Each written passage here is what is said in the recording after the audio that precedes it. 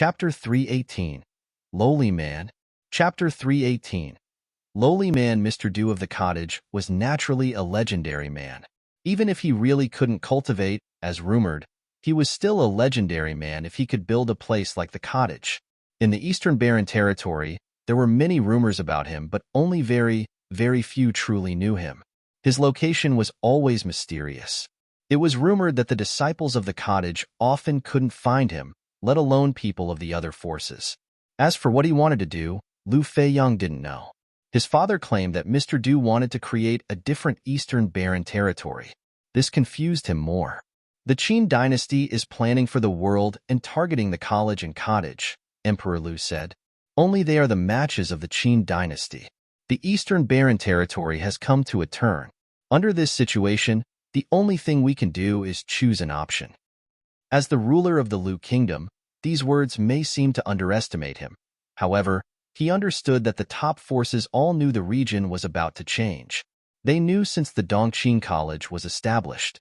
Otherwise, the Donghua clan, Moon clan, Royal Xian Temple, Futian Sword clan, and other forces wouldn't go cultivate in the Dongqing College. The Qin dynasty had just given them a reason to choose it. Now, the Qin dynasty was giving the Lu kingdom a reason to choose them. If we must choose, I would rather choose the cottage. Lu Chunyu, who had stayed silent, looked to her father. Her pretty eyes were resolute. The Qin dynasty's proposal was a catastrophe for her. Emperor Lu gazed at his daughter. Lu Feiyang and Lu Qinyu had always been the two children he loved. He didn't want to hurt Lu Qinyu, but she didn't seem to understand him. There was a clear difference between the Qin dynasty and cottage. The Qin dynasty created the Dongqing College, targeted Futian, married the Moon clan, used the conflict between the cottage and Royal Xian Temple to get close to the latter, and used the rivalry between the Sword Saint and the Futian Sword clan to ally with the latter. Now, it was proposing to the Lu kingdom. They would use any tactic to achieve their goal. That was the Qin dynasty. The cottage was just and moral. If they chose the Qin dynasty, the cottage wouldn't do anything to them unless provoked. But would the Qin dynasty just give up if they chose the cottage? Furthermore, the cottage didn't even think of allying with other forces. He didn't know what the consequences for rejecting the Qin dynasty would be. Chunyu, do you have feelings for someone else? Emperor Lu asked. Lu Qinyu looked up, her dark eyes gazing at her father. After a pause, a figure appeared in her mind. Did she like him? She couldn't help but think of many memories. They first met in the ancient barren world. Futian had forced them to be together. It had been like that every time after that, and she gradually got used to it, like it was the norm. She thought of the Kangyi kingdom. The two had strolled by the river, the sky filled with fireworks. That scene had been too beautiful. If she married into the Qin dynasty, married their youngest prince, Qin Yuan. Thinking of this, she suddenly smiled. She understood her heart. The figure that had somehow been planted into her mind was the one she liked. Yes. Lu Qinyu nodded. Futian of the cottage? Emperor Lu asked. I heard that his girlfriend is Hua Jieyu from the Moon clan. Clearly, Emperor Lu had mistaken Lu Chunyu's lover for Futian. After all, he'd heard that Lu Feiyang and Lu Qinyu often hung out with Futian. He was also so extraordinary. Compared to him, Wuchen was more subtle. This was why Emperor Lu would misunderstand. No. Lu Qinyu shook her head. No? Emperor Lu was surprised. Who is it? Lu Qinyu lowered her head and didn't reply. She could sense from her father's words that the Lu kingdom bore great pressure for this proposal. If the cottage wanted to fight, they might be able to fight against the Qin dynasty. But Wuchen wasn't a disciple of the cottage. He cultivated in the Futian Sword clan, but couldn't even represent them. He was only a swordsman of the 7th summit. How would her father choose now? Seeing Lu Qinyu's expression, Emperor Lu sighed inwardly. In that case, I will send out invitations for all young prides to come to our kingdom. They will be here for the Qin dynasty's marriage proposal. Lu Qinyu froze. She vaguely understood her father's intentions. The Lu kingdom quickly sent invitations to all top forces, inviting their strong cultivators to come visit. Many people didn't understand. Was he planning on accepting or refusing? But no matter what, they were willing to witness the Qin dynasty's proposal. This event would cause a stir. Once the marriage was successful, the Qin dynasty's force would be even more terrible, taking up half of the eastern barren territory. At the 7th summit of the Futian sword clan, Yu Wuqian was anxious. He couldn't calm his mind, and his cultivation was affected. He knew about the Qin dynasty's proposal. Every top force was talking about it. He would know about even if he didn't want to. Some people from the 1st summit purposely leaked the information to the 7th summit. They'd personally seen that Lu Qinyu and Yu Wuqian was close. Li Daoyun, who had liked Lu Chunyu, had also died in Yu Wuqian's hands. Many of the 1st summit guessed that this was one of the reasons why Yu Wuqian killed Li Daoyun. At this moment, Yu Wuqian stood alone on the summit, gazing at the sea of clouds. Footsteps sounded behind him. "Swordsman," the Comer said. "The Lu Kingdom has sent invitations for everyone to visit the Lu Kingdom." Yu Wuqian turned to look. It was the man he'd ordered to pay attention to the Lu Kingdom's news. Other than that, the Lu Kingdom also sent a letter. The man walked over to hand the letter to Yu Wuqian. It was marked to be only for the eyes of Yu Wuqian of the Futian Sword Clan's 7th summit.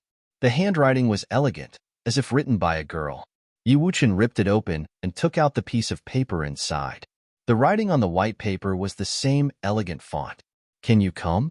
They were 3 very simple words. After seeing it, Yu Wuqian folded the letter and put it away. He gazed at the sea of clouds, a smile in his eyes. These 3 words expressed her feelings. He understood. Since he understood, he would go. In the cottage, Yi Futian also received the message from the Lu Kingdom and thought that Wuqian would probably go. Yi Futian and Yu Sheng rode the Black Wind Eagle down the mountain. Second senior sister had Lulan Shui follow. They first went to the Guqin Gardens and then brought Silver One towards the Lu Kingdom. The kingdom was in the east of the Eastern Barren Territory. There were 2 top forces here, the Lu Kingdom and the Futian Sword Clan. The vast kingdom controlled boundless land, and its control of their territory was stronger than all except the Qin dynasty. However, what decided a top force's strength wasn't their control of the territory. Instead, it was the strength of those at the tip of the pyramid. Why could the 8 disciples of the cottage shake the entire Eastern Barren Territory? It was because they had a few extremely powerful disciples. The imperial city of the Lu Kingdom instantly grew lively. Strong cultivators of the top forces all arrived. Those from all over the Lu Kingdom also gathered in the imperial city to witness the Qin dynasty's proposal. Yi Futian's group didn't head to the palace immediately after arriving. Instead, they went to a restaurant for a meal. All sorts of people frequented restaurants and were great places to get news. Right now, the restaurant they were in had many people discussing the proposal. "I heard that Qin Yuan of the Qin dynasty came early yesterday. Is it true?" "Of course. Not only is he here, but Princess Qin Mengrua, Qin Shanmu of the Donghua clan, Qin Li, and many others also came as well. After Qin Yuan arrived yesterday, he visited 8 lords in the palace in one day. He's very mannered. It seems that the Qin dynasty has put much consideration into this. There is news today that Lord Kong is very satisfied with Qin Yuan, even praising him that he's like a dragon. He clearly approves of the wedding. Qin Yuan is the son of Emperor Qin and his beloved concubine Nan. Concubine Nan is a famous beauty of the Qin dynasty. Apparently, Qin Yuan inherited the good points of his parents. He's extremely handsome and extraordinary in every aspect. If the Qin dynasty is genuine, Princess Qinyu will not be disappointed." While everyone discussed, many people gazed unconsciously at Yi Futian, Lulan Shui, and the others. There was no reason other than that Yi Futian was a pretty boy and Lulan Shui, with her silver hair and eyes, was an icy beauty. They were both rare species. Yi Futian made a face. What were they looking at him for? "Maybe you are the Prince of Qin," someone asked jokingly. "Do you think I look like him?" Yi Futian asked in reply. "Haha, no. If you were the prince, I would see the others as well. Even though you have a nice temperament, something seems to be lacking." "Indeed, he is lacking a royal aura," someone joked. "I'm just kidding. Please do not feel offended. You two can't be compared." He thought that Yi Futian wouldn't feel offended to be compared to Qin Yuan. "Indeed, they cannot be compared. Qin isn't qualified," a cold voice said. It was Yu Sheng. As soon as he spoke, the entire restaurant quieted down, everyone looking at him. "Qin isn't qualified?" This guy really dared to speak his mind. Since he had the courage, he must be powerful. Could this group be from another top force? But even a top force couldn't dare to say Qin Yuan wasn't qualified to be compared to them, right? Yi Futian shot a look at Yu Sheng. With his temper, they couldn't stay in the restaurant anymore. Let's go. Yi Futian rose and turned to leave. Who are you? You sound too confident, a voice called. Yi Futian stopped at the door. I feel quite insulted to be compared to those lowly people from the Qin dynasty. Chapter 319. All here. Chapter 319. All here countless gazes fell on Yi Futian's back. Even if he was from a top force, he was being too disrespectful by calling the Qin dynasty lowly in public, right? Thinking of what had happened at Chaoga City, they were close to figuring out this youth's identity. In the Eastern Barren Territory, only disciples from one place could be so arrogant and think that the Qin dynasty didn't qualify to be compared to them. It was the cottage, of course. And other than Yi Futian, which other young disciple came down from the mountain? I didn't think I would be able to meet the 8th disciple of the cottage while drinking here today, someone said, putting their hands up to greet him. The cottage in Qin dynasty has always been at odds. Mr. Yi is exaggerating a bit by calling all of the Qin dynasty as lowly, someone else said. When Qin Yuan entered the imperial city, he was extremely mannered and visited the lords. Many lords had great impressions of him and praised him. How can he be lowly? His voice was calm. Since he knew who Yi Futian was, he wouldn't be too impolite. He just wanted to hear Yi Futian explain his comment on the Qin dynasty.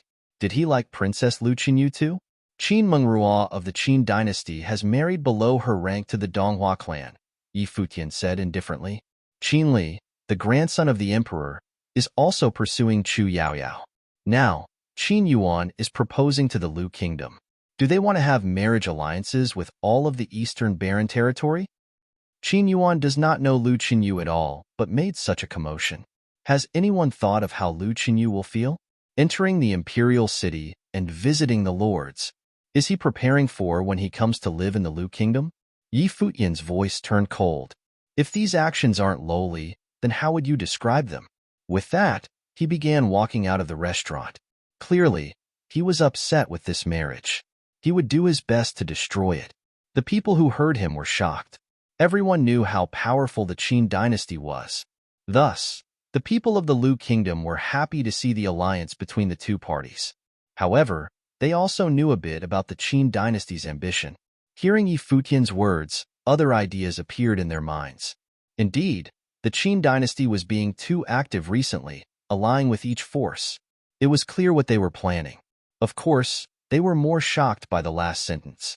Entering the imperial city and visiting the lords. Is he preparing for when he comes to live in the Lu kingdom? This phrase was accusatory. Who of the lords Qin Yuan visited would dare to support him now? Were they thinking of betraying? The cottage disciples were indeed extraordinarily talented. Their words were sharp as well. What happened at the restaurant quickly spread throughout the palace.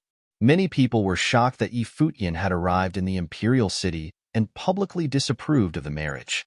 They didn't know if this was the cottage's attitude or Yi Futian's own. Yi Futian had publicly called the Qin dynasty lowly. He defended them, and the people wondered how the Qin dynasty would react. Something else was strange. Lord Kong had praised Qin Yuan to be like a dragon. He clearly supported the marriage. But with Yi Futian's words, he felt ashamed now. The other lords didn't dare speak up for Qin Yuan anymore. However, this didn't seem to affect Qin Yuan. News quickly spread that he continued to visit the lords. Someone asked him why. Qin Yuan claimed that the descendants of the Qin dynasty were mannered and cultured. When asked about his thoughts on Yi Futian's words, he said that he wouldn't speak about someone behind their back. Many complimented Qin Yuan's reply for being classy. Others thought that he was virtually fighting with Yi Futian. Yi Futian suspected Qin Yuan's actions, while he just said he was visiting the lords out of politeness. Yi Futian called the Qin dynasty lowly, while Qin Yuan said he wouldn't speak behind Yi Futian's back. Many in the Lu kingdom praised his perfect response. Lord Kong stepped out again, claiming that he'd met Qin Yuan, won over by his classiness. He thought highly of the junior but nothing else. As for the comments of lowly people, he didn't care. Futian seemed to have lost in this virtual fight. Of course, some also turned up their noses at Qin Yuan's response. When Futian had only been famous in the ancient barren world, Qin Li had publicly commented on him. The Dongqing College hadn't been established at that time. Futian and the Qin dynasty hadn't had any conflicts either. Now that Qin Yuan was claiming that he wouldn't speak about others behind their backs to show the classiness of the Qin dynasty, it was a bit not genuine. This made people suspect that Futian would also pursue Lu Chenyu. But Futian had a girlfriend who was rumored to be cultivating at the Moon Clan. If he pursued Lu Chenyu now, would Emperor Lu agree? Futian ignored all the talk about him. He'd experienced the fakeness of the Qin dynasty long ago. After learning that a disciple from the Royal Xin Temple entered the Dongqing College to cultivate, he began suspecting that the Qin dynasty had taken part in the assassination at Chaoga City.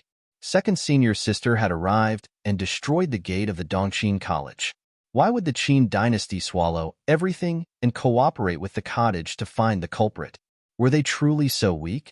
Looking at the entire plan, it seemed that the Qin dynasty was ruling over the entire world already. Qin Yuan had displayed a great demeanor, but he'd also learned the pretense of the Qin dynasty. Of course, Futian didn't reply indirectly again. There was no need. He'd already expressed his attitude. Lu Feiyang came to the inn Futian was staying at. "How are things?" Futian asked after seeing Lu Feiyang. Furrowing his brows, Lu Feiyang shook his head. He wasn't clear either. "What is Emperor Lu's attitude?"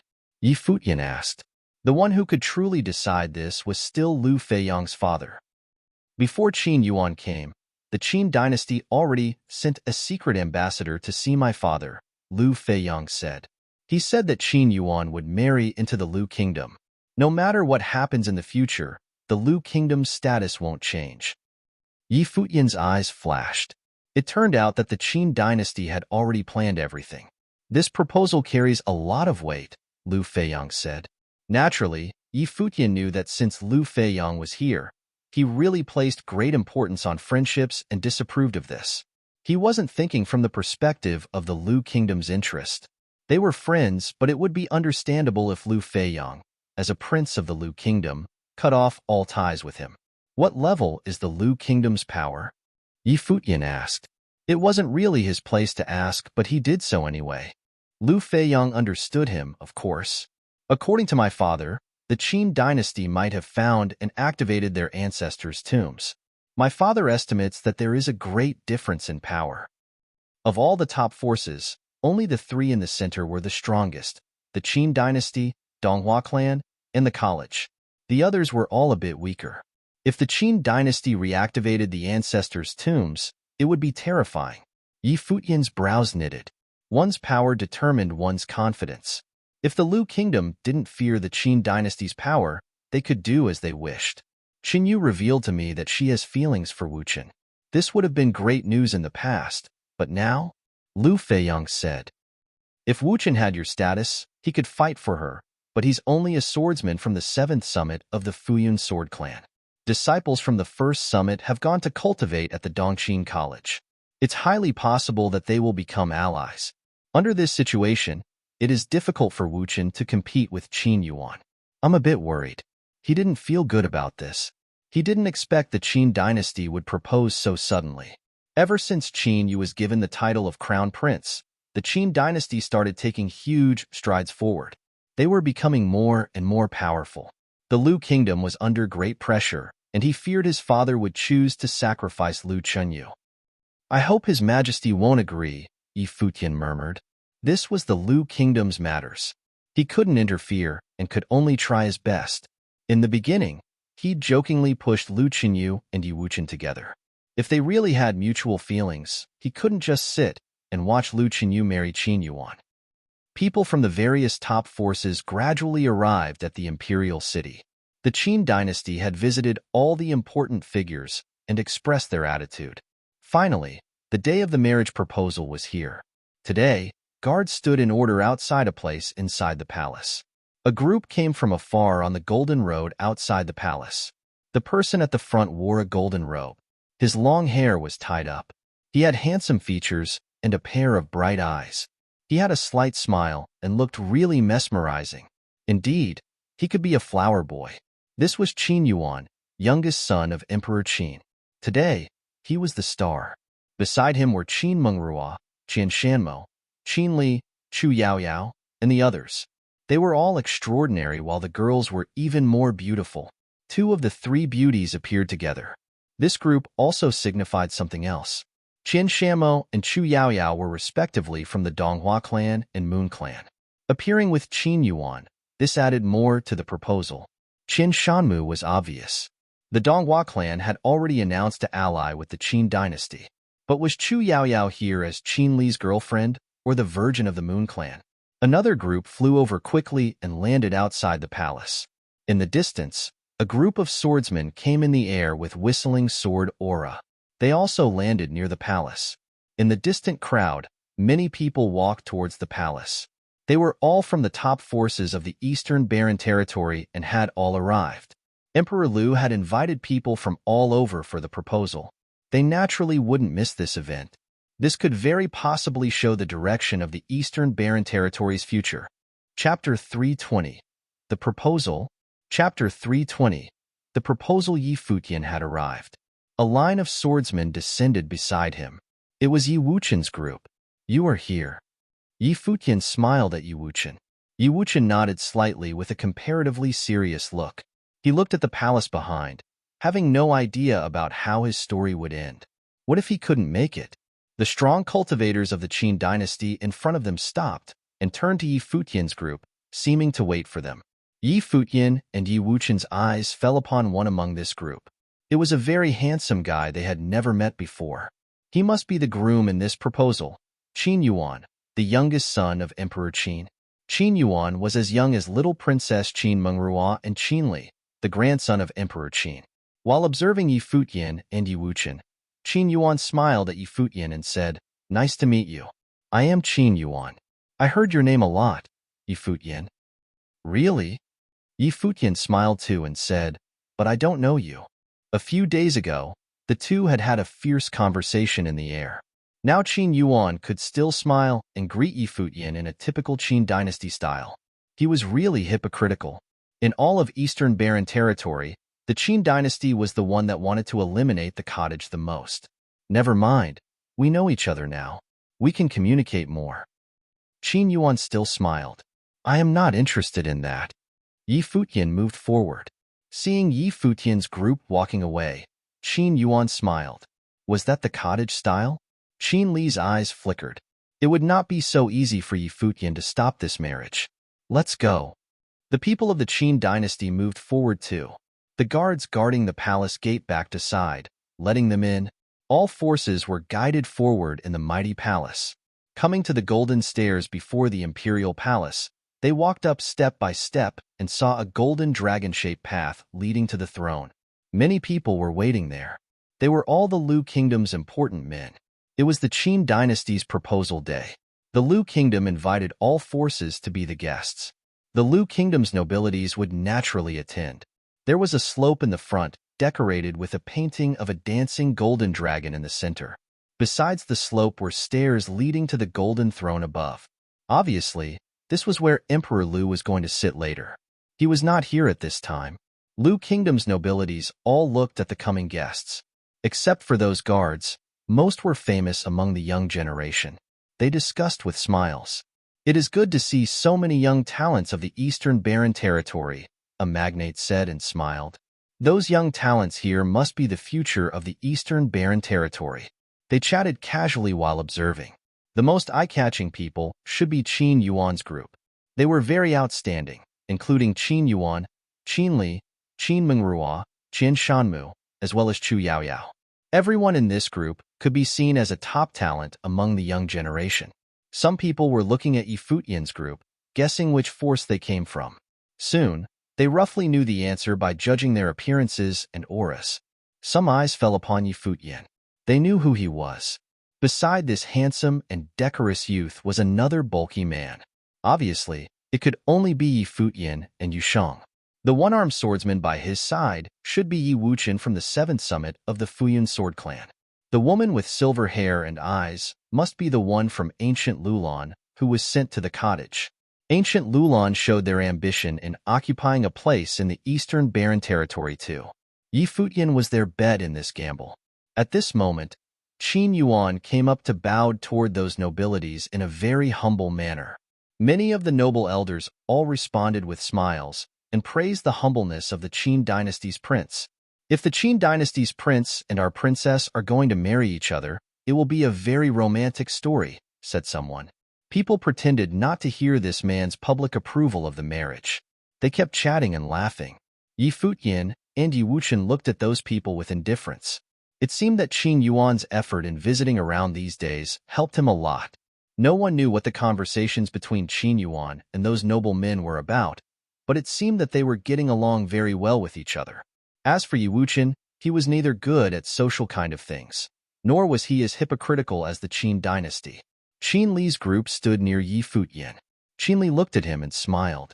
Brother Yi, I heard that you have some complaints about our proposal. Why did you defame us? Defame? Yi Futian stared at Qin Li. He did say that the Qin dynasty was vile, but was that defamation? Qin Li knew what Yi Futian meant.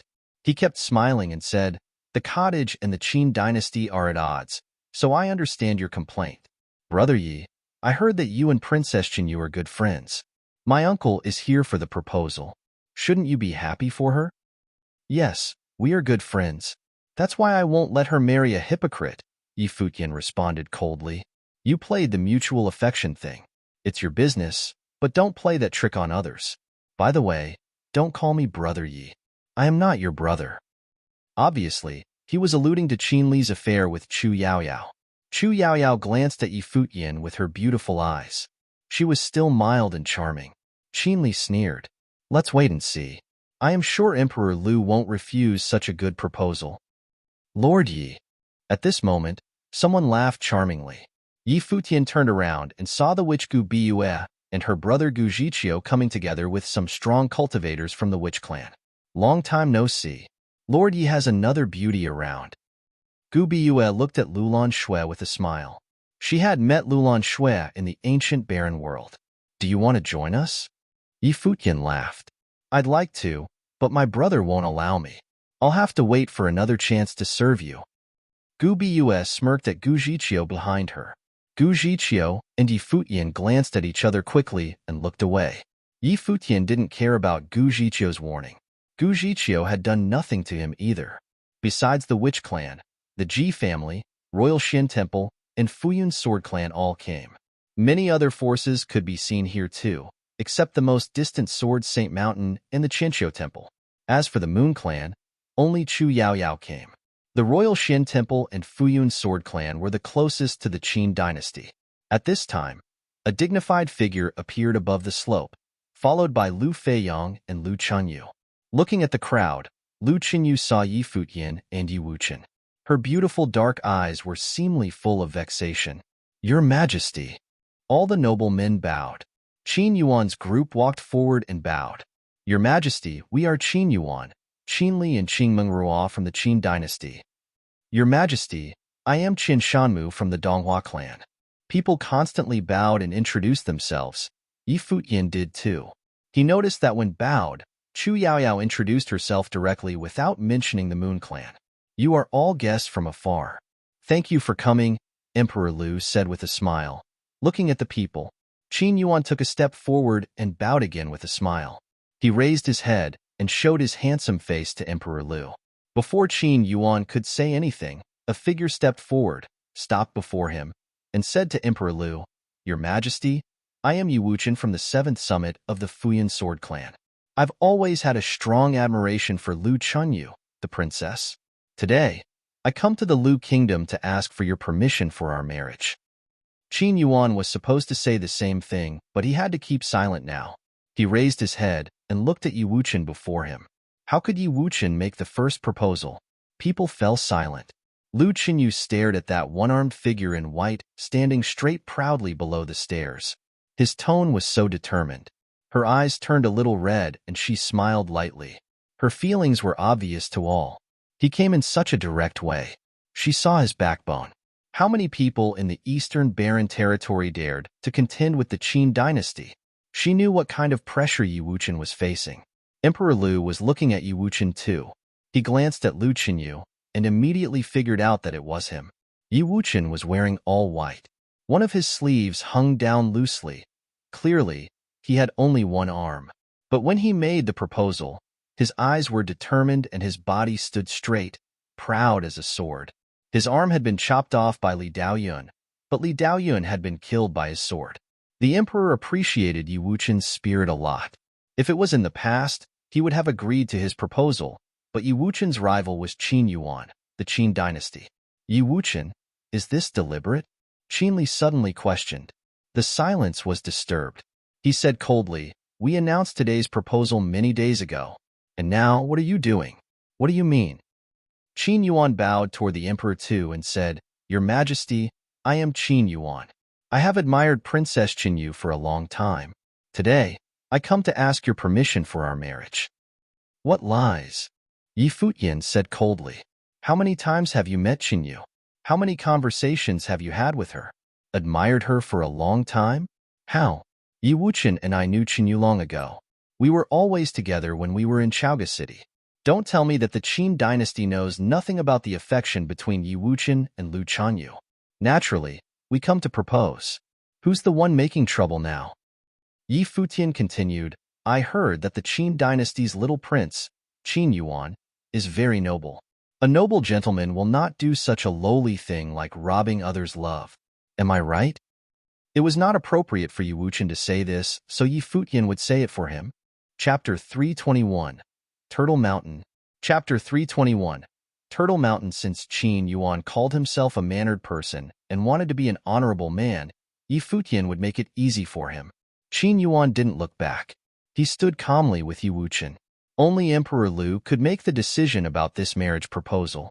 He didn't seem to want to agree to the Qin dynasty's proposal so easily, though, which was why he invited everyone here. Yi Futian wanted to see what Emperor Lu was planning.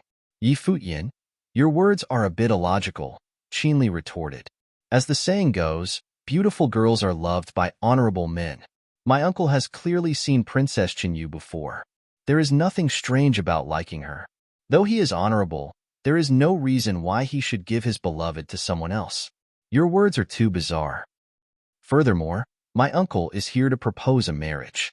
The Qin dynasty, Donghua clan, and other forces all wish to see this. As for Yi Wuchen of the Futian Sword Clan coming to propose, is this his own idea or the clan's? The Futian Sword Clan has never thought of this," Chiao of the Futian Sword Clan's first summit said. Yi Futian looked over coldly. So the clan was on the Qin dynasty's side? Chiao's expression was indifferent. The Futian Sword Clan hated the Sword Saint and thus resented the cottage. He'd warned Yi Wuchen many times to stay away from Yi Futian, but Yi Wuchen always ignored him. In this case, the Futian Sword Clan wouldn't stand with a traitor like Yi Wuchen. "In that case," Qin Li said coolly, "Yi Wuchen is just here on his own accord. Doesn't this insult Princess Qinyu?" The strong cultivators from the 7th summit who'd come with Yi Wuchen gazed at Qin Li. Was he saying that Yi Wuchen wasn't qualified to propose? Insulting Yi Wuchen was the same as insulting the 7th summit. The strong cultivators behind Qin Li stared back. Faint pressure emanated from both sides. Emperor Lu hadn't said anything. He just watched this scene quietly. He'd invited everyone here, so he wanted to see what the current situation was like. He could learn some things from these people's reactions. A group of losers has the courage to brag here? Yu Shang's large eyes stared at Qin Li, extremely pissed. After Yi Wuchen lost his arm to save them, Yu Shang began viewing Yi Wuchen as his brother. Now, Qin Li was insulting Yi Wuchen's status. Despicable. The people of the Qin dynasty looked uncomfortable. Yu Shang was clearly talking about the battle at Chaoga. The cottage never lost against the Qin dynasty or Donghua clan. Everyone, no need to argue. Emperor Lu now waved his hand. Gazing at Qin Yuan and Yi Wuchen, he said, "You are both at the top of the Eastern Barren Territory's younger generation. I am a bit flustered that both of you think so highly of Qinyu." Smiling, he looked to the lords and officials. "What do you all think?" He didn't ask for Lu Qinyu's opinion because he already knew. The people's gazes flashed. They were very quiet and no one wanted to speak first. It was easy to anger people by taking sides now. Qin Yuan bowed again. My father told me that if Emperor Lu agrees to this marriage, it would be too much for Princess Qinyu to move so far away.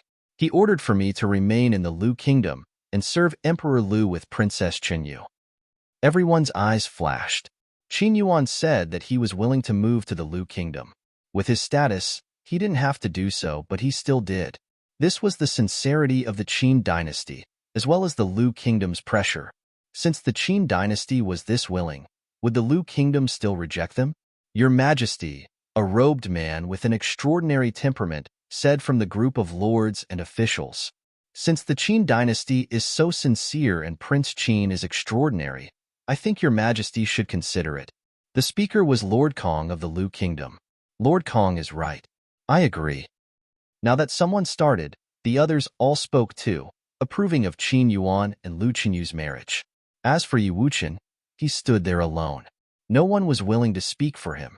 The sole reason was because Yi Wuchen hadn't visited them before. They didn't know him. Yi Wuchen was also only a disciple of the 7th summit. He couldn't represent the Futian sword clan, so it was okay to offend him. On the other hand, if the emperor really chose Yi Wuchen instead of Qin Yuan, the Qin dynasty would be furious. The Lu kingdom would be the victim. They would be involved and wouldn't be able to escape. They had to think for themselves. As for Lu Qinyu, no one cared what she wanted. Only the emperor's statement was needed. These bastards. Lu Feiyang gazed coldly at the lords and officials. Did the Qin dynasty bribe them, or were they afraid of the Qin dynasty? Emperor Lu also looked at them. His serious eyes also seemed to be smiling. No one knew what he was thinking. It seems that everyone thinks more highly of Prince Qin, he said with a smile. He is very talented and I appreciate him. However, this concerns Changyu's future. I must think carefully. I'll need some time. I am willing to wait. Qin Yuan smiled and bowed. Yi Wuchen glanced at Lu Qinyu. Everything was going against him. He felt an invisible pressure. I invited everyone to visit the Lu kingdom. I will arrange a pavilion for everyone to stay in. The imperial city contains many relics. Everyone can enjoy themselves as they wish, Emperor Lu said. Has anyone heard of Turtle Mountain of the Lu kingdom? Everyone's eyes flashed. People from every force had obviously heard of Turtle Mountain's legend before. According to legend, Turtle Mountain existed for longer than the Lu kingdom. The imperial city was established here because of this mountain too. It was created by spirit stones. Apparently, there were countless matrices around the entire mountain. Of course, this wasn't why it was called Turtle Mountain. It was because there was a turtle hermit there. This turtle had lived for countless years. A rumor in the Eastern Barren Territory said that this turtle was why the Lu kingdom could be established. Before each emperor came into power, he had to climb to the peak and be blessed by the turtle hermit. This old turtle had mysterious talents and was a fortune teller. Of course, this might be exaggerated, but the turtle hermit definitely had abilities like an astrologer. It was the Lu kingdom's totem. People didn't understand why Emperor Lu suddenly mentioned Turtle Mountain. I have heard the legend of Turtle Mountain many times and have always wanted to go, Qin Yuan said. Now that I have the chance, I must visit it. The Turtle Hermit Inn on the mountain, Emperor Lu said, chuckling. I will order the mountain to be opened. Anyone who wishes to visit may do so freely. If anyone can receive the Turtle Hermit's blessing, he will have no problem in becoming the princess husband. After speaking, Emperor Lu stood up and left, glancing at Qin Yuan and Yi Wuchen. The lords and officials' eyes flashed. Did the emperor want Qin Yuan and Yi Wuchen to meet the Turtle Hermit? Only the emperors had the right to go up the mountain. Even if he really did open it up, would Qin Yuan and Yi Wuchen be able to meet the legendary Turtle Hermit? Even the lords and officials had never seen it before. Qin Yuan had an odd expression. He didn't expect Emperor Lu to do this and make him compete with Yi Wuchen in Turtle Mountain. However, they both came to propose at the same time. Emperor Lu was very polite too. Finally handing them over to Turtle Mountain seemed okay too. He was a true fox. Lu Feiyang and Lu Qinyu let out a breath. Thankfully, their father didn't agree to Qin Yuan just yet. They still weren't optimistic though. They both knew what Turtle Mountain was like. What would he do if both Yi Wuchen and Qin Yuan couldn't see the Turtle Hermit? Lu Qinyu gazed at Yi Wuchen. They exchanged glances and seemed to understand what the other was thinking. Lu Qinyu turned around. Lu Feiyang walked to Yi Wuchen and Yi Futian's side. He didn't care about the Qin dynasty. Take me to Turtle Mountain, Yi Wuchen said to Lu Feiyang. All right. Lu Feiyang nodded. The group then left the palace. Qin Yuan had planned on talking to the lords and officials. Seeing this, he bid farewell casually and left too. The other strong cultivators also left. They weren't interested in marrying the princess, but wanted to see Turtle Mountain too. Countless people were waiting for news outside the palace. When they saw all the strong cultivators leave, they were confused. Did the emperor approve of Qin Yuan? Soon, the palace sent out the definite news that Qin Yuan wasn't the only one proposing today. Yi Wuchen of the Futian sword clan had also proposed. Many people realized that Yi Wuchen was the one Lu Qinyu liked. No wonder they were always with Yi Futian. However, the first summit of the Futian sword clan was on Qin Yuan's side. As a swordsman of the 7th summit, how would Yi Wuchen compete with Qin Yuan? News about Turtle Mountain also spread. The Lu Kingdom would soon open up the mountain. Many strong cultivators would head towards it. Turtle Mountain had always been a place that only the emperor could step foot in. It was mysterious. Many people from the kingdom were curious about it. The emperor also said that anyone who was blessed by the turtle hermit could marry the princess. Thus, countless strong cultivators gathered near Turtle Mountain, many miles from the palace. As a sacred land of the Lu Kingdom, there were many pavilions at the foot of the mountain, surrounding it. This was where the royalty performed rituals. There were also soldiers guarding the mountain, surrounding it all. In addition, there were high towers in all directions so no one could approach from the sky. But now, the doors of the surrounding pavilions opened. Countless strong cultivators poured through and came to the foot of the mysterious Turtle Mountain. Chapter 322. Climb the Mountain. Chapter 322. Climb the mountain. Mist wrapped around Turtle Mountain, shrouding it so that it looked like a divine turtle. At the foot of the mountain, one could feel bounding spiritual qi. Light of every element shot from it, making it look so beautiful. Right now, countless people were present. People from the important families of the Lu Kingdom also came. However, the strong cultivators of the Qin dynasty and Yi Futian's group were still at the foremost. Many youths from the Lu Kingdom looked to Qin Yuan, Qian Shanmu, Yi Futian, and the others. These prides from the top forces that were known throughout the Eastern Barren Territory were the goals for many youths. Their existence were benchmarks. Qin Mengrua and Chu Yaoyao are so beautiful. The daughter of an important family praised their beauty. She was also a beauty and had always thought that the top 3 beauties of the Eastern Barren Territory weren't as pretty as her. But now that she saw them, she discovered their charm. She was far behind. Prince Qin is so handsome. The girl beside her was looking at Qin Yuan. In the crowd, he was definitely one of the top flower boys. Is Yi Futian not handsome? A girl in a long blue dress asked, chuckling. Of course, but I like Prince Qin's gentleness more. I heard that Yi Futian is too arrogant and a bully. The disciples of the cottage don't respect anyone. He called Prince Qin a lowly man, but Prince Qin didn't comment on him. So I like Prince Qin more. He and Princess Qinyu suit each other. Don't you know what Yi Futian said in the ancient barren world?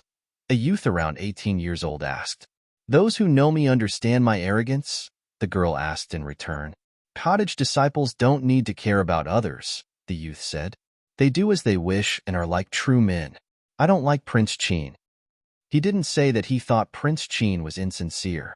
Who do you think will reach the summit? The girl asked, chuckling. If Qin Yuan is competing with Yi Futian, he obviously won't be able to win. But with Yi Wuchen, I don't know. The youth trusted the cottage disciples because he wished to cultivate there. Qin Yuan is only competing with Yi Wuchen, but Yi Futian and the others will also climb the mountain.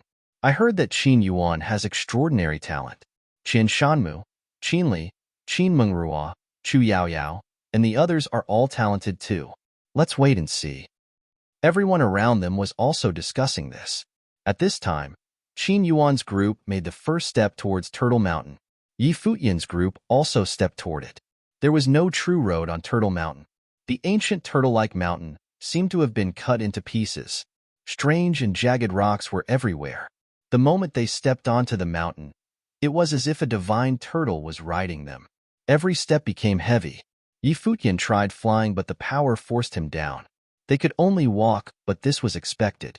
If they could fly, anyone would be able to climb the mountain. Lu Feiyong was also there. How long will it take to the summit? Futian asked. I don't know. Lu Feiyong shook his head. Only the sovereigns have reached the summit before. I heard that many royalties lost themselves in the Turtle Mountain. We must be careful. Futian nodded. He glanced at the Qin dynasty group in the near distance. They were also climbing by foot. Qin Yuan was in the center. Qin Li seemed to feel something and glanced towards Futian. As they walked, the mountain became covered in a layer of fog. The ground wasn't as clear anymore. Now, other than going up, they didn't know what direction they were heading in or where they were. Many strong cultivators of the Lu Kingdom followed them onto Turtle Mountain to test how far they could go. Time passed bit by bit. Everyone's steps grew heavier. The invisible pressure from Turtle Mountain kept growing. Many cultivators from the Lu Kingdom slowed down. Some couldn't even walk anymore and had to sit down for a rest. Ah! A cry sounded, echoing throughout the mountain. Fear rose in many people's hearts. They didn't feel as relaxed as before. Only those from the top levels could continue forward steadily. Some talented ones from the Lu Kingdom could as well, but they'd slowed too. In the crowd behind them, a girl who cultivated sorcery stopped. I need to rest, she said to her companions. With that, she sat on a rock and tried to gather the spiritual qi around her to cultivate. Climbing the mountain was too tiring, and she'd used up all her spiritual qi. Because she didn't cultivate martial arts, she did not have a lot of stamina. All right. Everyone nodded and sat down to rest. But soon, everyone's body started trembling. Then some invisible force pulled onto their bodies and hurled them downward. That moment, consecutive screams shattered the silence. They kept echoing, and the people's hearts weren't as sure as before. This type of scream sounded occasionally after that, shaking everyone up. Futian's group kept going. The people around them disappeared, and he didn't know where Qin Yuan's group was. Using freedom meditation, he saw a giant divine turtle.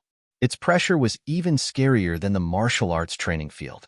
He had to stop the freedom meditation. Otherwise, he wouldn't be able to walk much. He could use this to train his body usually. However, he was climbing a mountain now, not cultivating. After one day, they all felt tired. They had no clue where they were. This was the scariest. It seemed endless. Should we rest? Futian asked. This was his first time mentioning it. Even someone as powerful as him felt tired. Wuchen and the others naturally did too. Wuchen stopped and nodded. Everyone sat on the ground and closed their eyes. When Futian closed his eyes, he actually felt drowsiness attack him. He wanted to relax and sleep. His body became light as if he was floating in the air. Suddenly, a hand from deep in his mind grabbed at him. We can't rest. Futian cried out, eyes flying open. Everyone was startled awake. There was a bright flash. They all panted heavily. Exchanging glances, they took a deep breath and stood up to continue climbing. Is this really a sacred land of your kingdom? Futian looked at Lu Feiyong, completely done. My father said before that only the strongest can step foot on Turtle Mountain, Lu Feiyong replied. Those who wish to become emperor must pass this trial. Futian was frustrated, but he had to keep going. But if they were like this, the others must not be well off either. Wuchen had been quiet all this time. He couldn't relax until this matter was settled. Thus, he looked even more persistent. Days passed like this. It seemed impossible to reach the summit. They were exhausted now.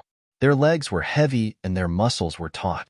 It felt horrible to have their mind and body tense for so long. Countless people looked up at the mountain from the foot. Many of the ones who tried had fallen down. Some were lightly hurt while others were badly injured. However, people still kept trying to better themselves. Through the mist, they could see people around the middle of the mountain. Those who crossed the middle were from the top forces. Even some of them had fallen down, including those in the noble plain. Prince Qin and Futian seemed to be in the same place, someone said. The people were small in their vision, but they were in the middle. No one knew if they could reach the top. Anyway, Futian didn't know where they were. Right now, they were extremely exhausted, but the road became smoother. It was easier to walk. A sea of flowers appeared in the mist. It was magnificent and beautiful. Are we at the top? Yi Futian asked. He looked to the side but realized that everyone was gone. Yu Shang Wuchen, Yi Futian called. There was no echo. His voice just disappeared. Yi Futian frowned. A beautiful figure walked out of the flowers. Her beautiful eyes stared at him, almost melting his heart. Chu Yaoyao. Yi Futian was confused. As Chu Yaoyao stared at him, she walked over and reached out a hand. She just looked at him dazedly. A hallucination? Yi Futian stepped forward. He ignored the girl and brushed past her. Then he saw another hallucination. Qin Mengrua, the cold beauty, was playing her guqin. Music floated around her.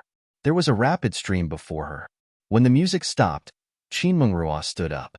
She placed her hands on her shoulder and pushed her clothes down a bit, revealing her porcelain-like shoulders. Long legs stepped into the water. Her clothes became wet, and she turned to smile at Yi Futian. He blinked. Why would he see this kind of hallucination? No, thank you. Yi Futian continued forward, ignoring the beautiful image.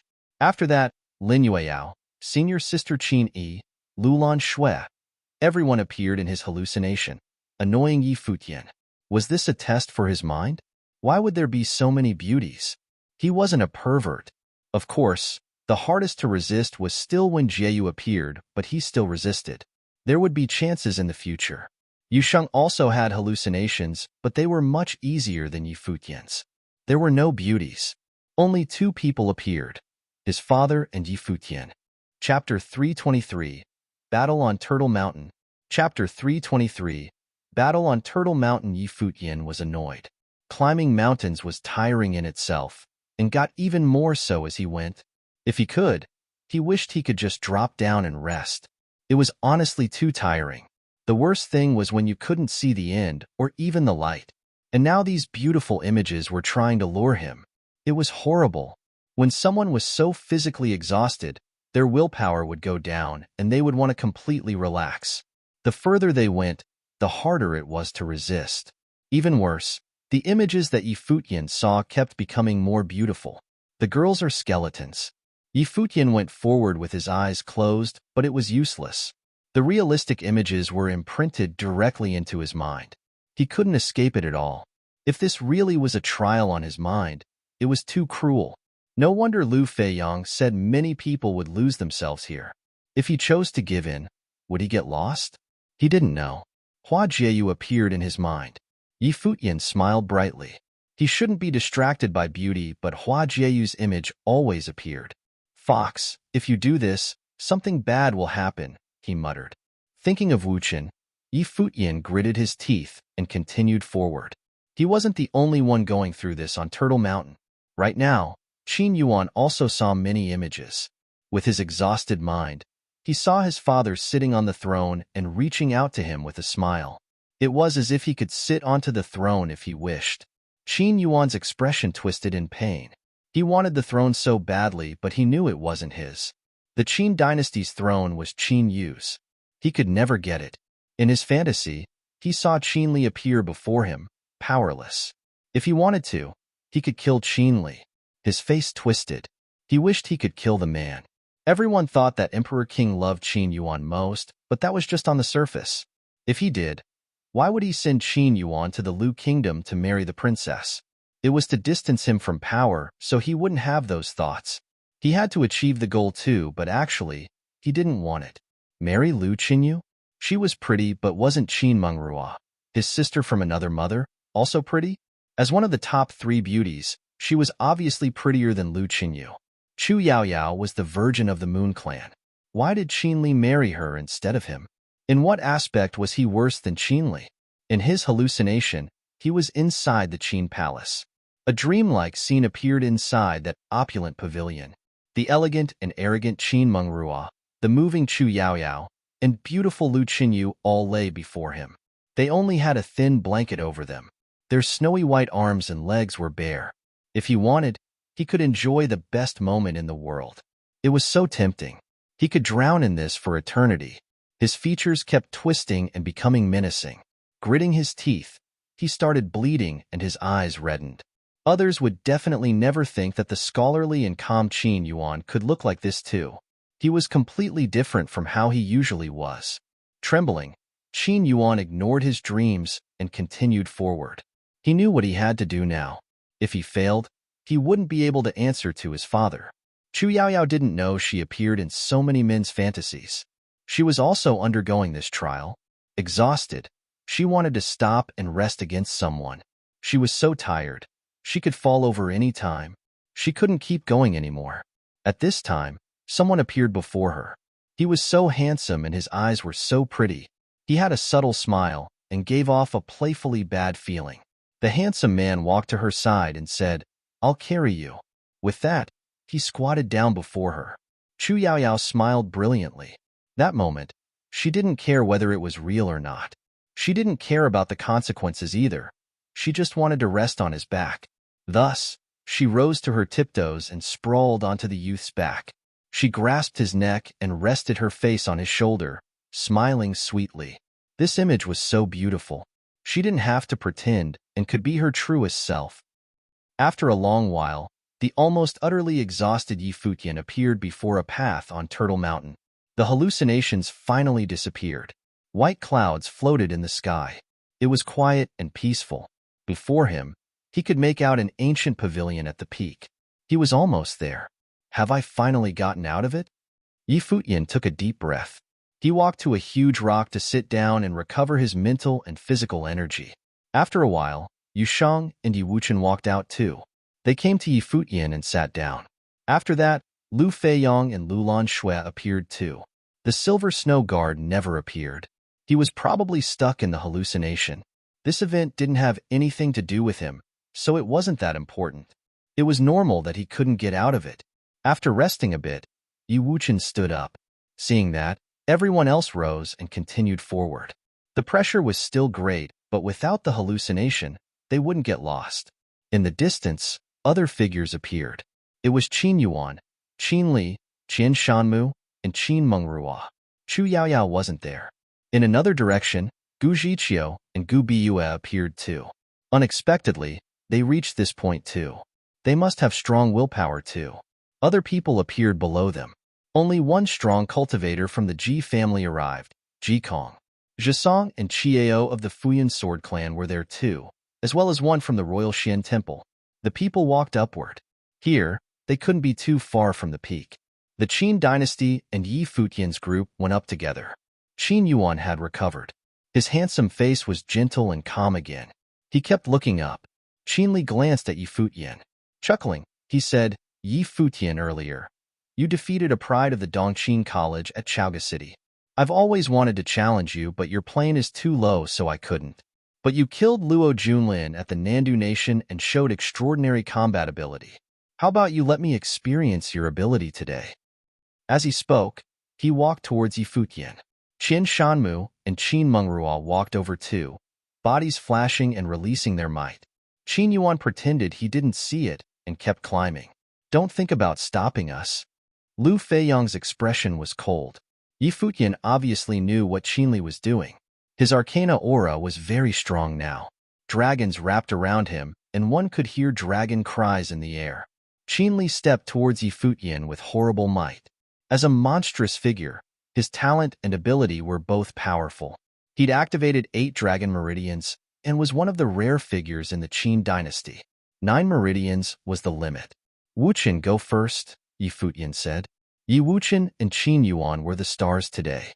It didn't matter for the rest, but Yi Wuchen must get to the top.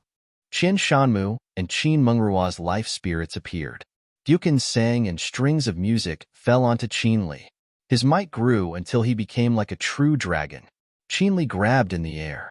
Instantly, many dragons roared towards Yi Futian and the others. With bared teeth and claws, they were going to kill the group. The Qin dynasty had people with 8 dragon meridians. Their dragon intent was like true dragons. Boundless sword intent bloomed from Yi Wuchen. He stepped to the side and the sword intent cut through the sky. It streaked towards the incoming dragon while he continued walking like a sword. Qin Li's eyes were cold. He stepped forward and grabbed towards Yi Wuchen. At the same time, a figure appeared before him. It was Yi Wuchen. The 5-element rod in his hand enlarged into an extremely big staff. He twirled it, and used the power of the world to slam it down. Horrible gravity fell on the 5-element rod, making it thousands of pounds heavy. It shattered the dragon and went for Qinli. 8 dragons roared from Qinli's body. Strong and sharp claws caught onto the rod and forcefully stopped its downward motion. Countless eyes at the foot of the mountain looked up at the scene.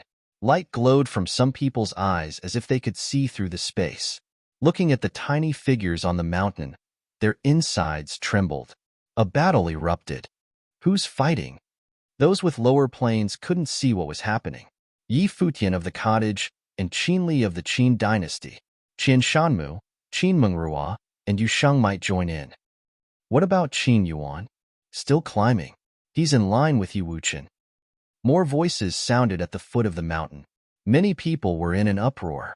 Qinli really was fighting with Yi Futian, and they couldn't see it? They could only see blurry figures. Who will win? Someone asked. He was anxious because he couldn't see. Qinli, a grandson of the emperor, was scarily talented. He also had a high plane. But they'd all witnessed Yi Futian's abilities. He had killed Luo Junlin. I don't know. The emperor's grandson has 8 dragon meridians while Yi Futian has a ritual implement staff. Someone sighed heavily. It was such a pity that they couldn't see such a battle on Turtle Mountain. Chapter 324. Madman. Chapter 324. Madman on Turtle Mountain. Yi Futian and Qinli stood, facing each other. The powerful pressure remained, but they were fighting in this environment right now. The royalty of the Qin dynasty opened up their dragon meridians and cultivated martial arts. Their physical bodies were like dragons, extremely terrifying. Yi Futian used a divine beast's body-enhancing technique. His body was impossible to copy and was also extremely powerful. Dragons wrapped around Qinli. His life spirit was a dragon and his dharma was a dragon. His meridians had turned into dragon meridians, and his bones were like a dragon's bones. His blood roared as if a dragon was inside his body. His lips curled into a cold smirk as he stared at Yi Futian. Behind him, cacophonous music fell onto him, bolstering his strength. His aura kept growing more frightening. At the same time, piercing music traveled into Yi Futian's eardrums, stabbing his fatigued mind. Boom! Yusheng stepped towards Qian Shanmu. Lulan Shui went to Qin Mengrua. Lu Feiyang didn't participate because even though he'd climbed with their group, he was still the Lu Kingdom's prince. The Qin dynasty was here for a marriage proposal. If he fought with them, the Qin dynasty could snatch this excuse to attack. Where do you think you're going? Qinli sneered and threw his hands forward. 8 dragons soared into the air, flying towards the 3. The golden claws were extremely sharp, tearing through everything. A huge demonic tripod emerged in Yusheng's hands. With a huge sound, it flew out. The black tripod killed everything, crashing into the dragon. Frightening coldness flowed through Lulan Shui's body. An ice spell that could seal everything in ice bloomed. The dragons turned to frost but kept going, trying to shatter everything. An ice wand appeared in Lulan Shui's hands, twirling. Endless ice spiritual qi shrouded the dragon. Then there were cracking sounds.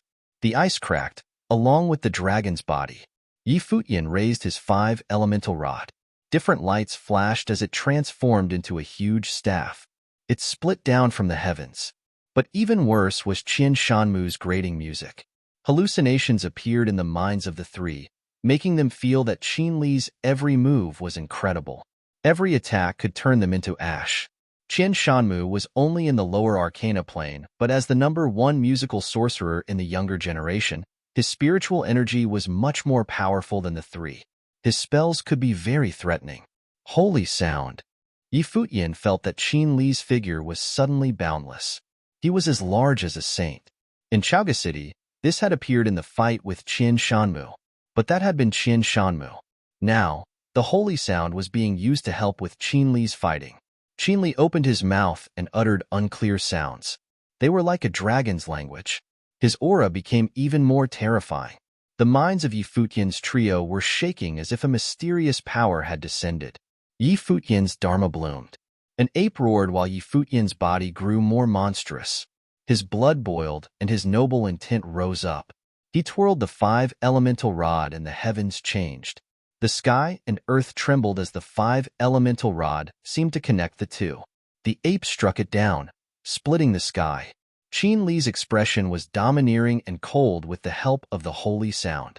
He was already an entire plane higher than Futian. He had nothing to fear.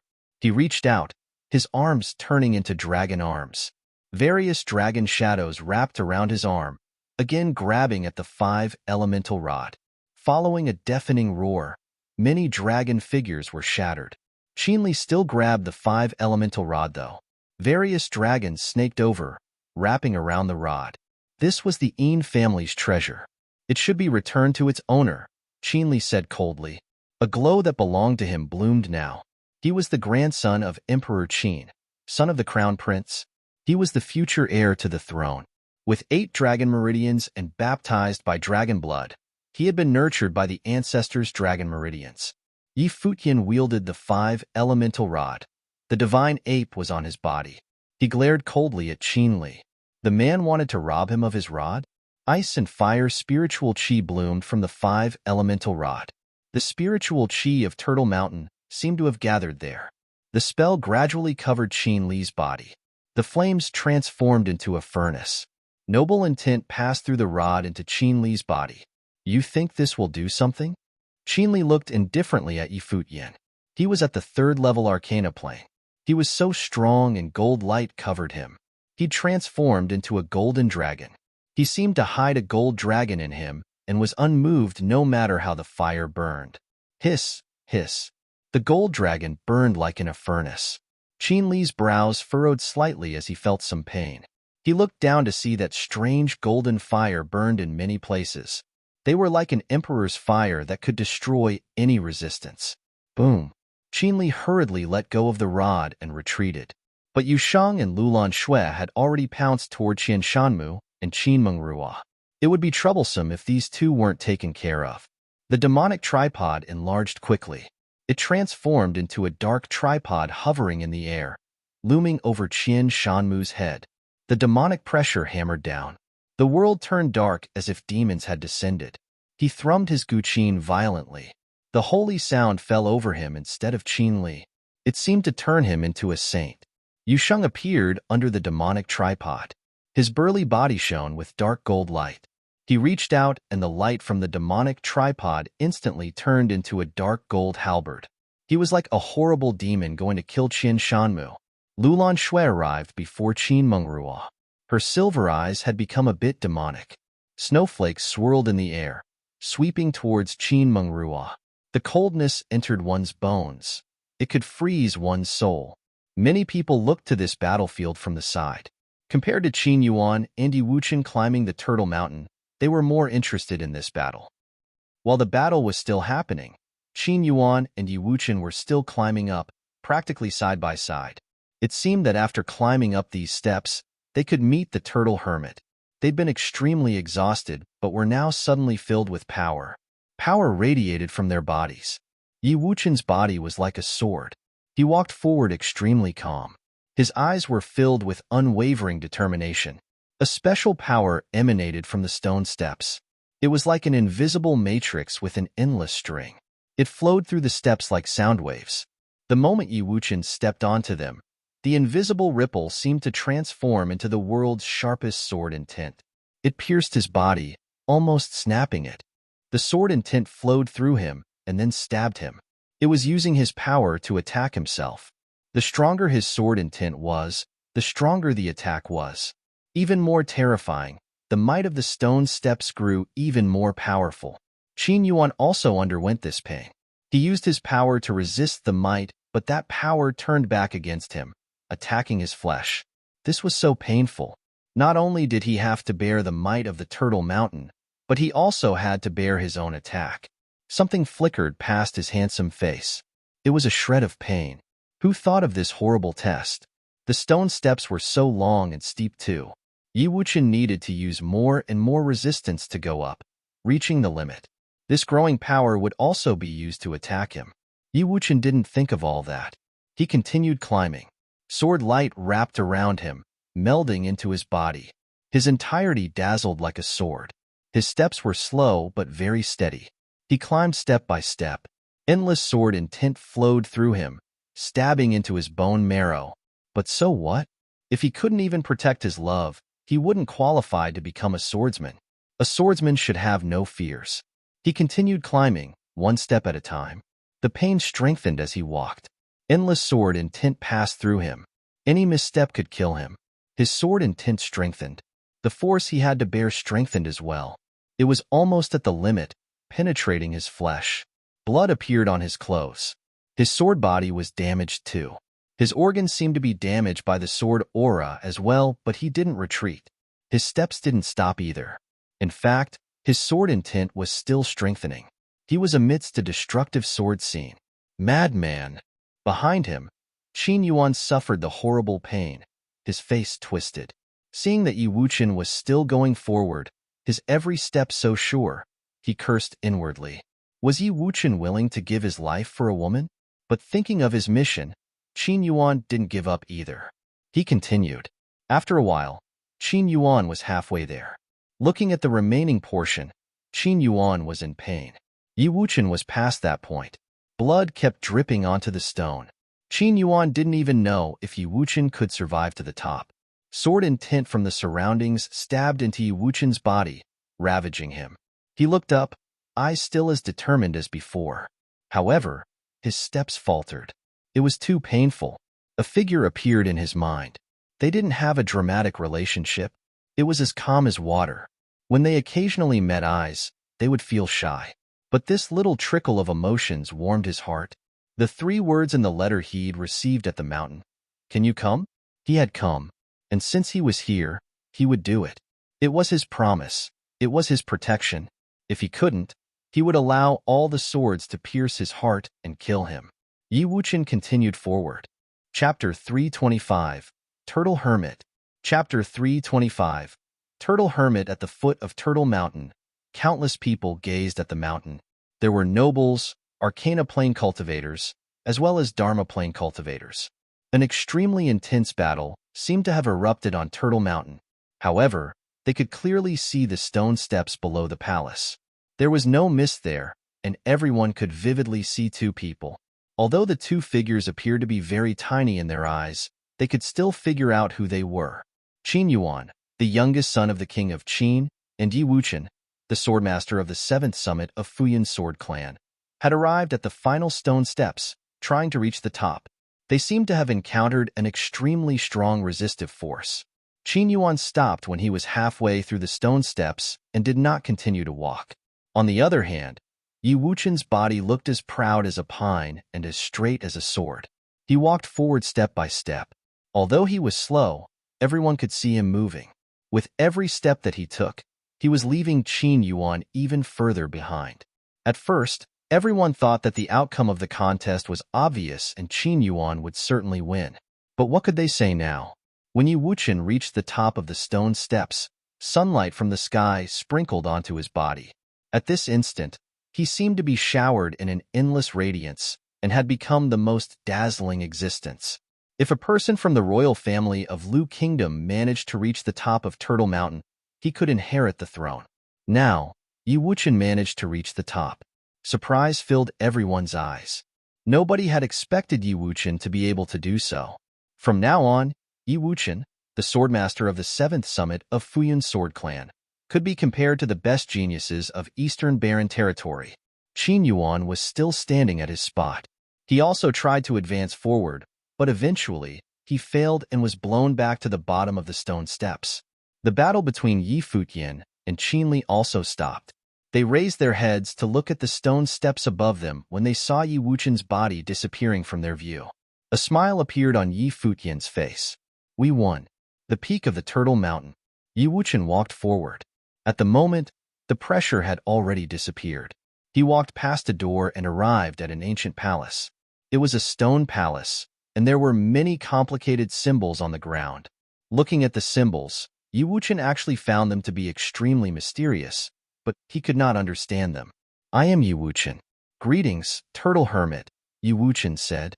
He only had one arm and could not fold his hands. Therefore, he could only bow slightly to salute. At the moment, his white shirt was covered with many frightening blood stains. A figure slowly climbed out from the stone door of the stone palace. It was a turtle. The turtle extended his neck and looked at Yi Wuchen. His behavior was very much like a human, and furthermore, he appeared to be very old. Lu Feiyong had said that Turtle Hermit was the totem of Lu Kingdom and had lived for countless years. He was literally an old monster. The crawling speed of turtles was extremely slow, often so slow that people would lose their patience while waiting. Luckily, Yi Wuchen was a very patient man. He stood quietly at his spot. Turtle Hermit approached him and extended one of his feet, which looked like the arm of a person. He took a willow branch and started drawing on the ground. The symbols around Yi Wuchen lit up. They released a dazzling radiance and appeared to be very mysterious and unpredictable. The symbols were made up of countless figures and were changing continuously as if they were trying to derive the future. Finally, a diagram was formed. Turtle Hermit looked at Yi Wuchen. His look was gentle but filled with some sympathy. "You should leave Lu Kingdom," Turtle Hermit said with a human voice. This was the first thing that he said. Yi Wuchen was puzzled. He looked at Turtle Hermit, stunned, and said, "I don't understand. Lu Kingdom's events will bring you misfortune. You will be involved." Turtle Hermit's voice was very soft. Hearing this, Yi Wuchen felt a wave of coldness surging through his body. He was not afraid of danger. With his determination, he managed to reach the top of Turtle Mountain. However, he was afraid that he would not be able to change anything. Turtle Hermit claimed that Lu Kingdom's events would bring him bad luck. Did it mean that he could not change the fate of the kingdom? "Senior, can you predict the future?" Yi Wuchen asked. Turtle Hermit shook his head. Even this action was performed very slowly. "Nobody can predict the future. It is just that I can see what normal people cannot, and from there make some deductions," Turtle Hermit said slowly. "There are laws governing everything in the world. I can see more of them because I live longer than others. Furthermore, my talents in cultivation are limited, and therefore I can only spend my time doing these boring things. Senior, since you cannot see the future, everything is still unknown," Yi Wuchen said. Turtle Hermit stared at him, and a warm smile appeared on his face. Yi Wuchen had such a firm faith, but he was not strong enough to change anything. Ultimately, he was only a young Arcana plane cultivator. "Wait for a while. I'll let your friends in," Turtle Hermit said. Then, he walked back through the stone door with the same slow speed. At the moment, many people were gathered below the stone steps on Turtle Mountain where Qin Yuan was at. They included Qin Li, Qian Shanmu, Yi Futian, and his team, as well as the people from various top forces. They all saw Yi Wuchen reach the top of the stone steps. On the other hand, Qin Yuan had fallen down the steps. Qin Yuan had lost to Yi Wuchen. Qin Li's face was somewhat gloomy. He looked at Qin Yuan and said, "Go and try again." From his tone, it seemed that he was not very respectful towards his young uncle. Qin Yuan's mother was concubine Nan, a charming lady. He would obviously not respect the son of such a degrading woman. His father was the crown prince of Qin dynasty, the righteous successor to the throne, and he was the grandson of the king. Some gloominess flashed across Qin Yuan's handsome face as he raised his head to look at the stone steps. He knew that it would be useless even if he tried again. Some other people tried, but they gave up after only a short while.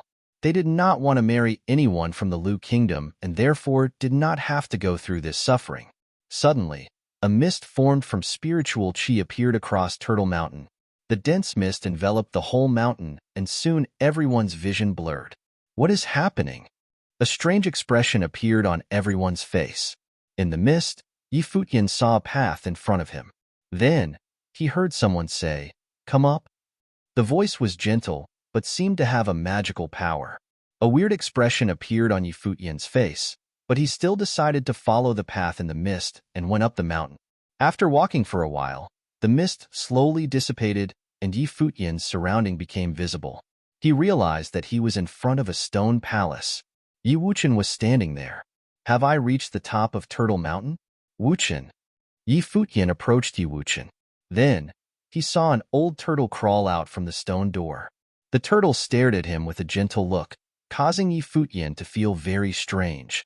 The action and demeanor of the turtle were very much like a human. "Senior, did you bring me here?" Yi Futian asked. Turtle Hermit nodded. He slowly walked up to Futian, after which he did the exact same action as before. He drew with a willow branch, and a dazzling light was emitted. Countless symbols started changing continuously. However, unlike Wuchen, many diagrams appeared in the end. Turtle Hermit raised his head and looked at Futian. Smiling, he said, "Too many variables. I can't deduce anything." "Senior, what are you doing?" Futian's face was filled with doubt. Lu Feiyong had said that Turtle Hermit had an unfathomable ability and knew the past, present, and future. Of course, Futian did not believe in that. Nobody could predict the future. Even an astrologer could only estimate the upper limit of a person's fate. There would still be countless unforeseen events in his life. Turtle Hermit looked at Futian and said, "You were born extraordinary." Futian was stunned. It seemed that the so-called Turtle Hermit indeed had some abilities. He also knew that he had an unusual background. Emperor Yiqing, the snow ape, and the behavior of his godfather all proved this. "In the illusion, you saw many beautiful ladies?" Turtle Hermit smiled and looked at Futian. Futian was speechless. This old turtle even knows about that? Was that not merely an illusion? Beauties still decay into mere skeletons after death. That's just an illusion and does not reflect my true nature, Futian said in a righteous manner. Images spring from your heart. Turtle Hermit looked at him with a faint smile. Futian widened his eyes at the old turtle. This is nonsense. I was not bewitched by the illusions. The desire for food and sex is part of human nature. Turtle Hermit smiled and said, "It is natural to fantasize about something nice. This desire is normal. Anyone who lived in the world would have desires. Otherwise, he could not be called a human. When one did not have any desires, one would be a saint, but also a devil." Today, countless people had climbed Turtle Mountain. Turtle Hermit saw many things, including normal desires and distorted, evil ones. Some people were elegant and very good-looking. However, the desires hidden in their hearts were the complete opposite. Futian was speechless. He had been caught red-handed. If he knew this earlier, he would not have climbed Turtle Mountain. This turtle was really a bastard. He could actually peep into everyone's illusions. Could this be the reason why the King of Lu asked them to climb the mountain? Thinking about this, a strange look appeared on his face. This meant that Turtle Hermit also saw the illusions that the people of the Qin dynasty encountered. "Senior, let's talk about my friend." Futian changed the topic. "You are blessed." Turtle Hermit smiled. Futian did not understand what he meant by blessed. "As for your friend, I advised him to leave. Otherwise, he will face misfortune," Turtle Hermit said. "But he seems to be really stubborn." "Misfortune?" Futian's look froze. Was it not enough for them to climb Turtle Mountain? "Senior, what do you know?" Futian asked. "Let's not talk about this. Come, follow me." Turtle Hermit crawled slowly into the stone palace. Wuchen and Futian looked at each other. Then, they followed him into the stone palace. The interior of the stone palace was actually very unusual, as if they had entered another world instead of just a stone palace. In this place, there was the radiance from the sun, the moon, and the stars. Rain and snow fell from the sky, sand danced in the air, as well as lightning and cold wind. Together, the many scenes depicted a picture of the entire world. I have made this over my whole life. It contains the simplest laws governing everything in the world. My level is not high enough and I cannot understand the real laws, but it should be of some use to the two of you. How much of it you can comprehend depends on yourselves, Turtle Hermit said slowly. Futian started to feel the world. The sunlight that was pouring down, the wind blowing across, the violent lightning, and the other elements were all running according to their own laws. It was fascinating indeed. "Senior, I have a few other friends on Turtle Mountain. Can you let them in as well?" Futian asked Turtle Hermit. "You slippery little guy." Turtle Hermit looked at Futian, then he smiled and nodded. "Anyway, my days are numbered. I'll fulfill your wish then." Chapter 326, Conspiracy. Chapter 326, Conspiracy. At the moment, those trapped on Turtle Mountain and those who had climbed it had all returned to the foot of the mountain safely. Qin Yuan, Qin Li, and Chu Yaoyao were gathered together. Countless people were looking at them. Qin Yuan failed to climb to the top of Turtle Mountain. On the other hand, Yu Wuchen succeeded. According to what the king of Lu had said, Yu Wuchen would be married to the princess of Lu Kingdom. This meant that the Qin dynasty would have to return in failure. Does the prince of Qin plan to give up? Someone in the crowd asked. Would the Qin dynasty let it go like this? Qin Li looked at the crowd. Then, he smiled and said, Lu Feiyang, the prince of Lu Kingdom, is a good friend of Yu Wuchen. He accompanied Yu Wuchen up the mountain, so naturally, Yu Wuchen could reach the peak of Turtle Mountain. This is the holy land for the royal family of Lu Kingdom. There is thus nothing surprising about this outcome. Everyone's eyes sparkled. Qin Li did not want to admit Qin Yuan's failure. Qin Yuan looked at everyone with his handsome face. Smiling, he said, I really admire Princess Qinyu. How can I give up so easily? A strange expression appeared on everyone's face. Was the Qin dynasty so determined to win this? Qin Li raised his leg, and the group left the place. Chu Yaoyao followed beside him and glanced at Turtle Mountain. They have not come down yet. I wonder where they are now. Thinking about the illusion that she had experienced on Turtle Mountain, she felt very uneasy. Qin Li and his team returned to the imperial palace. The people from various forces also followed them curiously and returned to the palace. They wanted to see how the event would progress. The king of Lu, however, was not in the palace at the moment. On the peak of Turtle Mountain, there was another sloping land behind the stone palace. At the top of the sloping land, there was a huge rock, on which Turtle Hermit was lying on at the moment. The king of Lu also appeared on the slope.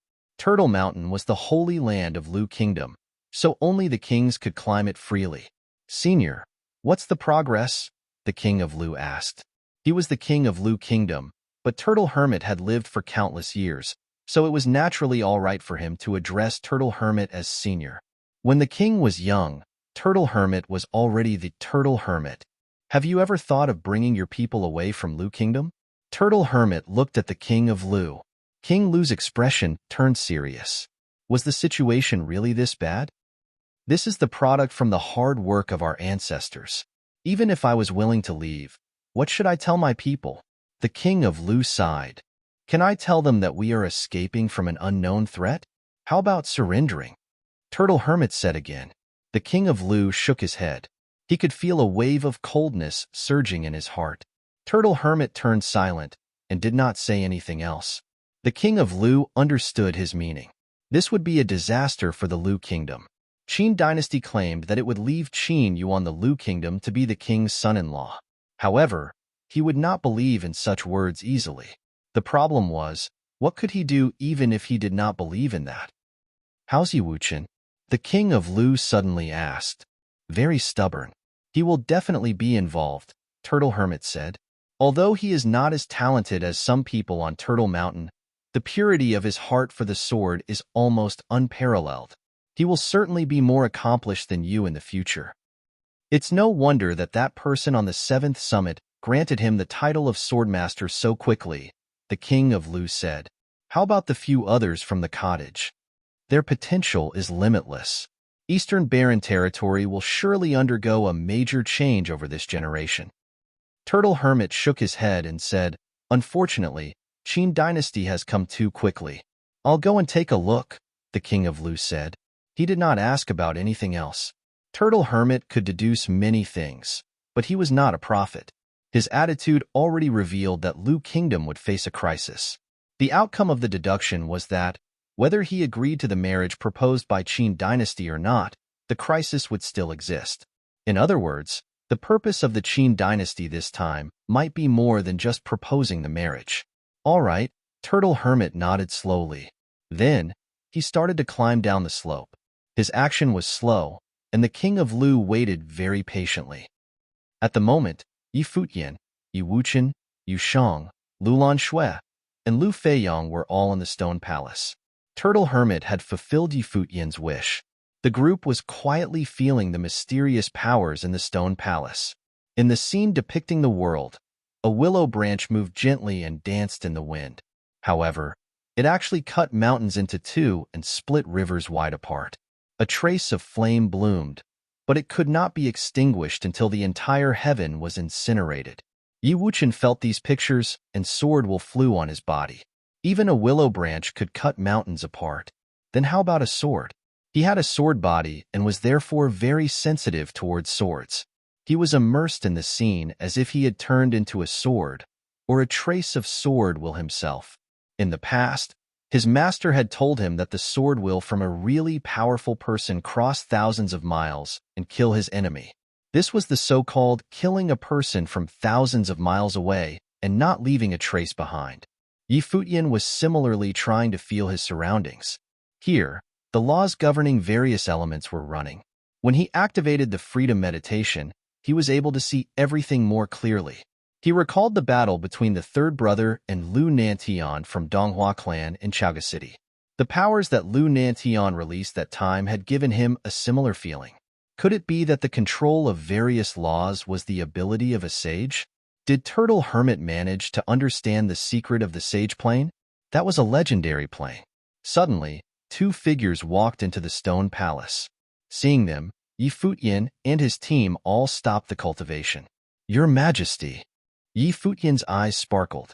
He was surprised that the King of Lu actually appeared here with Turtle Hermit. The King of Lu smiled and did not release his might at all. Instead, he looked very friendly. Smiling, he said, "How do you feel?" "We have learned a lot," Yi Wuchen said, looking at the king. "That's great. You should spend some time cultivating here. Don't worry about things down the mountain." The king walked to Yi Wuchen and patted on his shoulders lightly.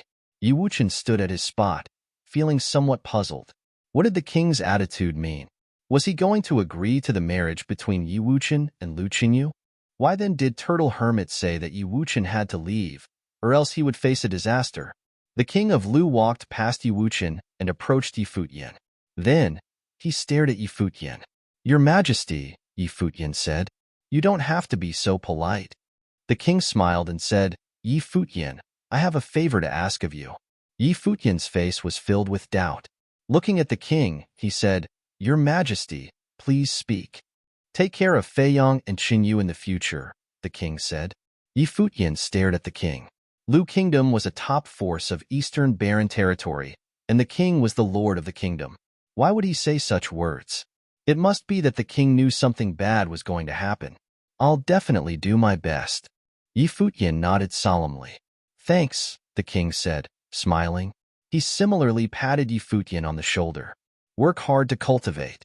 The future of Eastern Barren territory belongs to all of you." After that, he looked at his son Lu Feiyang. Then, he turned around and left the stone palace. Turtle Hermit accompanied him out as well. Yi Wuchen frowned and kept standing at his spot. After sending the king out of the stone palace, Turtle Hermit returned and said, "Don't worry and concentrate on cultivating. Since the king has promised you, nothing will happen in the imperial palace." Clearly, he was referring to Lu Qinyu.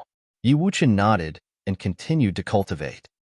In the Lu Kingdom Imperial Palace, Qin Yuan went to the princess pavilion where Lu Qinyu was at.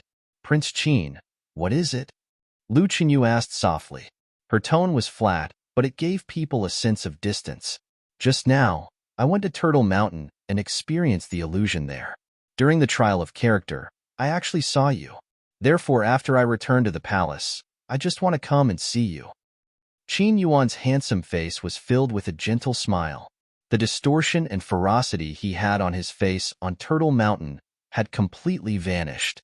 Furthermore, Qin Yuan's smile seemed to contain a magical charm that would cause others to have a good feeling about him. Even though Lu Qinyu did not like him, she still could not really hate him after looking at his face. It was not because he was good-looking, but rather it seemed to have a special power. Lu Qinyu did not reply to his words. What could she say? "I have nothing else. I only wanted to come here and take a look. Bye." Qin Yuan was very polite. Then, he turned around and left in a very appropriate manner. Beside Lu Qinyu, her servant said, "Princess, the Prince of Qin is really handsome. He seems to have been born with such a charm. I'm sure everyone wants to get close to him." The servant said so only because Lu Qinyu's character was good. Otherwise, she would not dare to say this. A strange expression appeared on Lu Qinyu's face.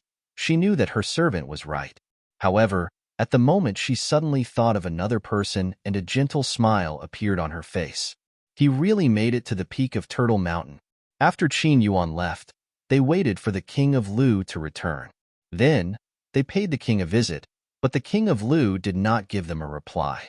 He only invited all the visitors to a feast and said that he would announce the result after Yi Wuchen and the rest returned from Turtle Mountain.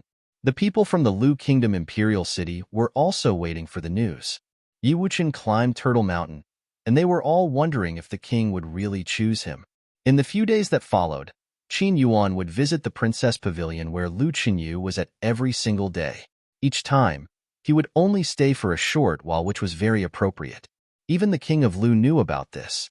However, he also had no reasons to stop Qin Yuan from doing so.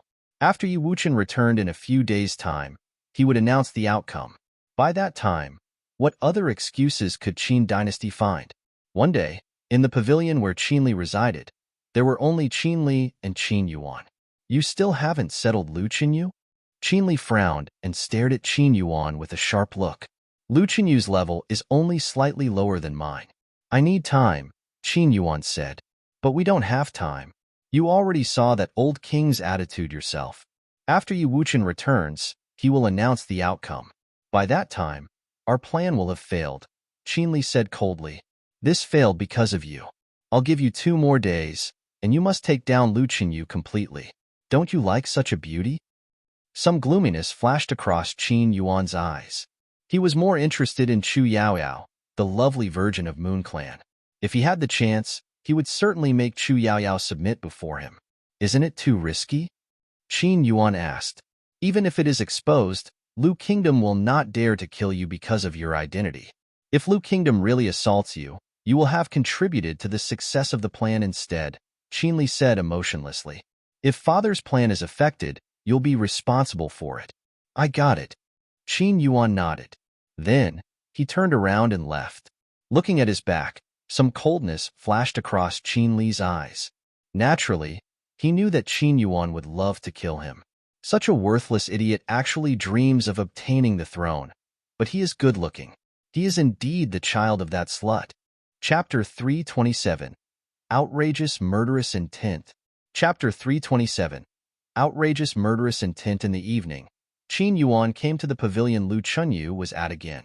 Many people in the imperial palace were already used to it. Everyone also knew that Lu Qinyu obviously liked Yi Wuchen. Qin Yuan was but wasting his time. Nevertheless, Qin Yuan was a guest. Every day, he would greet the rest politely, so the Lu Kingdom also could not chase him out. Stepping into Lu Qinyu's pavilion, Qin Yuan's eyes were filled with gloominess. He was in an extremely bad mood. In the first place, he was already unhappy that he had to come to Lu Kingdom to be the king's son-in-law. Today, he actually had to do such a dangerous thing. Qin Li was correct in that he indeed hoped that Qin Li would suffer a miserable death. But what could he do? Although his mother, concubine Nan, was loved by the king of Qin, he knew clearly that it was because his mother had relied on her ability. The king of Qin loved concubine Nan only because of certain reasons. However, the king's real goal was the world, and only the crown prince Qin Yu was his heir, while Qin Li was Qin Yu's heir. On the other hand, he appeared to be having a good life, but in reality, his status was extremely petty before Qin Yu and Qin Li. Today, he did not want to come here at all. This was the Lu Kingdom Imperial Palace. It was easy for Qin Li to do merely the talking, but he knew that this would be very dangerous. However, what else could he do?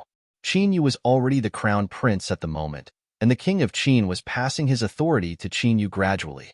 Qin Yu was very powerful in Qin dynasty now, and nobody dared to disobey his orders. The fate of Qin Yuan and his mother was all in the hand of Qin Yu.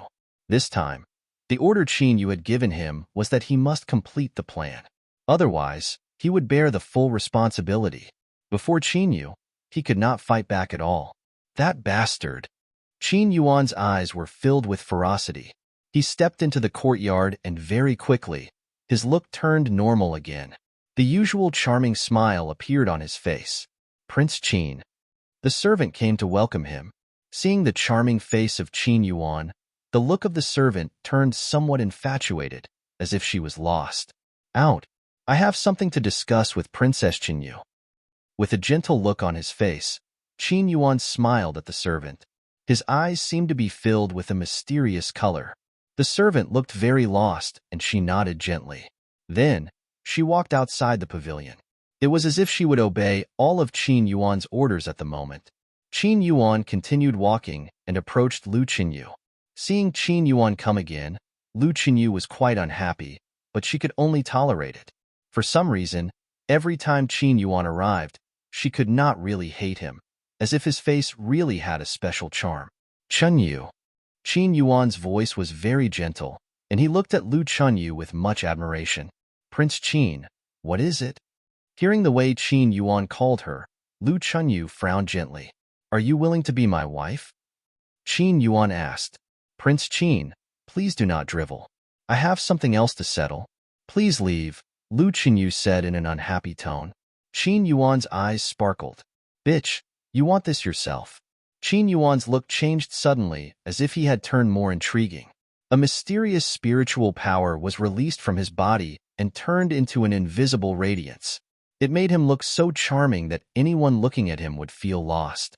Lu Qinyu looked at Qin Yuan and felt as if she was being attracted to him. It felt very weird. What's happening? Lu Qinyu felt an ominous presentiment. A mysterious and powerful spiritual energy engulfed Lu Qinyu directly.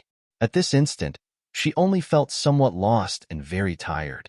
Faintly, it was as if the person standing before her was not Qin Yuan, but rather Yi Wuchen. Lu Qinyu knew that something bad was happening, but her spiritual will was constantly being weakened and eroded. Eventually, she stood motionlessly at her spot, looking lost. Bitch, since you chose this path, I'll fulfill your wish. Qin Yuan's look was extremely gloomy. He did not want to do this. After all, this was at Lu Kingdom. But what other choice did he have? His heart was filled with resentment at the moment. He hated Qinli, hated the king of Lu, and hated Lu Chunyu. This bitch. Am I any lesser than Yi Wuchen? Qin Yuan's personality was distorted due to the environment he had grown up in. On Turtle Mountain, when his willpower was at its weakest, he had already exposed his true, distorted self in the illusion. At the moment, this was also the case. He was like a two-faced person. He was the gentle, talented, and handsome Prince Qin, but also the petty Qin Yuan who could only live in the shadows. Even his ability was one which was unpresentable and disdained by others. However, whenever he used this ability on women, it had always been very effective. His smile became gentle and charming again. He approached Lu Qinyu step by step and looked at the pure and proud beauty before him. He reached out his arm and stroked her fine hair and beautiful face. Chunyu, you're so beautiful. Qin Yuan's voice was extremely gentle. Although Lu Qinyu was not one of the top 3 beauties of Eastern Barren Territory, she was also a famous beauty. She was the noble princess of Lu Kingdom and had a unique kind of charm. At the moment, she was standing quietly before him, allowing him to do whatever he wanted. This further stimulated the distortion in Qin Yuan's heart. Didn't she want to reject me? Then, how about after I get her body? His fingers slid down from her stunningly beautiful face and touched her exquisite neck gently. Then, he placed his hand on her shoulder. Reaching out both of his hands, Qin Yuan took off Lu Chunyu's outer clothing. Her white shoulders were flawless, and her sexy clavicle was so captivating. Lu Chunyu's body trembled gently. She looked like she was in pain, and her spirit was also struggling. She seemed to have realized what she was experiencing and wanted to break free from the control. However, she felt so powerless at the moment and could not concentrate at all, as if there was a prison that locked her spirit inside. She felt terrible. So beautiful, Qin Yuan exclaimed. He had only seen a small part of her body, and it was already so fascinating. His look alternated between being gentle and being distorted. He moved his head close to Lu Chunyu's ears and neck, and enjoyed the smell from the beauty before him. An enchanted look appeared on his face. Help! A soft and low voice came out from Lu Chunyu's mouth. Qin Yuan frowned and walked closer to Lu Qinyu, continuing to release his powerful spiritual energy. She actually can still resist? He heard some footsteps behind him. The servant was walking back again. Because it was in the imperial palace, Lu Qinyu only had a servant to take care of her. There were no guards because none were needed. Who would dare to assault the princess in the imperial palace? Unexpectedly, this happened today. Qin Yuan was not in a hurry. He turned his head slowly and glanced at the servant. He released his spiritual energy and a special charm bloomed. He said to the servant, "Wait outside." "Okay." The servant felt somewhat lost. She nodded obediently, after which she left. "Qinyu, nobody will disturb us. You will feel happy, and in the future, you will be my wife. All I have done is to bring this fantastic process forward," Qin Yuan said with a ferocious look on his face. "You're really strong and can still shout even in this situation." Qin Yuan took off another one of her shirts, and there was only a thin undergarment covering Lu Qinyu. Her sexy body caused Qin Yuan to take a deep breath. Even Yi Wuchen has probably not enjoyed this scene before. Tears flew down from the corners of Lu Qinyu's eyes. Her body started to tremble. At the moment, Yi Wuchen and his team landed outside the imperial palace and stepped into the palace straight away. They could have spent more time cultivating. After all, it was really a rare opportunity. But Yi Wuchen was too bothered by the events in the Lu Kingdom and could not concentrate. Therefore, the group returned from the mountain. Fortunately, after their return, they did not hear any bad news. The king of Lu was waiting for them to announce his decision, so nothing bad should have happened. "Shall we go to Chenyu's place?" Lu Feiyang said. "Yup," Yi Wuchen nodded. After experiencing the events on Turtle Mountain, he seemed to know his thoughts more clearly. Even his feelings towards Lu Qinyu became more intense. The group headed towards the princess pavilion directly. At the same time, in the pavilion where Qinli was at, a noble informed Qinli, Yi Futian and his team are back. They are heading towards Lu Qinyu's place. Some sharpness flashed across Qinli's eyes. Qin Yuan has already been there for some time. What a perfect moment. Making Qin Yuan the king's son-in-law had never been the goal of Qin dynasty. They were already not interested in allying with the Lu kingdom anymore. In the pavilion where Lu Qinyu was, Qin Yuan was still enjoying the beauty before him. She was really beautiful, much more beautiful than any of the women he had played before. He was thinking how she would compare to the top 3 beauties of Eastern Barren territory. His hands slid across her tender skin and were about to remove the last barrier. Tears flew down Lu Qinyu's cheeks continuously. Her body trembled constantly and she was in great pain. A crying beauty will make people want to pamper her even more. "I'll treat you very gently," Qin Yuan said, placing his hands on the thin undergarment. However, suddenly, someone outside shouted, "Princess, are you here?" Qin Yuan's hands froze at the spot. He quickly picked up the clothes on the ground and put them on Lu Qinyu. Some footsteps came from the outside. They sounded very urgent. Very soon, a group of people appeared. Yi Wuchen, Lu Feiyang, and Yi Futian walked in first and saw the scene before them.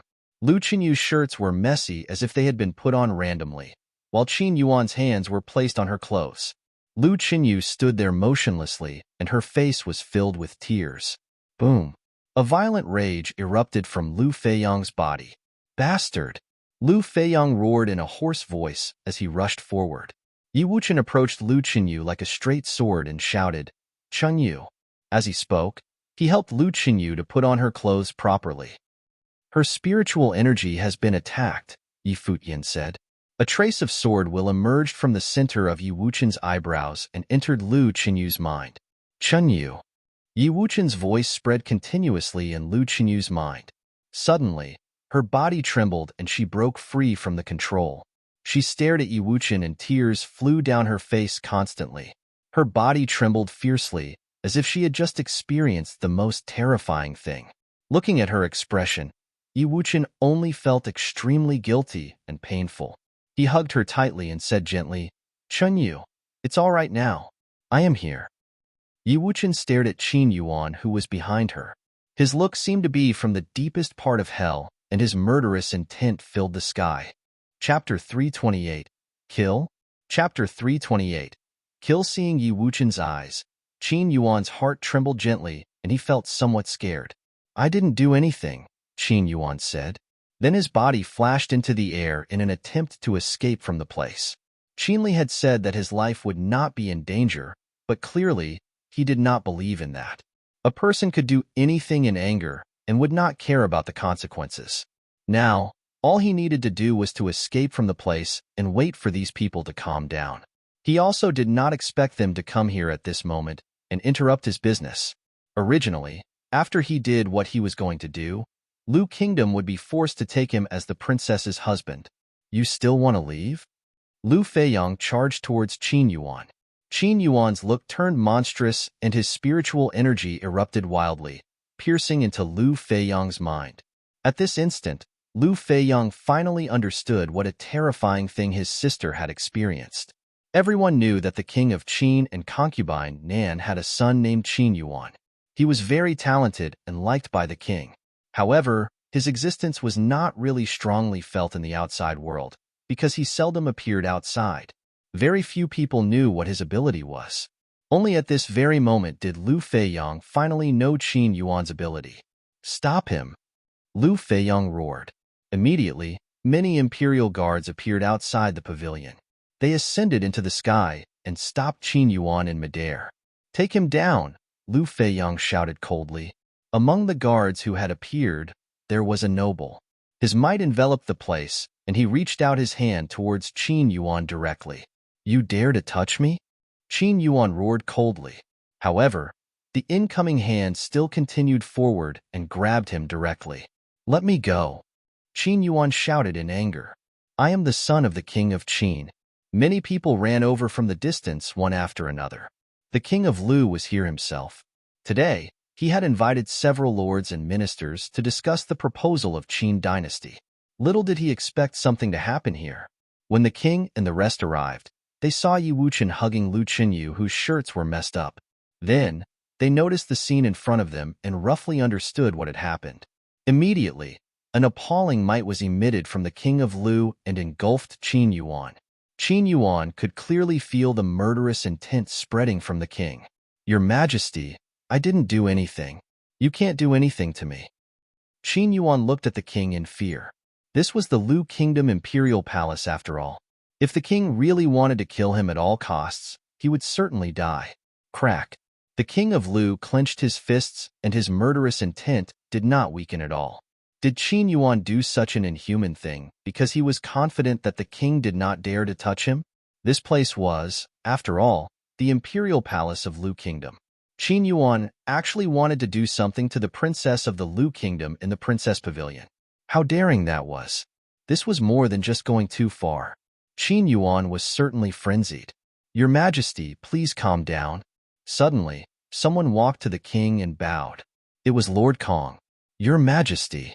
Another person walked out and bowed at the king.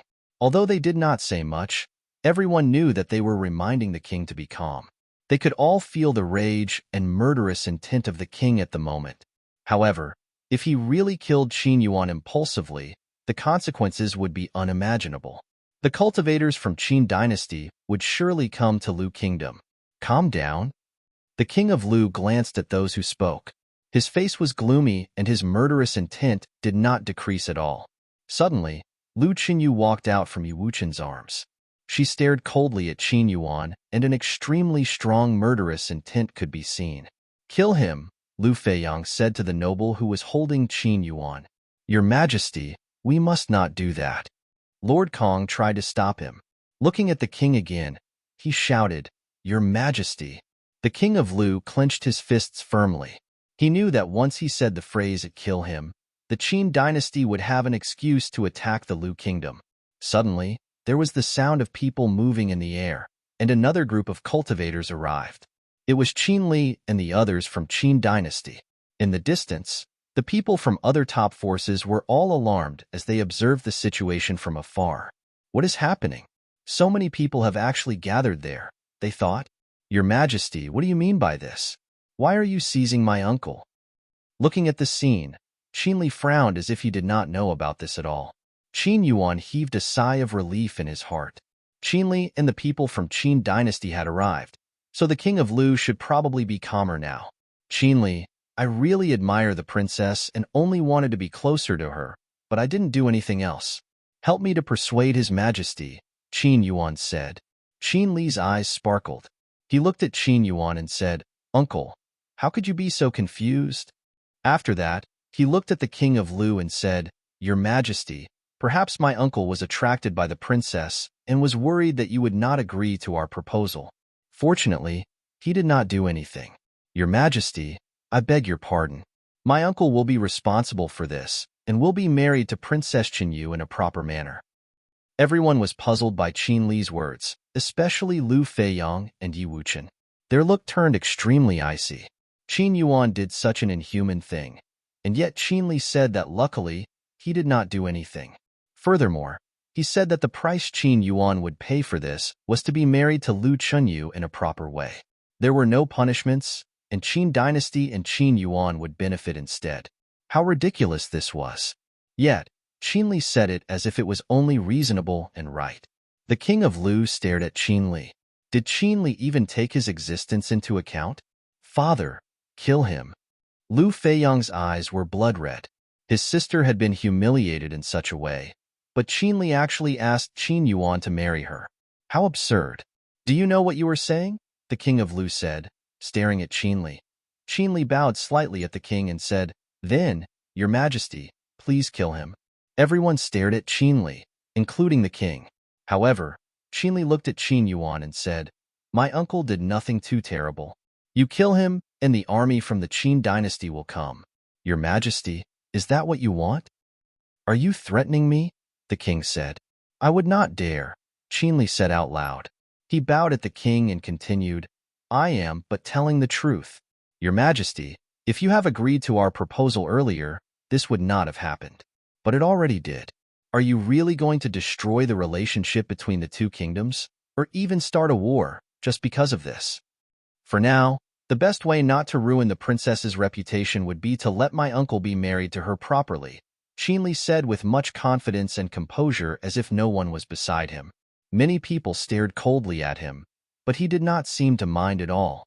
Nobody knew what he was thinking, or why he was behaving so wildly. Your Majesty, if the Prince of Qin really marries the princess, it would be good for her as well, Lord Kong urged. That's right, Your Majesty. Many people nodded one after another. They could clearly see Qin Li's dominant attitude and were frightened as well.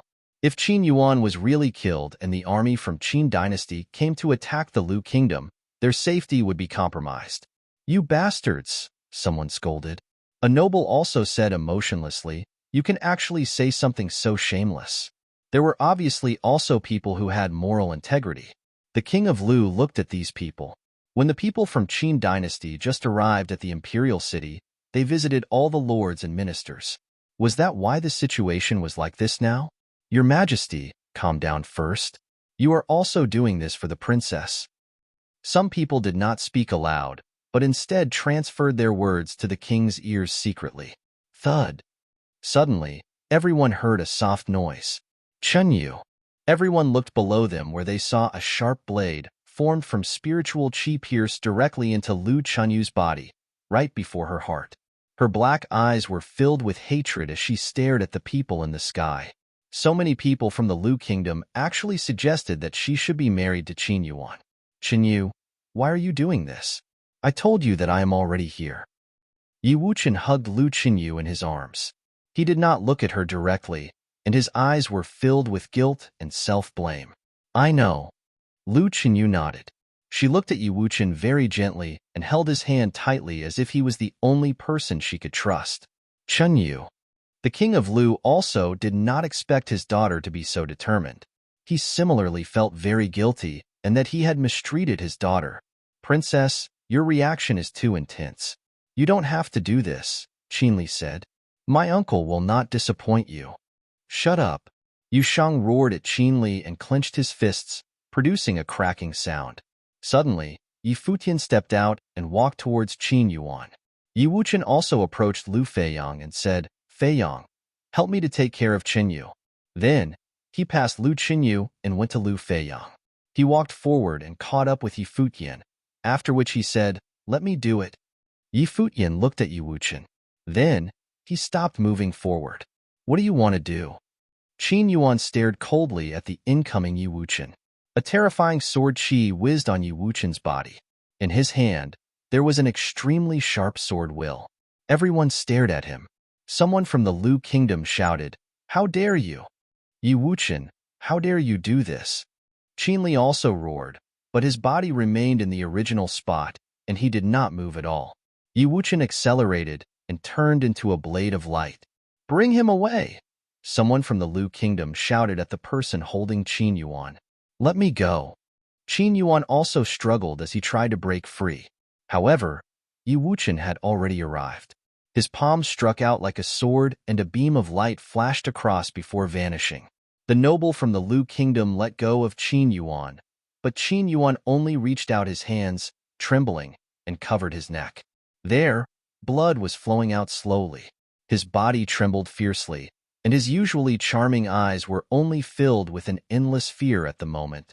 Holding his neck, Qin Yuan turned around with difficulty and looked at Qinli, who was still standing at his spot.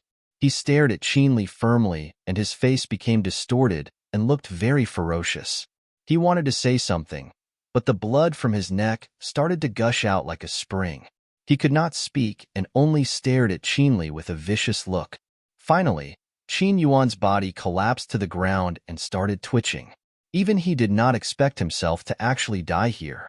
Chapter 329. Storm incoming. Chapter 329. Storm incoming very soon.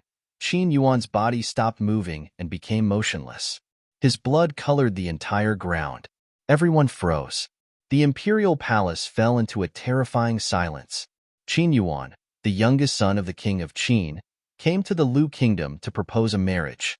Now, he died in the Lu kingdom imperial palace. Whatever the cause of his death might be, he was already dead now. What would the consequences be?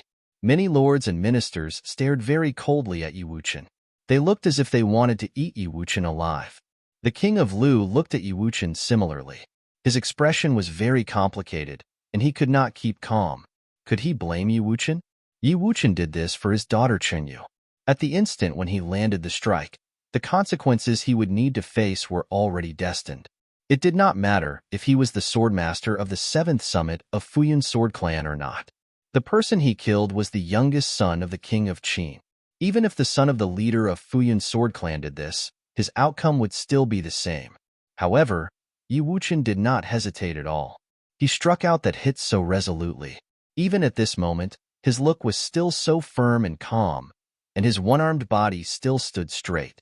Looking at the scene in front of her, Lu Chunyu's face was already wet with tears.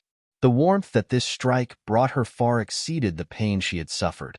When Qin Yuan did such an inhuman thing in her house, the Lu Kingdom Imperial Palace, many lords and ministers did not speak for her.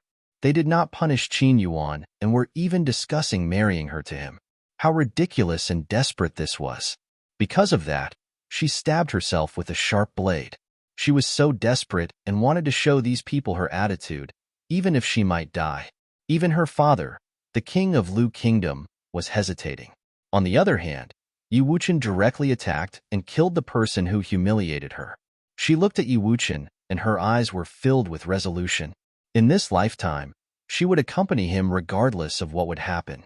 She would live if he was alive, and die if he was to die. In the distance, the people from various forces looked at the scene.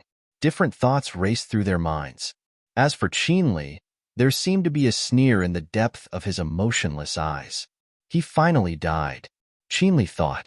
Of course, he knew why Qin Yuan looked at him like that before he died. Qin Yuan was not stupid.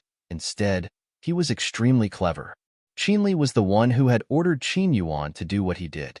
Just now, he clearly had the chance to save Qin Yuan, but he did not, because this was the real plan.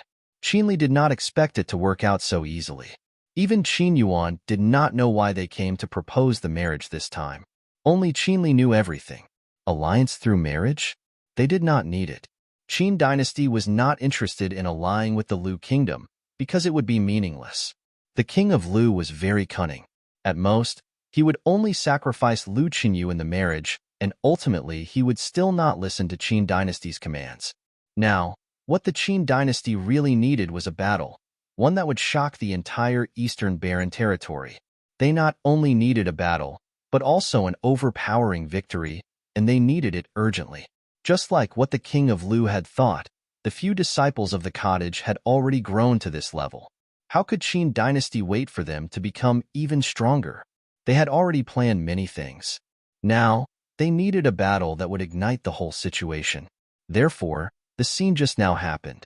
If he really tried to stop everything, nobody could really kill Qin Yuan. Unless, of course, the king of Lu wanted him dead himself.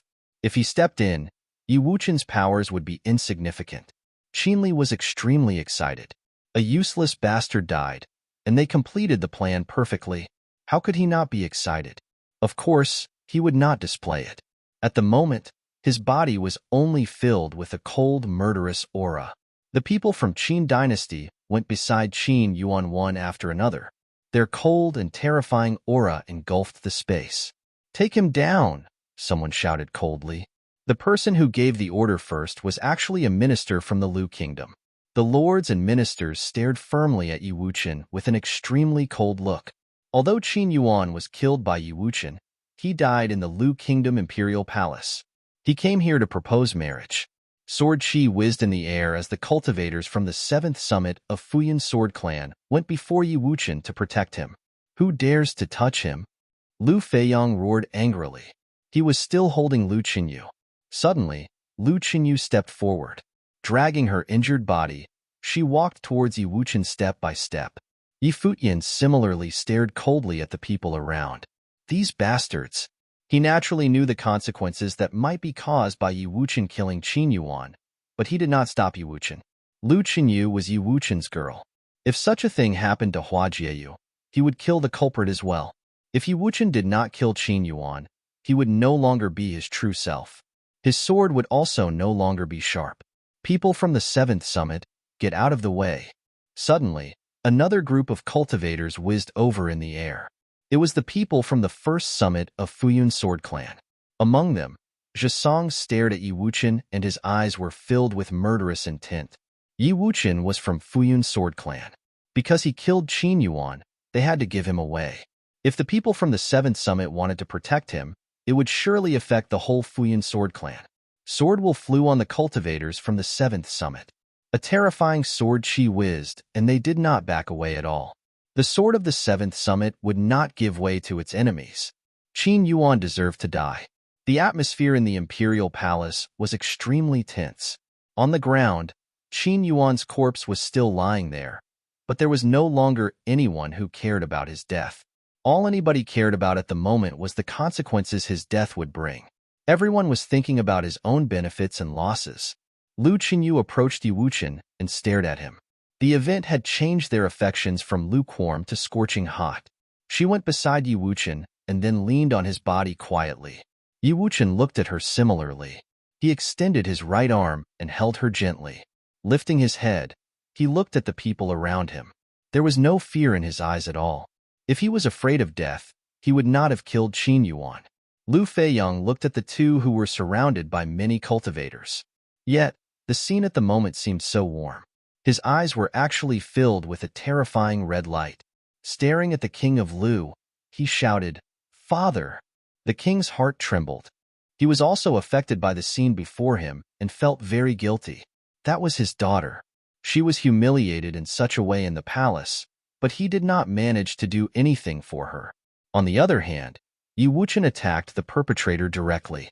What did the ministers under him do? They wanted his daughter to be married to the man who humiliated her. Crack. The king clenched his fists and his eyes were filled with coldness. "Uncle." Suddenly, Qin Li walked to Qin Yuan's corpse and said, "You came to the Lu kingdom to propose marriage. At first, you wanted to be married to the princess in a gorgeous manner, but you ended up like this." After that, he raised his head. Glancing coldly at the king and Yi Wuchen, he said, "Your Majesty, how do you plan to solve this problem?" "What do you want?" the king asked, staring at Qin Li. "Hand the 3 of them to me. Also, kill the people from the 7th summit of Fuyun Sword Clan," Qin Li said. He wanted to bring back Yi Wuchen, Lu Qinyu, and Lu Feiyang. Furthermore, he wanted the people from the Lu kingdom to kill the people from the 7th summit. "What if I don't agree?" the king said. "My uncle did not die for nothing." Qin Li's tone was emotionless, but he appeared to be very domineering. "Your Majesty, Please think of the general situation, Lord Kong said to the king, bowing. Many people also started to urge the king one after another. The king looked at these people and only said one word, "Scram." The lords and minister were stunned for a while. Seeing the expression of the king, they bowed and left. Qinli watched and sneered. This was, of course, the outcome he had expected. "Your Majesty, I see what your attitude is," he said. Then, he looked at Zhisong and said, "How about Futian Sword Clan?" The death of the Prince of Qin was definitely not the intention of Futian Sword Clan. As for Yi Wuqian, do you want him dead or alive? Zhisong asked emotionlessly. "I'm fine with either." Qinli smiled. "All right," Zhisong nodded. Then, he stepped forward and an appalling gust of sword chi swept out, engulfing Yi Wuqian and Lu Qinyu. The cultivators behind him also walked forward one by one. "Scram," the king said again, looking at Zhisong. Zhisong's expression froze. He lifted his head to look at the king and said, "This is an internal affair of Futian Sword Clan. Your Majesty, do you also want to interfere with this?" "This is my imperial palace," the king replied coldly. Zhisong looked at the king of Lu. Then, he looked at Qinli and said, "It seems like I can only go back and report first. From this moment on, Yi Wuqian is no longer a disciple of Futian Sword Clan. We will automatically finish anyone who tries to protect him." "Okay, I trust Futian Sword Clan," Qinli nodded. Zhisong turned around and left along with the people from the first summit. Qinli looked at the king of Lu. Then, he bowed and said, "Your Majesty, goodbye." Then, the people from Qin dynasty brought Qin Yuan's corpse and went about to leave. "Wait," someone suddenly said. Qinli stopped and turned around slowly, eventually looking at Yi Futian. "You ordered Qin Yuan to do what he did, right?" Yi Futian asked. Qinli's look froze as he stared at Yi Futian. "What are you saying? From the beginning, your goal was not to propose the marriage. You seem to be neither sad nor angry about Qin Yuan's death." Yi Futian cultivated in the freedom meditation and was thus very sensitive towards the feelings of others. Qinli was not sad at all. Instead, Yi Futian could feel that he was excited. It was as if he was anticipating Qin Yuan's death all along. Thinking about the abnormal things that happened earlier, he suddenly realized that the Qin dynasty never wanted to ally with the Lu kingdom through marriage. The Qin dynasty wanted to rule the world, and their greatest opponent was the college cottage. They had already allied with several forces. Also, Lu Qinyu from the Lu kingdom and Yi Wuqian were very close to Yi Futian. After today's event, Lu kingdom and Yi Wuqian would be in great danger. Qin Yuan was my uncle, the brother of my father, and my grandfather's beloved child. What are you thinking about? Qinli stared at Yi Futian and said coldly, "Do you want to take the blame off of Yi Wuqian and say that my uncle's miserable death was caused by me? How ridiculous. I am thinking about whether you will have the same expression Qin Yuan had when you die." Yi Futian looked at Qinli and did not continue to argue with him. Qin Yuan was already dead, and any argument would be meaningless. As long as they had this as an excuse, they would create huge bloodshed in Eastern Barren territory. However, no matter how this storm would evolve, Yi Futian knew that between him and Qinli, only one would survive. Chapter 330. Pessimistic. Chapter 330. Pessimistic. Beside Qinli, the Qin dynasty's powerful cultivators released their pressing energy onto Yi Futian. Meanwhile, Qinli smirked coldly as he stared at Yi Futian and said, "I was thinking the same thing." Their eyes met and both of them radiated a murderous intent. Yi Futian's eyes swept toward the guards next to Qinli. All of them had terrifying auras. Naturally, he knew there was no way he could kill Qinli here. Averting his gaze, Yi Futian's eyes landed on Emperor Lu. This was the Lu kingdom's imperial palace. The only way he could kill Qinli was if Emperor Lu wanted to make him stay. "Qinli." Just then, a voice rang out coldly. It was Emperor Lu. "Yes, Your Majesty," answered Qinli. Emperor Lu took a step forward and in a split second, a force of terrifying energy crushed down on Qinli. Witnessing this scene, the cultivators of the Qin dynasty advanced beside Qinli one by one in order to protect him. Qinli lifted an eyebrow at Emperor Lu. "Could it be that Your Majesty wishes to kill me?" Emperor Lu continued forward, and his outreached palm curled into a tight fist. Immediately, a horrific formless rush of air pressed onto Qinli. It was like a giant invisible hand. Qinli became stiff, and the look on his face was not good. His body twitched here and there as if in immense pain. Boom. The nobles of the Qin dynasty released shocking forces. All of them were extremely powerful. You know well and clear what happened today. The Qin dynasty also knows. The reason why I'm not killing you is not because I don't understand, but because I want you to relay a message to Emperor Qin. Never take things too far because we will meet again. Emperor Lu stared hard at Qinli before saying coldly, "Scram." With that said, his palm shook and with a loud boom, Qinli's body was propelled into the air. He spat up blood following a soft groan. However, he did not care too much of it and quickly wiped the blood seeping from the corners of his lips. Staring at Emperor Lu, a dark smile appeared on his face. Qinli didn't question Emperor Lu's intellect. It was because he believed that Emperor Lu was a smart man that he knew the emperor wouldn't kill him. Although Qin Yuan had died in the Lu Palace, not all had been lost then. Nobody knew what the Qin dynasty would do to the Lu kingdom, what methods would be used against them. But what would the Qin dynasty do if Emperor Lu really killed Qinli? With the lives of the entire Lu royal family on the line, would Emperor Lu really disregard it all just to kill them? I will commit your majesty's words to memory. I shall take my leave now, said Qinli. He turned to leave with Qin Shanmu, Qin Mengrua, and the others followed behind him. Chu Yaoyao looked back and looked in a specific direction. So many feelings rushed through her. She never expected what happened today, and she didn't know the entire story behind it. But the result for the Qin dynasty's visit to the Lu kingdom was the death of Emperor Qin's youngest son, Qin Yuan. He had come to propose a marriage alliance, but ended up dead right here in the Lu palace. Naturally, she knew what this event would lead to. It seemed the peace in the eastern barren territory was no longer. As Futian watched Qinli leave, his fists clenched tight and he sighed inwardly. Emperor Lu understood that this was part of a scheme set up by the Qin dynasty, yet he let Qinli go. It was obvious Emperor Lu took the lives of the royal Lu family into consideration. However, Futian was not optimistic about this situation. Even though Emperor Lu didn't kill Qinli, did it necessarily mean that the Qin dynasty would go easy on them? Futian did not think so at all. Since the Qin dynasty had gone through the lengths to set up all of this, they were most likely already well prepared for every and all scenarios. The people from other powers watched Qinli and the others leave, and knew they should depart as well. One by one, they stepped forward to bow to Emperor Lu and left. Of course, they also knew what the events of today would mean for the future. They must hurry back to their clans and report to higher-ups in order to make appropriate countermeasures. Not far from the palace, Qinli and his group came to a stop in the air. In a lowered voice, he said to the people next to him, "Monitor everything that goes on in the Lu Palace." Yes. Multiple nobles descended to return on land, not leaving with Qinli. Qinli led the rest of his people further into the skies while a sinister smile escaped. In the Lu Palace, there was tension in the air outside the princess residence. Every palace official had a thought of their own. Emperor Lu had a darkened expression on his face, while Lu Feiyang stood with fury in his eyes and a murderous intent radiating from him.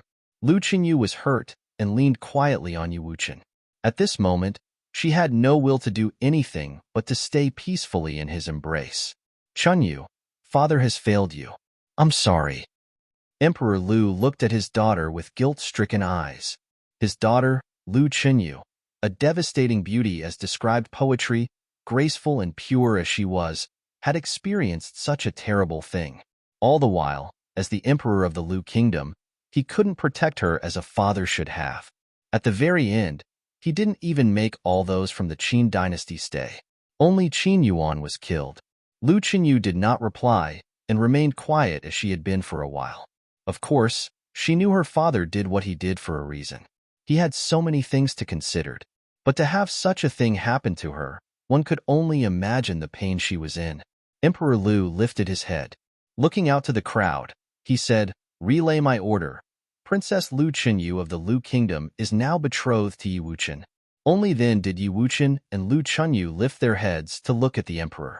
Although this was something they wanted, It was hard to be happy at a time like this. The officials standing around did not have a single word to say. At this point, it was useless to attempt to convince Emperor Lu otherwise. You can all go now. Emperor Lu waved his hand at the officials, signaling for them to leave. Yes, Your Majesty. Everyone nodded and left, contemplating what they would overcome this difficult situation. When everyone was gone, Emperor Lu's attention returned onto Yi Futian's group. I'll go get some medicine. You guys wait here, he said. The emperor left after that. Yi Futian turned around to look at Yi Wuchen and Lu Chunyu. He watched Yi Wuchen wrap his one arm around Lu Chunyu and told her, I will kill Qin Li. His voice was filled with determination. He sounded so sure. Nobody would question his determination. Whether it be Yi Wuchen or Yi Futian and their other friends, everyone wanted Qin Li dead. Not long after, Emperor Lu returned with a jade green bottle. He arrived beside Lu Chunyu, but instead of feeding the medicine to Lu Chunyu, the emperor handed the bottle to Yi Wuchen. You should do it. Yi Wuchen nodded and supported Lu Chunyu as they sat on the ground. His arm lifted the bottle to Lu Chunyu's lips and fed her the liquid medicine. She rushed through her body, a flow of life. A jade green light radiated from her wound, which slowly began to heal. This was obviously a sacred healing medicine treasured by the Lu kingdom. After that, Emperor Lu took out an intricate-looking box and opened it in front of Yi Wuchen. Inside was a sword with an extremely thin blade. It looked to be light as a feather, and the light reflected off the blade seemed cold and cutting. Under the sword was an ancient book, weathered and pages yellowed. These are treasures of my kingdom, this sword and a book on sword tactics. A dowry of sorts. Take it, Emperor Lu said to Yi Wuchen. Thank you, Your Majesty, Yi Wuchen nodded. The emperor's attention turned to Yi Futian before placing another open box onto the ground. In the ancient box was a long robe. It almost looked transparent, shining with silver. A hint of spiritual qi could be felt from the robe. It was obviously a ritual implement. You're a disciple of the cottage, so naturally, your cultivation should be guided by the people of the cottage. There isn't much I can give you. This sorcerer's robe has the ability to disguise. Perhaps it will be of help to you in the future. Emperor Lu handed the robe over to Yi Futian and continued, as a favor, I asked you to take care of Fei Yang and Chunyu, but now that things have progressed to this point, I can only be thick-skinned and beg you to bring them to the college. Even though their gifts are not enough to get them into the cottage, they are qualified enough to enter the college. Yi Futian stared at Emperor Lu. As the leader of an entire country, he was here begging Yi Futian. It was obvious. He anticipated the dangers that could come, but even so, he still let Qin Li go. If Your Majesty is so pessimistic of the Lu kingdom's future, why didn't you take care of those people from the Qin dynasty? Asked Yi Futian. What's the point of killing them? Would it be enough to destroy the Qin dynasty? Said Emperor Lu. On the contrary, killing them would give the Qin the perfect excuse to attack us. Right now, even if they use the death of Qin Yuan as an excuse, the people of the world are not idiots. If the Qin did something wrong, other clans in the Eastern Barren Territory and the people of the world will obviously be able to see. Yi Futian didn't have anything to say. Emperor Lu continued to explain, I already gave orders to get everyone out of the palace. Hopefully, the Qin dynasty doesn't plan to wipe us out completely. Other than that, I plan on escorting you guys back to the college personally. There's no time to waste. Let's head out now. All right, nodded Yi Futian. The Qin dynasty didn't dare to make a move on him just yet, but the same could not be said for Yi Wuchen, Lu Chunyu, and the others. They had to leave the Lu palace immediately and hurry back to the cottage to see if his senior brothers and sisters were willing to help. Wuchen, let's go. Yi Futian turned his head and said. Yi Wuchen supported Lu Chunyu as she got up. Emperor Lu personally escorted them. He led them to the Lu kingdom's entrance to the ancient barren world.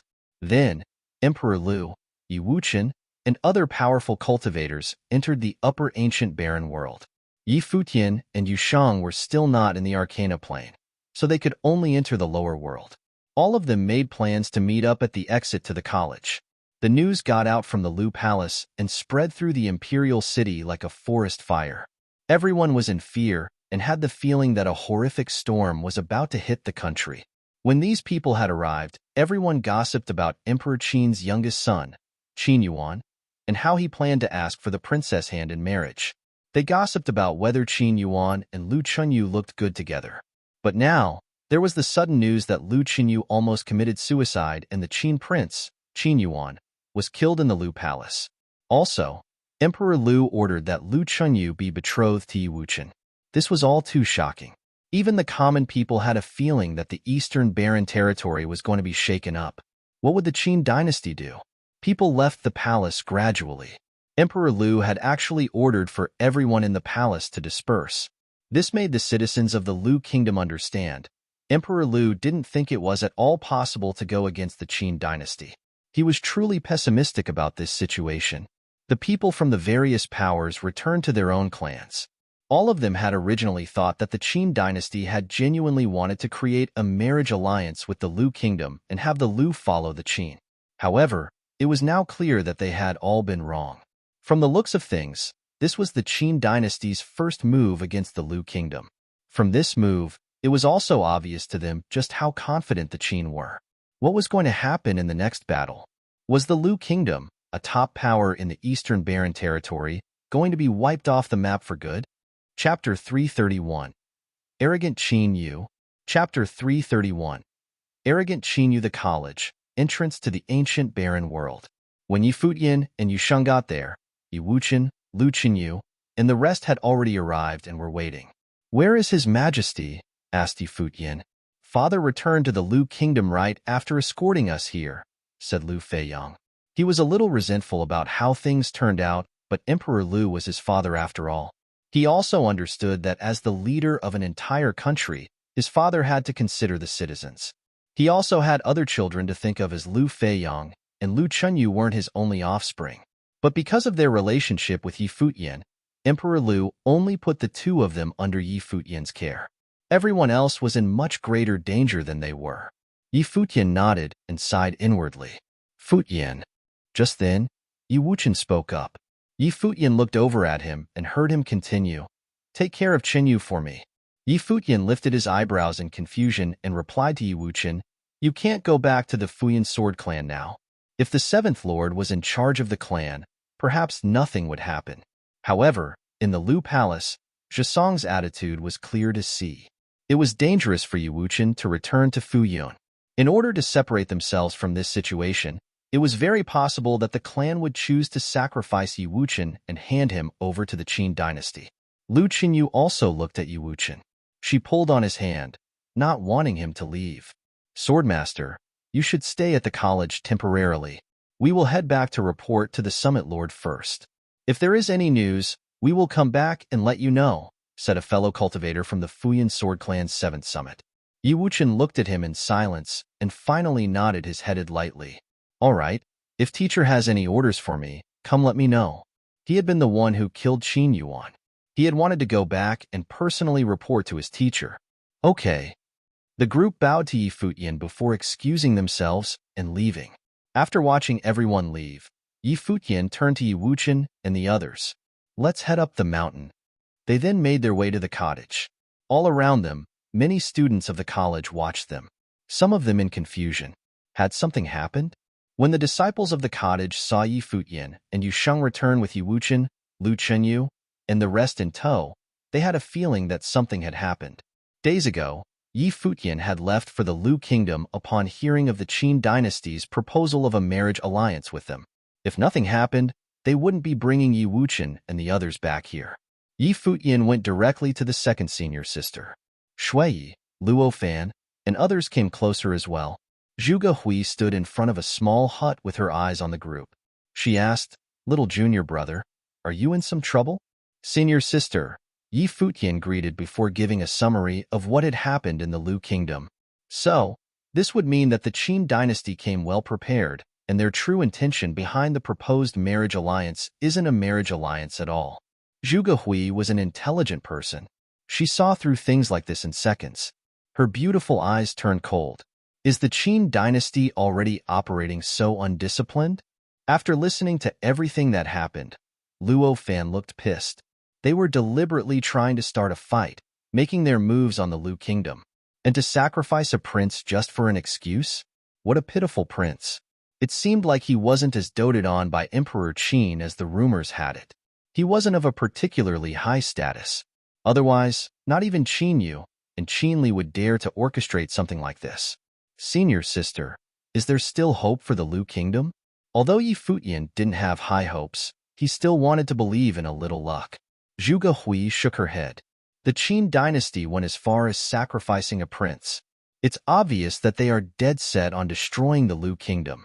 If I'm not wrong, the Qin troops might already be in the Lu kingdom. They had already made all the preparations. So, it was obvious they weren't going to get the Lu a fighting chance. When Lu Feiyang and Lu Chenyu heard what Zhuge Hui said, they felt as if all hope was lost. Lu Feiyang's hands curled into tight fists, his eyes red. Yi Wuchen could feel Lu Chenyu's grip tightened on his own hand, her palm moist with perspiration. You guys can stay here at the college without a worry. No one can come here and take you away, Zhuge Hui said to them. She sighed inwardly.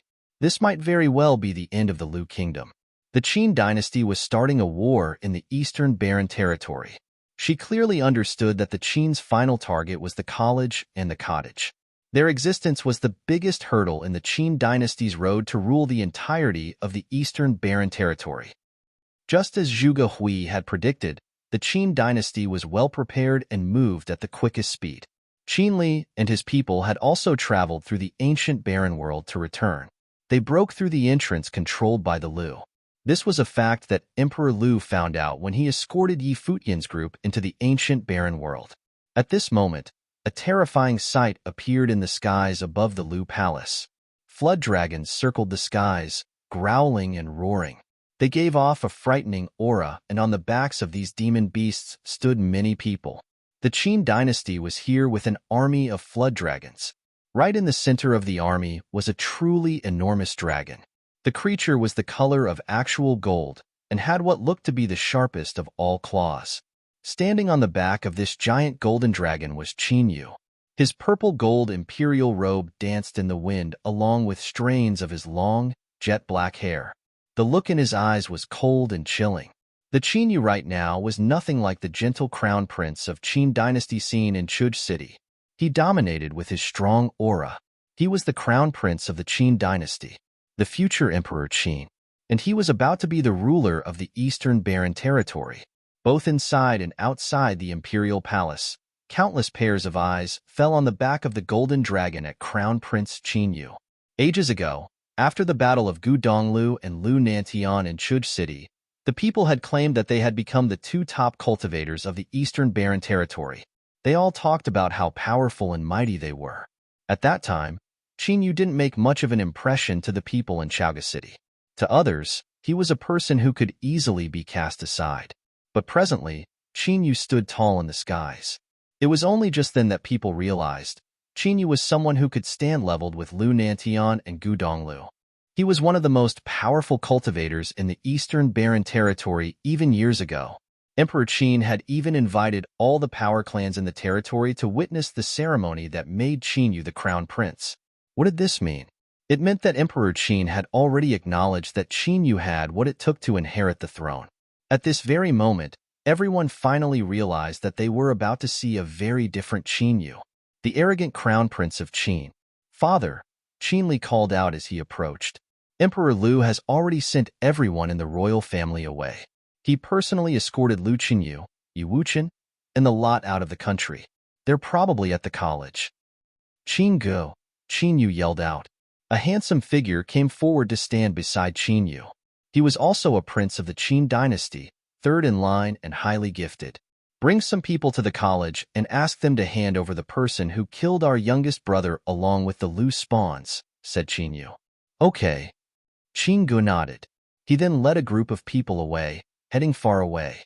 Not even the college could meddle and protect the killer of a Qin prince, right?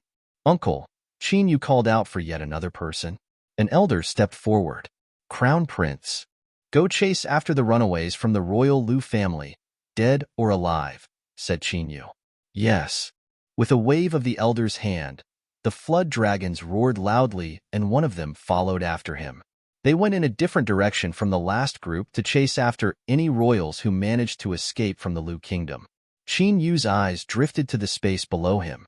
He spoke coldly. My youngest brother came to the Lu kingdom to propose marriage and might a sad end in the palace. The Lu royals and their acquaintances joined hands in a scheme that killed him. Today, the Qin dynasty officially declares war with the Lu kingdom. With the exception of royal descendants, anyone who willing pledges alliance to my Qin dynasty will be spared of death. Qin Yu's voice rumbled through the air. Everyone inside and outside the palace, people trembled in fear. He didn't give the Lu any chance to explain their side of the story and directly declared war. I had long tried to persuade Emperor Lu, but he refused to listen. Now he has made a terrible mistake. From below, Lord Kong rose into the skies. I am willing to pledge alliance to the Qin dynasty. Very good. Qin Yu nodded. After that, more figures lifted into the air. Some of them were lords who supported the notion of marrying Lu Chunyu to the Qin. A bunch of cowards. Someone yelled furiously. Lord Kong, you shameless bastard. Activate the Xuanwu matrix, a voice ordered calmly. Then, a beautiful woman with a crown and a long robe stood in the air above the imperial palace. The look in her eyes was cold and cutting as she stared up at Qin Yu. As she finished speaking, the entire palace lit up bright. A terrifying force of spiritual qi climbed straight into the clouds. The world around filled with spiritual qi before it all rushed back down in the direction of the palace. An enormous image of a Xuanwu, the black turtle, appeared over the large, stern structure. This was the ultimate defense matrix. It absorbed all the spiritual qi around. Empress Lu. Qin Yu looked down at the beautiful figure. Coldly, he spoke. For his wives and children, Emperor Lu went as far as put the fate of his country on the line. And now you're actually willing to fight in his name? Why don't you return to the Qin dynasty with me? Qin Yu, although you are considered equal to Gu Donglu, you will never be good enough to ever be compared to him with those morals of yours, Empress Lu said, still staring at him. Is that so? Qin Yu's eyes frosted over. His Majesty, Emperor Lu, should turn those people over if I take you back to the Qin palace with me, right? Finishing his sentence, the dominating aura around him exploded. In his hand appeared a long, golden dragon spear. A strong force of energy radiated from the weapon, and when Qin Yu pointed the long spear into the skies and the clouds shifted. The spirits of dragons awakened and revolved around Qin Yu, growling with fury. With 9 dragons circling him, he seemed invincible. All around the palace, everyone looked up at Qin Yu. Right now, he looked like the mighty god of war. I can't compare to Gu Donglu? Me? Qin Yu's expression was cold. Today, with the weapon of his ancestors and the blood of the royal Lu family, he was going to let the world witness the revival of the Qin dynasty. Today, he was going to show the people just how strong and powerful the Qin dynasty was. The Qin didn't just need a victory. They needed a war that would astound the world to spread a message to all powers in the Eastern Barren Territory. The Qin dynasty that once ruled the world was back. Chapter 332. Shaking the Heavens. Chapter 332. Shaking the Heavens. Qin Yu's spear pointed at the Xuanwu matrix below. The dragons around him roared, and the giant golden dragon, on which he was mounted, rushed down, charging directly at the Lu palace below. He seemed to be bathed in a golden glory. Rays of golden light broke through the clouds in the sky like flashes of lightning.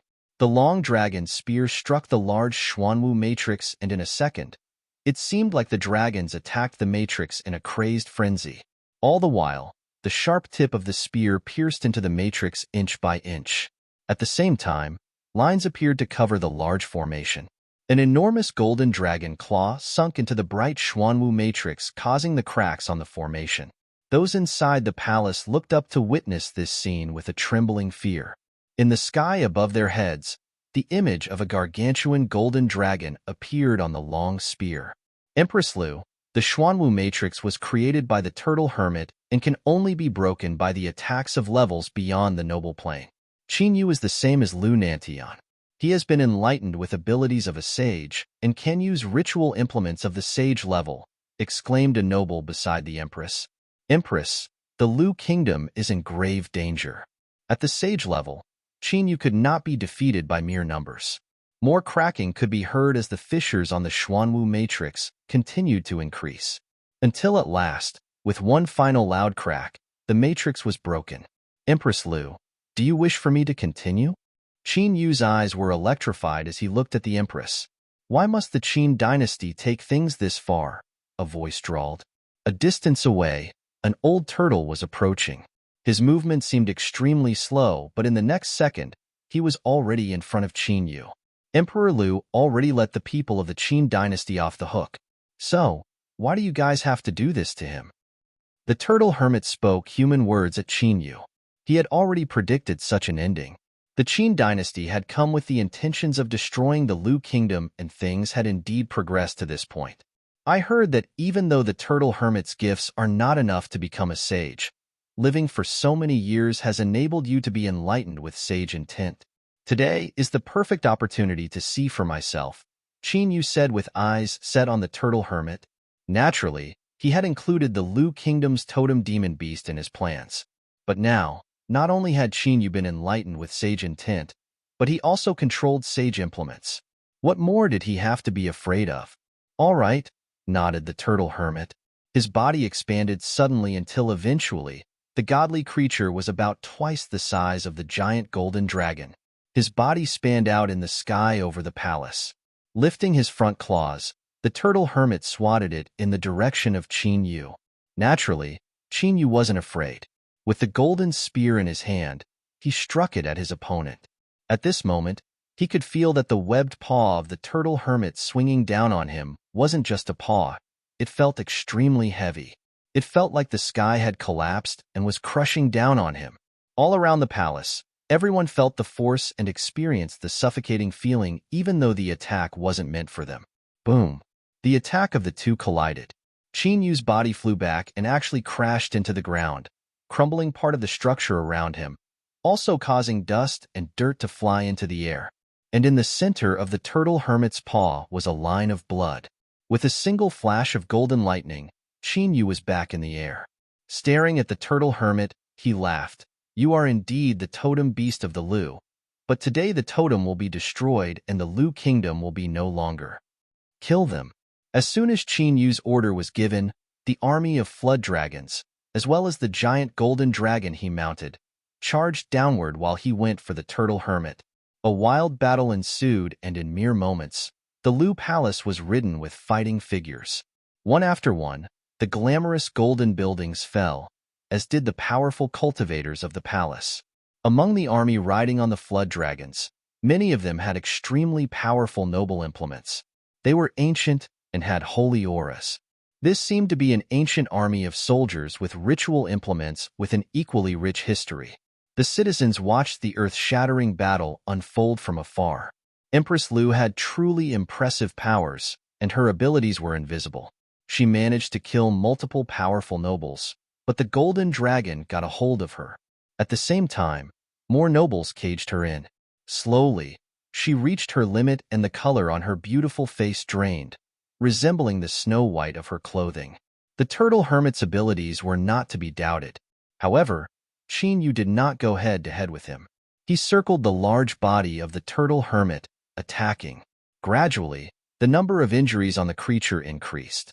His body was large and his movements were slow. This was his weakness. Qin Yu took full advantage of this fact and attacked like a madman. Are you guys leaving? The turtle hermit lowered his head, directing his question at Empress Lu and her people. In front of the Empress, the golden dragon breathed heavily and the nobles circled. With her long dress flowing in the wind, she shook her head. As the Empress of the Lu kingdom, I would rather die in battle than run. And just like that, she was off to continue her battle, her figure flashing by.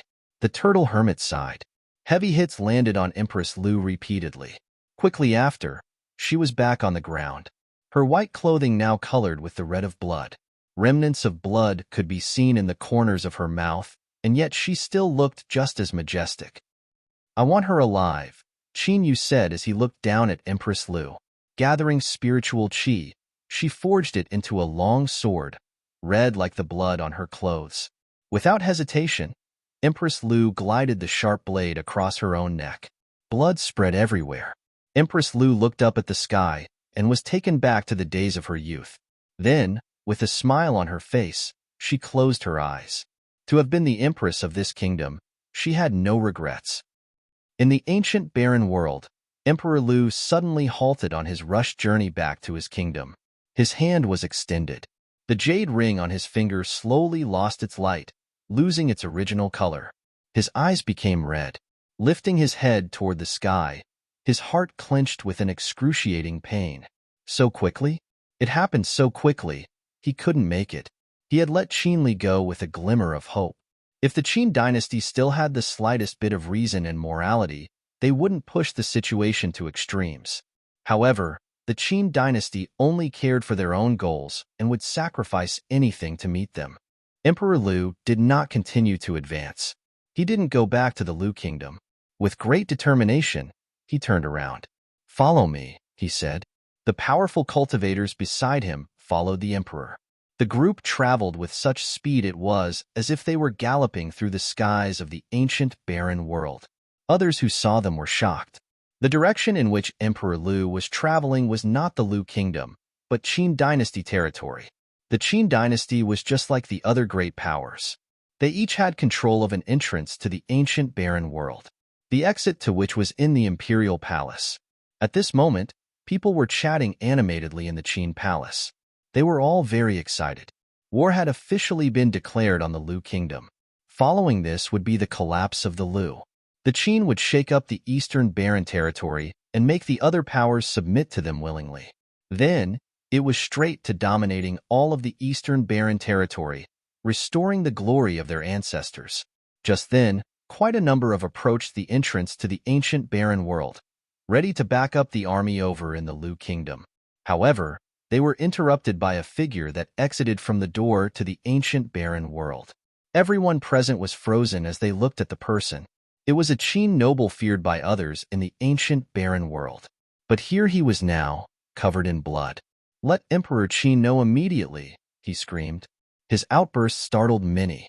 In the next moment, a majestic figure emerged through the doors and the air filled with murderous intent.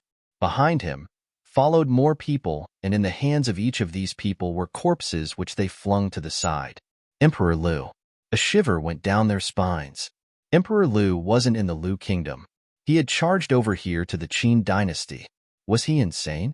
"Let's go." The people reacted quickly, turning in an attempt to leave. However, the wind blew wildly as Emperor Lu flashed by. He was an overbearing presence. An unbelievably large foot appeared and came smashing down. The Qin cultivators looked up and the shock was written on their faces. "No!" some people screamed. With a loud boom, Emperor Lu's foot came down and those people were turned to ashes. An endless force of murderous intent spilled from every pore of the emperor's body as he continued to make his way into the Qin palace. Since letting Qinli go wasn't even to stop the Qin dynasty from wiping out the Lu, then it was time for a massacre. If they wanted Emperor Lu dead and the Lu kingdom gone, then they were going to have to endure his wrath. Emperor Lu killed his way into the palace. Nothing lived on the ground he passed. He killed everyone in his way, no one an exception. The death of Empress Lu was his wake-up call. He wasn't willing to think about anything else.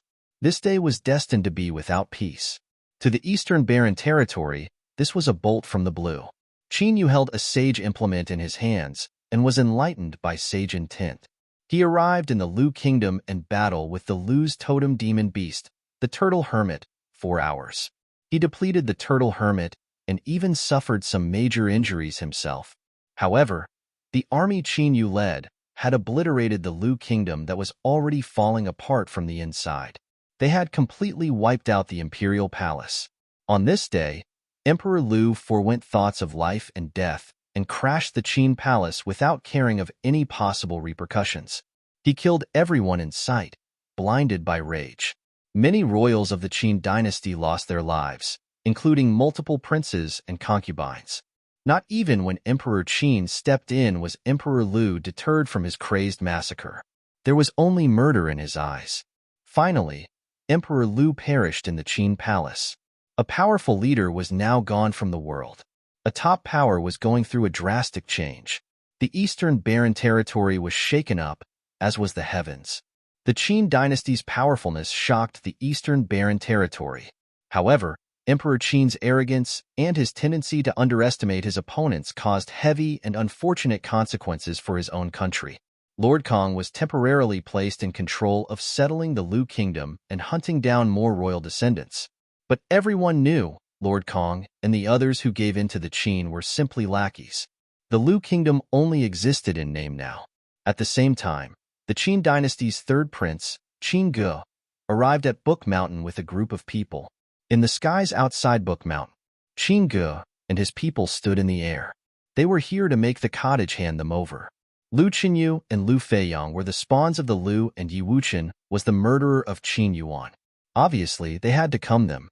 Although it was bound to be a failed attempt, they had to at least get their attitude across. What qualifications and reason did the cottage have to protect these people? Just then, Zhuge Hui heard the voices of those sent from the Qin dynasty above the cottage. Looking at Luo Fan, someone said, "Are you guys idiots?" "Perhaps." Luo Fan shrugged. "Or maybe you guys think that even though you don't have what it takes to make us hand them over, with logic on your side, there is now an excuse from you guys to pick a fight with the cottage. Just like how you started a fight with the Lu kingdom?" Zhuge Hui's tone was harsh and cold. The cottage already knew of what happened with the Lu kingdom. It was just as she predicted. "Perhaps," nodded Luo Fan. "Relay the message to your third senior brother." "They're disturbing my cultivation," Zhuge Hui said softly. Luo Fan blinked a couple of times. "So, permanently disable their powers." Zhuge Hui said this rather nonchalantly. Luo Fan's eyes brightened. The second senior sister was the second senior sister indeed. Chapter 333. When the cottage is unreasonable. Chapter 333. When the cottage is unreasonable outside Book Mountain, Qin Ge and the rest were still waiting for the cottage to respond. Before them, there were already many cultivators from the college. They stared at the people from Qin dynasty. They all knew about what happened in Lu Kingdom. Although there was no relationship between the college and Lu Kingdom, the destruction of Lu Kingdom still enraged many people from the college. The anger of the college was different from Yi Futian's. They did not know anyone from Lu Kingdom and were not in any way related to the kingdom. They were angry about Qin dynasty's cruelty and that the Qin dynasty broke the rules that the Eastern Barren Territory had been following for many years. In the Eastern Barren Territory, the three most powerful forces were the Qin dynasty, Donghua clan, and the college. The other top forces were somewhat weaker than those three. For many years, the situation had been maintained as such. Although there were occasional conflicts between disciples of different forces, they had still been following the hidden rules and nobody dared to break them. The world of cultivation had always been very cruel. Very often, larger forces would bully smaller ones, and this would remain that way forever. However, this had at least never happened to a top force, until the destruction of Lu Kingdom. Qin dynasty was trying to destroy the balance in Eastern Barren Territory and break the stable relationship that had existed for many years. Furthermore, although there seemed to be a reason for Qin dynasty's actions, everyone knew that, in reality, Qin Yuan was but an excuse for them to start a war. Even if Qin Yuan did not die, the Qin dynasty would still find another excuse to start the war. The destruction of Lu Kingdom was only the first stop on Qin dynasty's path to ruling the world.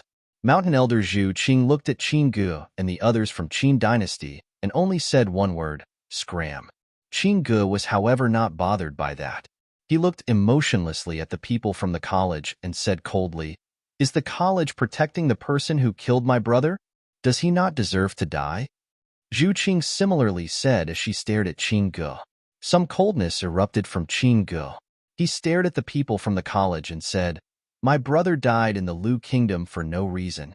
The college is not only protecting the murderer, but is also humiliating the dead like this. Qin dynasty will remember this."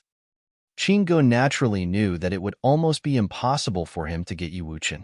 If the cottage would give him Yi Wuchen so easily, it would no longer be the cottage. However, Qin Yu still asked him to come.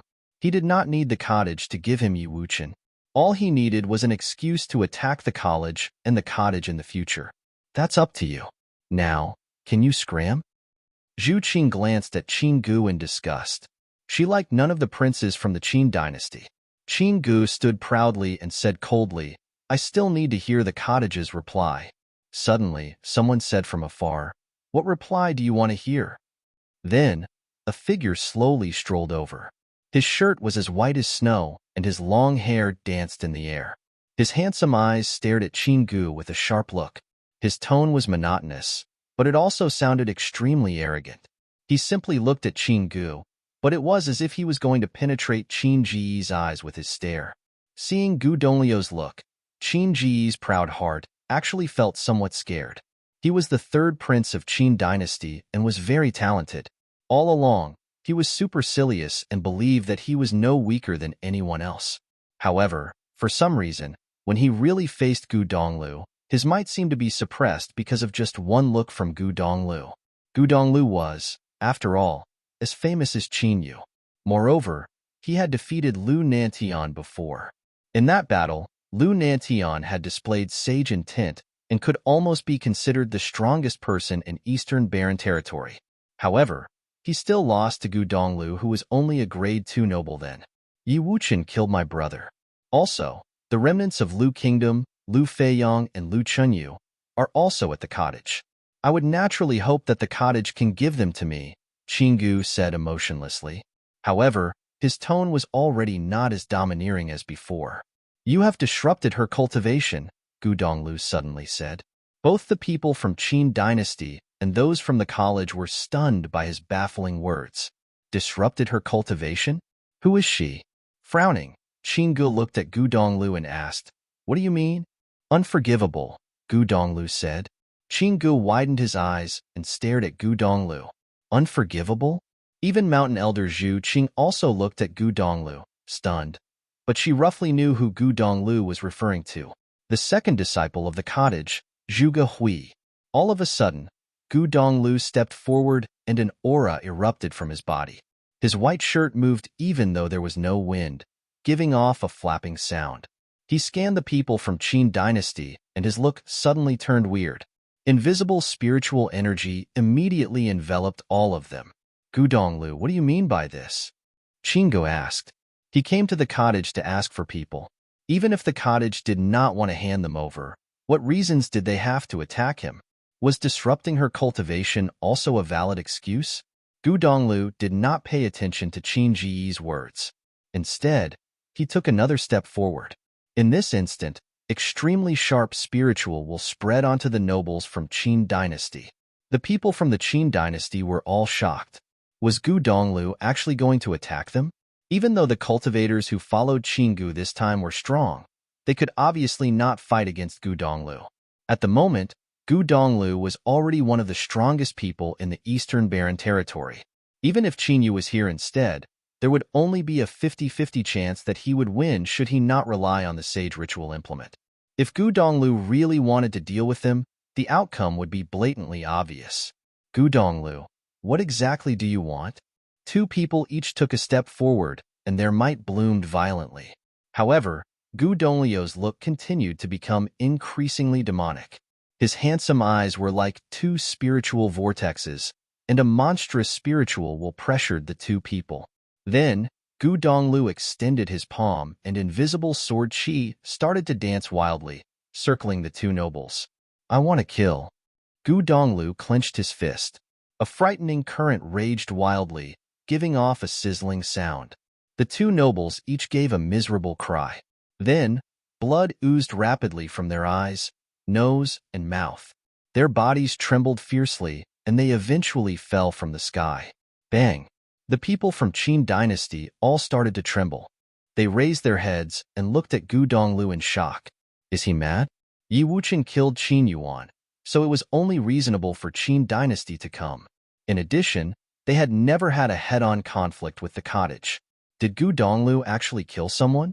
Qin Gu also stared at Gu Donglu in astonishment. What was the cottage thinking?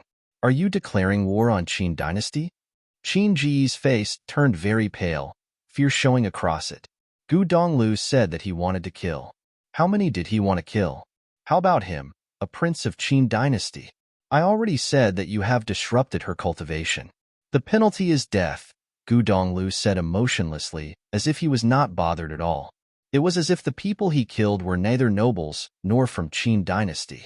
Just as he finished speaking, the appalling spiritual will continue to explode, engulfing the other cultivators. Ancient characters seemed to circle around him, and a mysterious aura enveloped those from Qin dynasty. Gu Donglu, are you mad? A noble from Qin dynasty shouted loudly. Gu Donglu, however, did not seem to have heard his words. He continued to reach out his hand and clenched it fiercely. The sound of explosions emitted continuously, followed by miserable cries. The spiritual wills of those nobles could not withstand the attack and were destroyed rapidly. Blood flew out from their fear-filled eyes, and they dropped from the sky one after another. In just a short while, Qin Gu, the third prince of Qin dynasty, was the only person left there. At the moment, the imposing manner Qin Gu had when he had just arrived was completely gone. His face was highly distorted and pale, while his eyes were filled with anger and intense fear. When a cottage disciple was unreasonable and started to kill, it would certainly be a disaster. Is the cottage so inhuman now? Qin Gu roared, but his voice was trembling. This was not the style of the cottage. The people from the college also stared at Gu Donglu in bewilderment. Gu Donglu had actually killed the nobles from the Qin dynasty. Even mountain elder Zhu Qing could feel her heart racing. Obviously, she knew the consequences that might be caused by Gu Donglu's actions. Suddenly, Zhu Qing recalled what Zhuge Hui told her in Chaoga City, that the college was too gentle in its actions. Indeed, compared to the cottage, she was way too gentle. Inhuman? Gu Donglu still looked at Qin Gu calmly. Everyone in the world knew that cottage disciples were reasonable. Therefore, Qin Gu dared to come to the cottage and ask them to hand the murderer over. What they did not know was that the cottage could also be unreasonable. You have annihilated an entire kingdom. After doing such an evil deed, you still dare to come here for this. Since this is the case, I can only help the world to enforce justice and execute the punishment. Just as Gu Donglu finished speaking, sword chi whizzed out. Ancient characters started to circle around Qin Ji's body. At this instant, Qin Gu started to tremble wildly. He was stricken with fear. Qin dynasty had finally begun to expand in order to rule the world. He was supposed to find his own stage and let his radiance shine. He came to the cottage to ask them to hand those people to him. Originally, this was supposed to be his first appearance in the Eastern Barren Territory. Little did he know that his emergence this time would also be his last. Kill, Gu Donglu said coldly as the sword whizzed over. Qin Ji's face was distorted and his body trembled. In his desperation, his body was torn apart slowly until he turned into nothing. Gu Donglu did not look at him again. Turning around, he walked up Book Mountain right away, as if he had only done something trivial. Zhuge Hui asked Luo Fan to tell him to disable these people. However, he killed them straight away. To him, there was little difference between disabling and killing them. Her character was indeed still too gentle and kind. Qin dynasty dealt with the Lu kingdom in such a way and eliminated the entire family in an attempt to shock the Eastern Barren Territory. They came to the cottage in order to display their prestige as well. They wanted to tell the world that the Qin dynasty was going to rule the world. However, the cottage was not the Lu kingdom. They would not be able to deal with it using the same method. Since a war was already destined to happen, he would fulfill Qin dynasty's wish. Since Qin dynasty did not obey the rules of Eastern Barren Territory, the cottage did not have to be reasonable as well. The people from the college, including Zhu Qing, stared at Gu Donglu as he left. They were totally shocked and all felt speechless. It was as if that today, they had just met the cottage and Gu Donglu. Cottage disciples are so handsome, a beautiful girl exclaimed, looking at Gu Donglu. Vaguely, her eyes were actually filled with wild fondness. Chapter 334. The tree desires calmness, but the wind will not cease. Chapter 334. The tree desires calmness, but the wind will not cease in the battle between the Qin dynasty and the Lu kingdom. The king of Lu actually did not go back to aid the Lu kingdom. Instead, he broke into the Qin imperial palace and caused a significant loss for the Qin dynasty. Qin dynasty had been too careless. Of course, this battle did not really shake the Qin dynasty's foundations. The power of the strongest people was, after all, the deciding factor of whether a force was strong or not. For example, the cottage only had a few disciples, but to Qin dynasty it was far more threatening than any other force in Eastern Barren territory. The reason was simple: they were all too strong. They could be considered a whole kingdom. Today, who could be considered as the most powerful people in the Eastern Barren territory? They were, of course, those who had comprehended some sage intent, or those who had a sage ritual implement. Qin dynasty dared to fight against the whole world because they already possessed people of both kinds. Furthermore, they had allied with Donghua clan. Combining the powerful people and resources of the two top forces, they could already change the whole Eastern Barren territory. Qin dynasty and Donghua clan agreed that after they ruled the world, Qin dynasty would control the events in the world, while Donghua clan would be reputed as the first clan in Eastern Barren territory and control the cultivators' world. Together, they would govern the world. Although the madness of the king of Lu had caused the Qin dynasty to pay a price, it was insignificant when compared to the destruction of Lu kingdom. Moreover, many cultivators from the Lu kingdom had also surrendered. Now, Qin dynasty was only waiting to wave its arm and call the world to attack the cottage. It would then rule the Eastern Barren territory.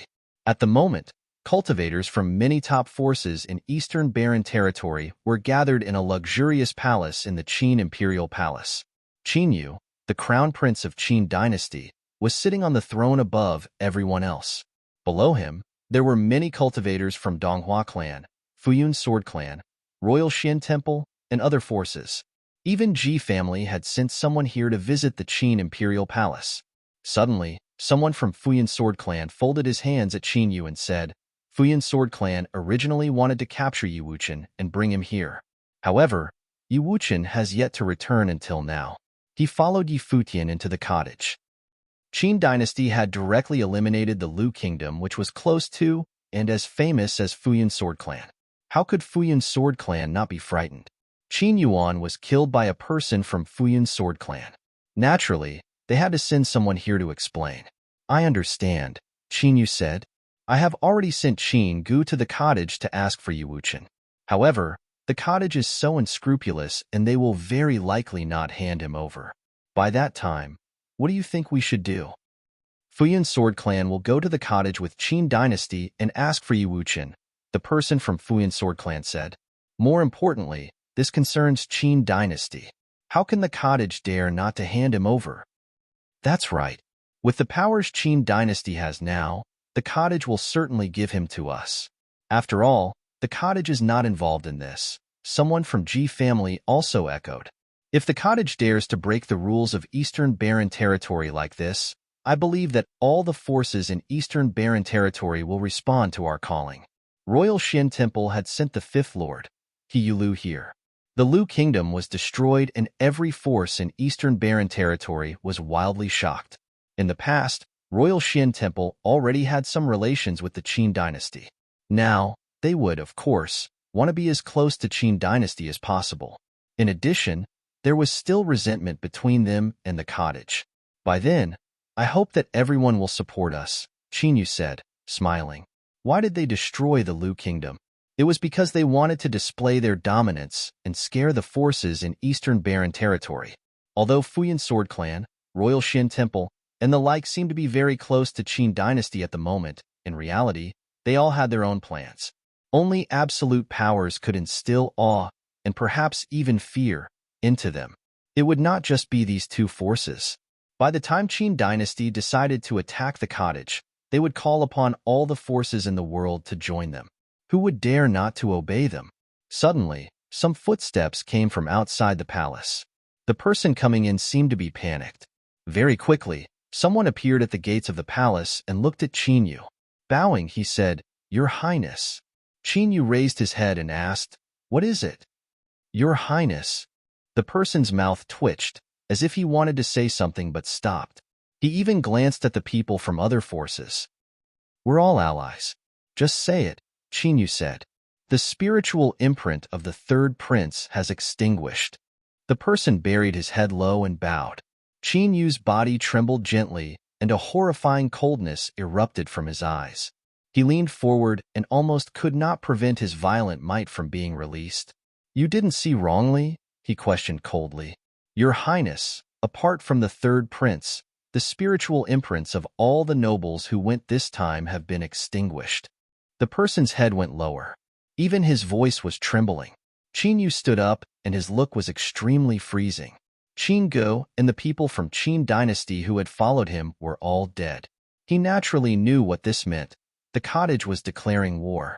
He did not expect the cottage to actually be so decisive and kill Qin Gu and the rest. After all, they had not really declared war with the cottage.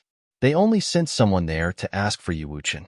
Even if the cottage did not want to hand him over, how could they kill the messengers? Moreover, the person they killed was the prince of Qin dynasty. Some sharpness also flashed across the cultivators from Futian sword clan. They obviously knew what that person meant. The people who went to the cottage were dead. Hiulu squinted and recalled the scene when his daughter was forced to die. Indeed, the cottage was still so overbearing and supercilious. The expressions of the people from Ji family all froze, and they were extremely shocked. The Qin dynasty cultivators who went to the cottage were all killed. Was this the reply of the cottage to Qin dynasty? Everyone, what do you think? Qin Yu suppressed his anger and looked at the people present. The cottage is simply too presumptuous and does not follow the rules at all, a cultivator from Fuyun sword clan remarked angrily. If we do not eliminate the cottage, Qin Gu will have died for nothing, Hiulu also said coldly. Qin dynasty should send out the army immediately and attack the cottage. We wish that Qin dynasty will have an easy victory and rule the world, a person from Ji family said, folding his hands. Qin Yu looked at everyone else. The things they were saying at the moment were very different from what they had said just a while ago. You should leave for now. I will discuss this with my father. The cottage will surely pay the price, Qin Yu said coldly. The other people left one after another. After they left, Qin Yu slapped the chair, destroying it at once. A terrifying murderous aura was released from his body. The overbearing attitude of the cottage not only allowed them to kill Qin Gu, but also instilled fear into the other forces. At the moment, it would be difficult to call them and attack the cottage together. Qin dynasty annihilated the Lu kingdom to display its powers and show that it could easily conquer anything. However, because of Qin Ji's death, everything returned to its original state. Previously, if he was to call upon the various forces, many people would respond. However, the cottage had killed a prince of Qin dynasty. How could the Qin dynasty not take revenge? Qin Yuan's death caused the Lu kingdom to be destroyed. What the cottage did was far more overbearing than what happened in the Lu kingdom. How could the Qin dynasty not start a war? At the moment, the top forces would only choose to remain still and observe the situation. The news about what happened below Book Mountain spread to every corner of Eastern Barren territory very quickly. Countless people were astonished. Qin dynasty destroyed the Lu kingdom, while Gu Donglu, the third disciple of the cottage, slew Qin Gu. Both events seemed to have occurred for a reason, but in reality, there were none at all. The two strongest forces of Eastern Barren territory had just collided head-on with each other for the very first time. Previously, even when Zhuge Hui, the second disciple of the cottage, destroyed the gates of Dongqing College in Chaoga, Qin dynasty still chose to tolerate it. They even helped the cottage to investigate on the culprit behind Yi Futian's attempted assassination. After all, the assassination happened on Qin dynasty's territory. It was, therefore, reasonable for the Qin dynasty to tolerate it. But what about this time? Would they start a war? The destruction of the Lu kingdom and the death of Qin Gu caused the atmosphere in Eastern Barren territory to be even more intense. Everyone could feel that a storm was brewing and a war was imminent. Now, countless people were discussing what the outcome would be if the overbearing Qin dynasty and the arrogant college cottage really started a battle. At the cottage, however, nothing seemed to have changed because of Qin Ji's death. The place was still quiet and peaceful, just like always. Lu Feiyang and Lu Qinyu had officially entered the college to cultivate. Yi Wuchen was a disciple of Fuyun's sword clan and had spent much time and effort cultivating his sword skills. At the moment, there was a pressing need for them to cultivate and become stronger. After all, they were still too weak to be involved in the situation in Eastern Barren territory. Only when they became sufficiently strong and had powers close to that of Gu Donglu, they could participate in the war in Eastern Barren Territory. During mealtime, Yi Futian asked everyone else, "Sister, brother, will Qin dynasty start a war?" "I'm not sure." Luo Fan shook his head. "However, whether they choose to start a war or not, it will be difficult for them to get help from the other forces. Those who dared to participate in the war would need to be prepared for death." Yi Futian nodded. The second sister had asked the third brother to disable Qin Gur and the others. That time, he even thought that the second sister was being too impulsive. Afterward, however, he realized that the second sister and the third brother did so not just because they were angry. They also wanted to shock the other forces. Qin dynasty eliminated the Lu kingdom and showed the intention to attack the cottage. At that time, the cottage already knew that the battle would come sooner or later. Since this was the case, they did not have to wait. Killing Qin Gu would cause people from other forces to be scared of the cottage and hence not dare to ally with Qin dynasty. "What's the master's level?" Yi Futian asked. Actually, he was not even sure of the real powers of the cottage now. The eldest brother, second sister, third brother, and the master should be the strongest members of the cottage, but he only knew how strong the third brother Gu Donglu was. Clearly, he was still somewhat worried. Since Qin dynasty dared to fight against the whole world, they certainly had a source of confidence. "Why are you thinking so much? Just concentrate on cultivating. In the future, I still need you to protect me." The second sister smiled and glanced at Yi Futian. Yi Futian smiled and felt speechless. However, after looking at the second sister, he said in a serious tone, "In the future, I'll surely protect you." "Right, that will be great." Zhuge Hui reached out her hand and patted on Yi Futian's head. Immediately, Yi Futian's expression froze, along with his hands. He did not know whether to laugh or cry. "I am, after all, an adult. Could you please not do this?" "Originally, I wanted to fulfill the master's aspiration here in a gentle way. But from the look of it, that would be too difficult," the second sister sighed. "The tree desires calmness, but the wind will not cease." Chapter 335, Declaration of War. Chapter 335, Declaration of War. A head-on conflict had erupted between the Qin dynasty and the cottage, shocking the entire Eastern Barren Territory. Countless people waited for the Qin dynasty to respond. Qin Gu, the third prince of Qin dynasty, was killed by the cottage when he went there to ask for Yiwuchen. If Qin dynasty did not respond to this, everyone in the world would think that Qin dynasty was not qualified to unify Eastern Barren Territory after all. Just when everyone was discussing it, some news spread from the Qin imperial palace. Qin dynasty officially announced to the world the 7 sins of the cottage. Firstly, the cottage was overbearing in its behavior and had been killing the innocent. Gu Donglu had eliminated a top-tier force in Eastern Barren Territory. This was cruel and inhumane. Secondly, cottage disciples had robbed others of their possessions. In Chaoga City, Yi Futian and Yu Shang had taken the treasures from Yin family by force, namely the 5-element rod and the demonic tripod. Thirdly, cottage disciples had been bullying others because of their status and did whatever they wanted. They had once forced Hishiro, the daughter of the 5th Lord of Royal Xian Temple, to kill herself.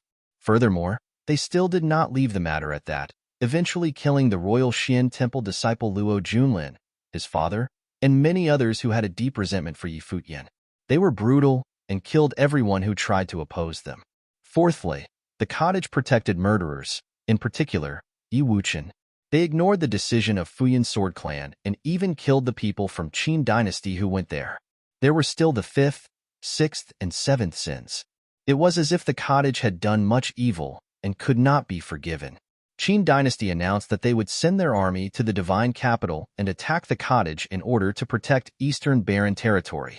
In addition, they invited all the powerful forces to gather in the Qin imperial city and discuss the situation in Eastern Barren Territory. They also hoped that the leaders of these forces could attend themselves to determine the future together. The news spread and shook the entire Eastern Barren Territory fiercely. Were the most powerful forces in the Eastern Barren Territory finally going to collide head-on with each other? It seemed unlikely that the cottage would be able to fight against the dragon army of Qin dynasty. Apart from that, the Qin dynasty invited all the powerful forces to gather in the Qin imperial city. They probably wanted to attack the cottage with the aid from these forces. Of course, the Qin dynasty did not say it directly, but only claimed that they would discuss the situation together. However, everyone knew the truth. Qin dynasty had already officially declared war on the cottage, so the various forces obviously could not reject the Qin dynasty's invitation. At the moment, the Qin dynasty was extremely powerful, and it had easily destroyed the Liu kingdom. Even if they did not want to fight with the Qin dynasty, they had to give Qin dynasty some face. Moreover, the battle between the Qin dynasty and the cottage would be considered a top-tier one in the Eastern Barren Territory. Everyone wanted to watch it for themselves. The Eastern Barren Territory was stirred up. Immediately, the cultivators from various top forces left their places. The leaders of many forces also departed themselves and headed towards the Qin imperial city, leading their fellow members. Even they would be involved in the great change that was imminent in Eastern Barren Territory. The cottage, of course, also received the news, but it was expected. Qin dynasty wanted to rule the world, and Gu Donglu killed Qin Gu directly. This was almost like declaring war. How could the Qin dynasty not respond to it? The Qin imperial city was filled with many talented people.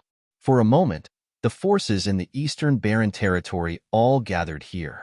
It was not just the top forces. Cultivators from various forces reached one after another, especially those subsidiary forces under the Qin dynasty. Very quickly, news spread from the Qin imperial city. Futian sword clan had arrived. Even the leader of Futian sword clan, together with several summit lords, was here. Afterward, the people from Royal Xian Temple also arrived. All the 5 lords were present. Then, the leaders of Ji family, Witch clan, Moon clan, and many others arrived at the Qin imperial city one by one. There had never been such a grand occasion in Eastern Barren Territory before. Many leaders from top forces were here themselves. This was clearly because of the fact that Qin dynasty had declared war to the cottage. The influence of this was way too big, as it would very likely determine the future of Eastern Barren Territory and affect the entire situation. It would determine what would happen in the future, and even where the various people would end up in. In such a situation, even the leaders of different forces must pay absolute attention. After all, not long ago, a person who had been as famous as them, namely the king of Liu Kingdom, died in the Qin imperial palace. This would be a huge change that had never happened in Eastern Barren Territory in the past hundreds of years. Qin dynasty and the cottage would be the main players leading to this change, while everyone else would also be involved trying to maximize their benefits. At the moment, the people from Royal Xian Temple were gathered somewhere in the Qin imperial palace, including the few lords. The first lord of Royal Xian Temple was wearing a loose robe and had black hair that filled his head. From him, one could feel a very powerful temperament. First Lord, if Qin dynasty asks us to attack the cottage with them, what should we do? Someone suddenly asked. After Qin Gu died, they guessed that a great battle would probably happen between the two forces. Because of the relationship between them and the cottage, they would surely not be on the cottage's side. However, the question was whether they should participate in the battle at all. Qin dynasty declared war on the cottage first, and claimed that the cottage had committed 7 sins. Then, they gathered all the forces in Eastern Barren Territory and invited all the cultivators, which was really cunning of them. If Qin dynasty asked Royal Xian Temple to participate, what should they do? What do you think? The First Lord asked. He Yulu's eyes sparkled. Obviously, he hoped that they would fight against the cottage, but he did not dare to voice his opinion so easily at the moment. Clearly, we cannot participate in the battle easily, Xiaoluo suddenly said. Xiaoluo, what's your opinion? The First Lord asked. Xiaoluo looked at his master. Bowing, he replied, Qin dynasty and the cottage are both extremely strong. They probably both want to unify Eastern Barren Territory. Even though we cannot prevent this from happening, it will be dangerous for us to get involved easily. Furthermore, after Qin dynasty eliminated the cottage, Eastern Barren Territory will be unified. We will definitely need to benefit sufficiently from this so that in the future, we will have the same position in Eastern Barren Territory. You think that Eastern Barren Territory will certainly be unified? The First Lord asked. Yes, Master. Since the Qin dynasty wiped out the Liu kingdom so simply, it can do the same to other forces. After all, there is a huge difference between their strongest cultivators and those from other forces. I think that only the college cottage can deal with the Qin dynasty, and this general trend cannot be stopped.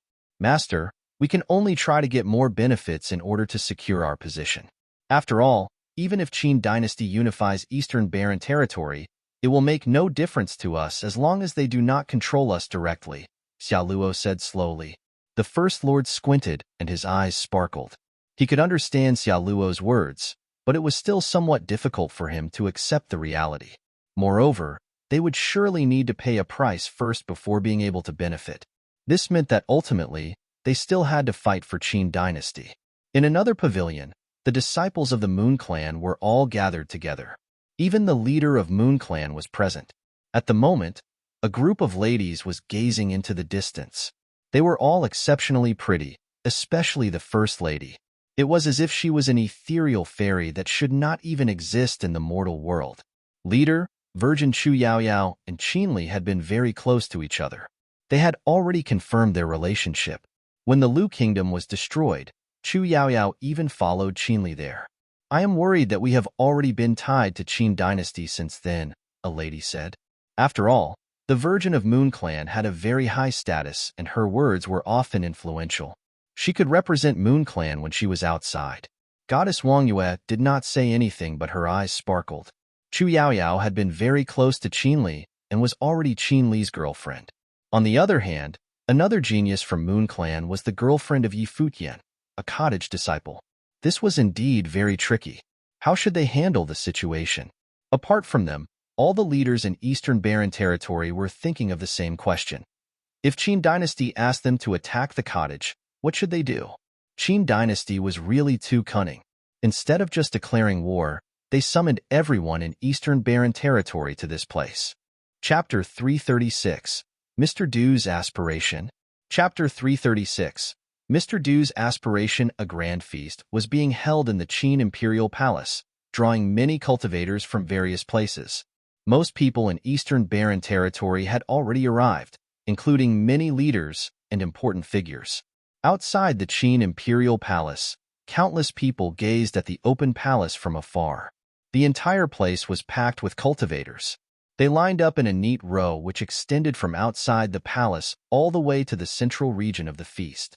There, the King of Qin and the Crown Prince Qin Yu were sitting on the thrones above everyone else. There were many groups of people around them, each of which represented a top force in Eastern Barren territory. Behind them, there were also people from various forces. They were the top-tier forces in Eastern Barren territory, such as Yin family from Chaoga City whose members took orders from Qin dynasty directly. Now, they also responded to Qin dynasty's call and came to attend the event. On the right of the King of Qin, a group of people with outstanding temperament stood proudly. All of them were extremely talented and famous in Eastern Barren territory. At the very front of this group of people, there were two charming ladies. They were stunningly beautiful and had attracted much attention. Hua Qingqing was as pure as a fairy who had descended from the heaves. From her eyes, one could not see any distractions. They looked perfectly clear and pure. Beside her, there was another fair lady. She was also a very famous beauty in Eastern Barren territory, Lady Yu Xiao. In the past, Lady Yu Xiao was also known as Goddess Yu Xiao. She was a very famous lady in Eastern Barren territory. Later, she fell in love with the then handsome young leader of Donghua clan. Lady Yu Xiao was the wife of the Donghua clan leader at the moment. It was said that the Donghua clan leader was cultivating in seclusion and did not come himself. However, nobody dared to ignore Lady Yu Xiao. She obtained her position today definitely not because she was married to the Donghua clan leader. Instead, some claimed that the Donghua clan leader had such a renowned status today only because he married her. Countless people stared at Lady Yu Xiao. She was very honored and seldom appeared in front of other people. However, today she was still here. It was clear how important Qin dynasty's announcement was. Apart from Lady Yu Xiao, a leader from Qinshou Temple was also here. He was an eminent monk and had brought with him the Arhat and many other disciples.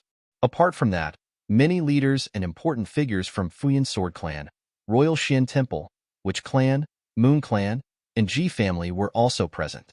Seeing these people, Many cultivators around sighed in their hearts. This was all because of the destruction of Lu Kingdom. Qin dynasty invited all the cultivators in the world, and countless people responded. Although various top forces did not declare their position, they still could not ignore the Qin dynasty. Indeed, they were all present, including many important people. Qin dynasty had, after all, easily destroyed the Lu Kingdom. Moreover, Donghua clan was also Qin dynasty's ally. 2 out of the 3 most powerful forces in Eastern Barren Territory had allied with each other. Their influence was well understood. The banquet, which was filled with people, was somewhat noisy as different people discussed various matters. Suddenly, the Crown Prince Qin Yu stood up and signaled for everyone to be quiet. The many noises immediately started to diminish. Eventually, the place was in total silence, apart from the occasional discussion among the people from top forces. The king of Qin scanned the vast crowd and said politely, "I am indeed honored to have all of you from so many distant places here." Many cultivators folded their hands and said, "Your Majesty, we're honored as well." I will not be too polite or indirect. I think that everyone can see the situation in the Eastern Barren Territory at the moment clearly. We happily sent a group of people to the Lu Kingdom so as to propose marriage, as my son Qin Yuan wanted to marry Lu Qinyu, Princess of Lu Kingdom. However, he was assaulted in the Lu Kingdom Imperial Palace and died miserably in a foreign kingdom. Every time I think about this, I feel great pain. The Lu Kingdom is cruel and inhuman and should be destroyed. Because of this, many people in the Lu Kingdom paid the price. However, the culprits Lu Qinyu, Lu Feiyong, and the murderer, Yi Wuchen, are still happy and unpunished today. The cottage is protecting these murderers. The king of Qin said angrily, "Because of this, they even killed Qin Gu who went there. My son Qin Gu was very talented, but he died in such a petty way. Even during a war between 2 nations, no one kills the messengers. The cottage is simply frenzied and does whatever they want. I think that all of you have also heard about and can remember the 7 sins they committed. Such a force should not have even existed in Eastern Barren Territory. Today, we invited all of you here to discuss this. What are your opinions?" The eyes of the people from various forces all sparkled. They each had their own plans. The cottage is indeed lawless and ignores the hidden rules in the Eastern Barren Territory. Futian Sword Clan now officially announces that we have expelled Yi Wuchen from the clan. Your Majesty, you can punish him in whatever ways you want, and you do not need to care about Futian Sword Clan's view. The leader of Futian Sword Clan suddenly declared. Everyone's eyes sparkled. This was also an outcome they had long expected. Futian Sword Clan did not agree to fight alongside Qin Dynasty because it would be extremely risky. The cottage slew Qin Gu. How could the various forces not be frightened? Arrogance and boldness were built upon immense confidence, while confidence came from power. The boldness and confidence of the cottage caused them to be very afraid. The king of Qin glanced at the leader of Futian Sword Clan. Indeed, although they managed to summon various forces here today, the different forces all had their own thoughts. They would clearly not make a decision just because of his words. Over these few years, the cottage has indeed crossed the line, especially this time when they killed Qin Gu. Qin Dynasty should go there and make sure that justice is served, a lord of Royal Xian Temple said. His reply was very ambiguous. On the other hand, the people from the Moon Clan, Ji family, and other forces all watched quietly and did not say anything. They had to observe the situation first. A major change was imminent in the Eastern Barren Territory. None of them knew what was about to happen. "Master, what do you think?" Suddenly, the king of Qin looked at the eminent monk from Qinqiu Temple. He was wearing a kasaya and had prayer beads around his neck and in his hand. At the moment, he grabbed the beads around his neck and closed his eyes. Then, he made some obscure noises and shook his head gently without replying to the king. The king of Qin looked at everyone present. It seemed that they would not make a decision until they could see a clear objective. Over these years, the cottage has become more and more uncontrolled. It now already has the potential to threaten the entire Eastern Barren Territory. If we wait for a few more years, Eastern Barren Territory will probably be ruled by the cottage. By that time, all of your lives will be in the hands of the cottage. The king of Qin said emotionlessly, "Therefore, I want to put an end to this situation. I invited all of you here to create a new era." The moment when he finished speaking, the place turned even quieter. Was the king of Qin planning to show his cards to Eastern Barren Territory? Create a new era? Whose era? Your Majesty, do you want to unify the Eastern Barren Territory? The leader of the witch clan stared at the king of Qin with a sharp look. He asked the question which everyone else wanted to. "No, I want to change Eastern Barren Territory, together with all of you, because I do not want you to disappear into the river of history just like Qin Dynasty," the king of Qin said. Disappear? Goddess Wang Yue from Moon Clan looked at the king and said, "Your Majesty, is that too exaggerated?" Although the cottage is supercilious, its members do not seem to have the intention to rule the world. "Goddess, do you know why the relationship between the cottage and the college is not good?" The king of Qin stared at Goddess Wang Yue. "Why is that so?" Goddess Wang Yue asked. "This is a top secret. Even I only know bits and pieces of it," the king said emotionlessly. "The reason is that the chief of the college and Mr. Du from the cottage have different aspirations." That time, the eldest disciple of the cottage, Sword Saint, was extremely powerful and shocked the world in just one battle. Everyone thought that they could already see the glory of the college as another super being had been born. However, when Sword Saint asked Mr. Du if he should stay on Book Mountain, Mr. Du asked him to leave and build his own clan. The college has the cottage with them. Even at this point, they can easily become the top clan in the Eastern Barren Territory. When all the cottage disciples are strong enough, what position will the college have? They can conquer the world. Everyone has ambition, including the college. The college wants to become the totem head of the Eastern Barren Territory, but Mr. Du did not follow the will of the college. Instead, he only did what he wanted to. Is it because he does not have wild ambition at all? The king looked at the crowd and said in a serious tone, "It's the opposite. Mr. Du's plans and ambition are even larger, wilder than the college chief." The eldest disciple, Sword Saint, built Sword Saint Mountain. By the time the second, third, and even fourth disciples begin to establish their own clans, the entire Eastern Barren Territory will belong to the cottage. The other forces will no longer be able to do anything about it. If there is really such a day, ask yourself this: how are your talents compared to the Sword Saint and Gu Donglu? By that time, the cottage disciples will establish their own forces, and will anyone join your forces? The cottage does not even have to fight. They just need to wait for time to pass before they can become the symbol of the Eastern Barren Territory. At that time, who will remember the Witch Clan? Or the Moon Clan? You will just vanish into the river of history. "This is Mr. Du's aspiration," the king said, staring at everyone else. They knew what the king had just said was very likely to be true. If there was really such a day, the cottage would not have to battle at all to unify the Eastern Barren Territory. By that time, the cottage would become the absolute holy land in Eastern Barren Territory. Furthermore, even if they wanted to fight back by then, they would not be strong enough to deal with the cottage disciples. Chapter 337. A foregone conclusion? Chapter 337. A foregone conclusion? The king of Qin looked at the people from various forces who were deep in thought. He knew that they were somewhat shaken. It was certainly not easy to convince these people to attack the cottage alongside Qin Dynasty. Even though Futian Sword Clan and Royal Xian Temple were close to Qin Dynasty, they would still be unwilling to face an enemy like the cottage. Every force was selfish. Only when the cottage really threatened their existence would they consider making this decision. Today, he was trying to tell everyone that the threat Qin Dynasty posed them was far less than the cottage. Otherwise, why would these people follow the Qin Dynasty and fight against the cottage? In the past, when the Qin Dynasty was the king of the Eastern Barren Territory, various forces here coexisted and different clans still developed in good order. Our dynasty ruled the world, but did not interfere with the existence of clans. In the future, it will remain the same.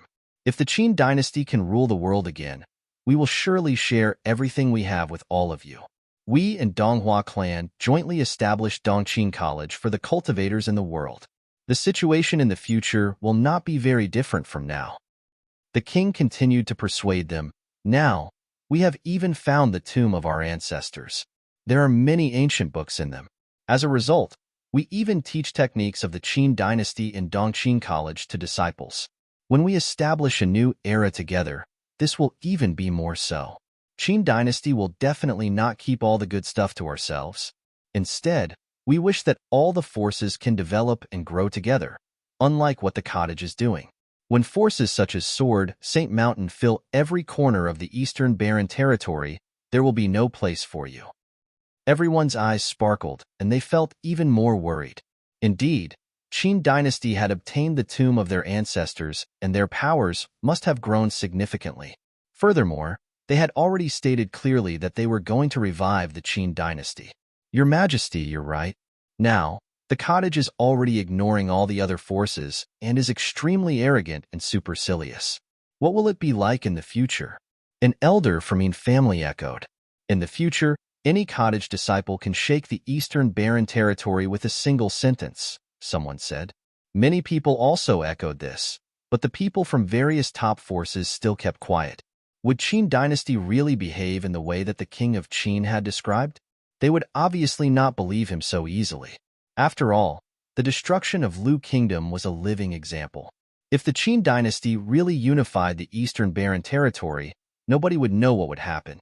Currently, both the cottage and Qin dynasty were already far stronger than any of them. If a force was to fight against them alone, its outcome would certainly be just like the Lu Kingdom. This was also the most difficult problem each force was facing at the moment. They were too weak, but Qin dynasty declared its ambition to rule Eastern Barren territory and wanted them to state their position. However, they would be in danger regardless of whether they made their position clear. If they chose not to declare their position now, Qin dynasty might win and find them afterward. They would end up just like the Lu Kingdom. If they chose to stand on Qin dynasty's side, they would face the risk of losing. Now, nobody knew clearly what the Qin dynasty and the cottage really had. Qin dynasty was confident because they were strong, had allied with Donghua clan, and found the tomb of their ancestors. On the other hand, the cottage was very mysterious. Nobody knew whether Mr. Du from the cottage really knew about cultivation or not, or how strong he was. I know that you still have concerns and are worried that I will not keep my promise. But please rest assured. As long as you are willing to attack the cottage with us, I will bring you to the tomb. There, you will be strengthened by our ancestors and obtain sage ritual implements. I am even willing to take a blood oath with you in front of the tomb. The only goal of the Qin dynasty is to restore the glory we once had and not to own everything in the world, the king of Qin announced loudly. When he finished speaking, many people could feel their hearts trembling. Their eyes brightened, and they were somewhat shaken. Only real benefits could move a person. Eastern Barren territory would be unified sooner or later. They could not resist the general trend at all. When Qin dynasty destroyed the Lu Kingdom and the cottage killed Qin Gu, the situation in the Eastern Barren territory changed from being subtle to clear. A war could erupt at any time, and the current era seemed to be approaching its end at an accelerated pace. Nobody could stop the torrents of this trend. Just now, Qin dynasty had been discussing the cottage's threat. Now, they mentioned about being strengthened by their ancestors and obtaining sage ritual implements. How could they not be moved? Suddenly, Xia Luo, a disciple of the first lord of Royal Xian Temple, said to his master secretly, "Master, if we want to get the upper hand in the future, we must get their trust now. There is no time to hesitate. The relationship between Royal Xian Temple and the cottage is already unrepairable unless we tie the fifth lord up and give him to the cottage." The first lord's eyes sparkled. He knew that his disciple was only describing the reality, but Royal Xian Temple would obviously not give the fifth lord to the cottage. Otherwise, Royal Xian Temple would no longer be able to have a firm standing in the Eastern Barren territory. Noticing that his master was still hesitating, Xia Luo added, "Master, it's time for us to make a decision. There is a difference between being the first to accept and being forced to accept. If the five lords in Royal Xian Temple can all be strengthened and get sage ritual implements, we will definitely be able to have a place in Eastern Barren territory in the future. Now, we only want to maximize our benefits." The First Lord clearly knew what his disciple was saying was all correct. He glanced at the people from other forces and discussed secretly with the other lords. The Fifth Lord, He Yulu, obviously supported this idea. Soon, The First Lord said, "The cottage is uncontrolled in their behavior and forced my royal Xian temple disciple to die. We have been unhappy about this since long ago, but we could only tolerate them because we were too weak. Now, Qin dynasty is willing to call upon the world to attack the cottage, and royal Xian temple is, of course, happy to know that. We will join you in the battle." When he finished speaking, the place fell into complete silence. There was finally a top force that made their decision. Everyone knew that from the moment he said this, royal Xian temple would really be tied to Qin dynasty's war chariot. Qin dynasty, Donghua clan, and royal Xian temple had allied. The king's eyes glittered. Finally, a force declared its position. What Qin dynasty needed the most at the moment was such a primer. The statement from the First Lord of Royal Xian Temple was sufficient to break the mental defense of the other leaders. The outcome was already a foregone conclusion. They had to join the Qin dynasty. Thinking about this, he glanced inadvertently at Xiaoluo, who was sitting behind the First Lord of Royal Xian Temple. Xiaoluo's real surname was Qin, and he had stayed in Royal Xian Temple for many years, all for this moment. In the future, he could assist his brother Qin Yu in ruling. Xiaoluo was also extremely excited at the moment, but he still controlled himself.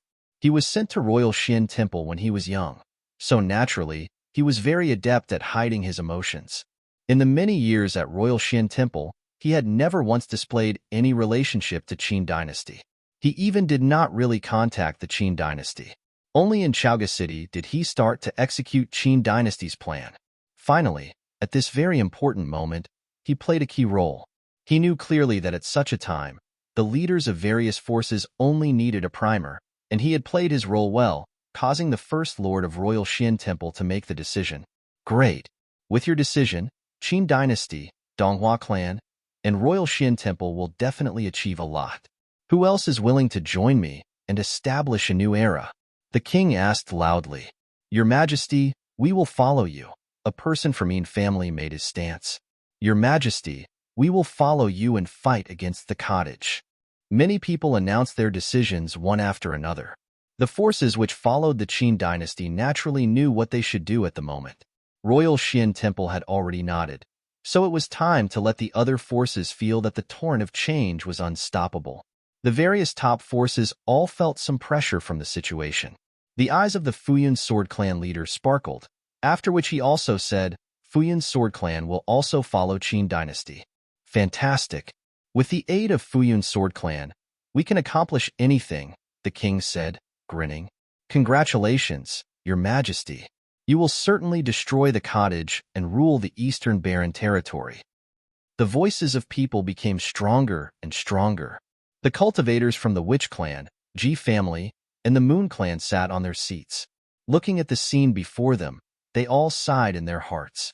Although the true strength of the cottage was unknown, they would probably not be able to fight against so many major forces.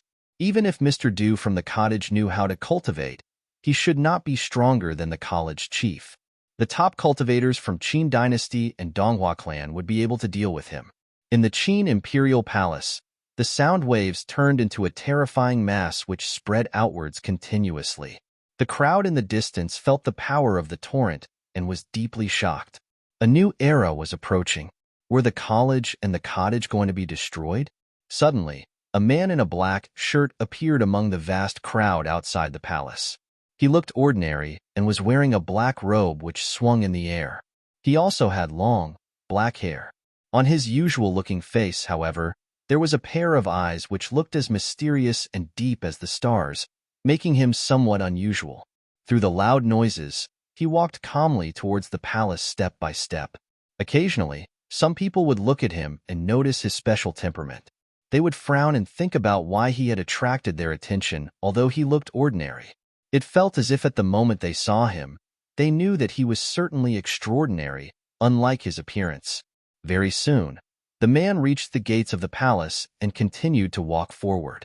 Seeing him, a guard outside the Qin imperial palace questioned, "Who are you?" The person ignored him and still walked slowly towards the palace. From his body, a faint mite was being released. Seeing the scene, a guard walked forward and shouted, "Stop!" However, the person did not seem to have heard anything and continued to advance. A murderous aura was emitted from the guards, but in the next instant, the man in black shirt took a step forward and an invisible current started to flow. Immediately, the space around him seemed to freeze. The guards stopped and stood motionlessly at their spots like statues. They just watched as the person walked past them and into the palace. Very soon, the guards could move again. They could all feel their bodies being filled with cold sweat, and only astonishment could be seen on their faces. Such a terrifying person. Just now, they felt that if they were to move even slightly, they would be crushed into a million pieces. Chapter 338. Extremely Fragile. Chapter 338. Extremely fragile amidst the crashing tides, the black-clothed man stepped forward. His aura seeped out bit by bit. Many people from the surroundings looked at him strangely. He looked average, but his eyes were very deep. His eyebrows were different too. They were like crescent moons, but also like broadswords. Some from the Qin dynasty furrowed their brows. Bodies flashing, they went to him. "Who are you?" someone asked. The man didn't reply. He continued forward, his aura shrouding over who was before him. In an instant, those hearts started trembling, their pupils contracting. That moment, they felt that they were in a terrifying space. The formless aura could rip them into pieces. The black-clothed man seemed to be alone in his world. He walked to the center of the banquet. His steps gradually moved up into the air. Each step was higher than the last. Gradually, more and more people discovered his existence. Many people looked up, eyebrows arching. Emperor Qin had gathered all strong cultivators here. Everyone present was a top figure of the Eastern Barren Territory's top forces. Who was this guy? How dare he be so impolite and crazy as to walk in the air? The guards moved to stop him, but his aura abruptly became extremely terrifying. The horrible intent radiated from him, creating a force field in the vast space. Those who wanted to stop him froze in the air, staring at him. Hiss. Piercing sounds rang out in the air. An invisible force shrouded the space, pushing down the crashing tide. The sound weakened and everyone looked up. They saw the black-clothed man walking towards the center of the stage. As the force strengthened, the tides weakened. Its strength quickly faded until it was completely gone. Soon, the space was quiet and felt eerie. As soon as the man appeared, he repressed the wild atmosphere. He stood proudly in the air. He was average-looking but was now the absolute focus. He seemed to be the only one in the Qin palace. The big figures in the banquet all looked at him, hearts trembling. The clan leader of the Futian sword clan even stood up with an extremely icy expression. His eyes were like an unsheathed sword that stabbed toward the man. It was that sharp. "Emperor Qin, you invited all the strong cultivators here. Why didn't you invite me?" The man said in the air. His voice was as cold and hard as stone. His eyes still focused on the important figures of the Qin dynasty. "I was afraid I'm not important enough for the first disciple of the cottage." Emperor Qin remained in his seat, staring at the black-clothed figure in the air. It was the Sword Saint, the first disciple of the cottage. He'd come out of the west of the Eastern Barren Territory and come to the Qin palace. The people of the top forces were terrified. No one thought that the Sword Saint would appear in front of everyone. This was crazy. Qinggo had died outside Book Mountain not long ago. Now, the Sword Saint came to the Qin dynasty alone. Was he showing absolute confidence in his abilities? The vast space was dead silent. Not many had seen the Sword Saint before, so they didn't know who he was until Emperor Qin's words. "I heard that the Qin dynasty is calling the Eastern Barren Territory to punish the cottage. How can I not come?" The Sword Saint's voice contained formless power. No matter what his cultivation was, his own aura could push down the entire Qin palace. Emperor Qin kept looking at the Sword Saint without speaking. Qinyu, though, walked forward. He was level with Gu Donglu and Lu Nantian. The Sword Saint had made a name for himself earlier and more impressively. The Sword Saint only used one battle because he'd challenged the Futian sword clan. One battle turned him into a saint. It had been many years since that one battle. What plane was the Sword Saint at now? "I've heard of you for many years, Sword Saint. I would like to learn from you today," Qinyu said. A gust of horrible battle intent radiated from him. The Sword Saint scanned Qinyu. The next moment, Horrible wind swept over the Qin palace, ravaging the world. Sharp sword intent flooded out, splitting the heavens. Endless sword intent converged into a broadsword that hung in the air.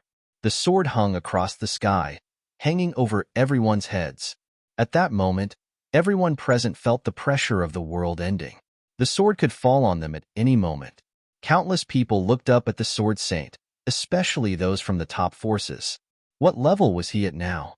Hiss. The hovering sword came down.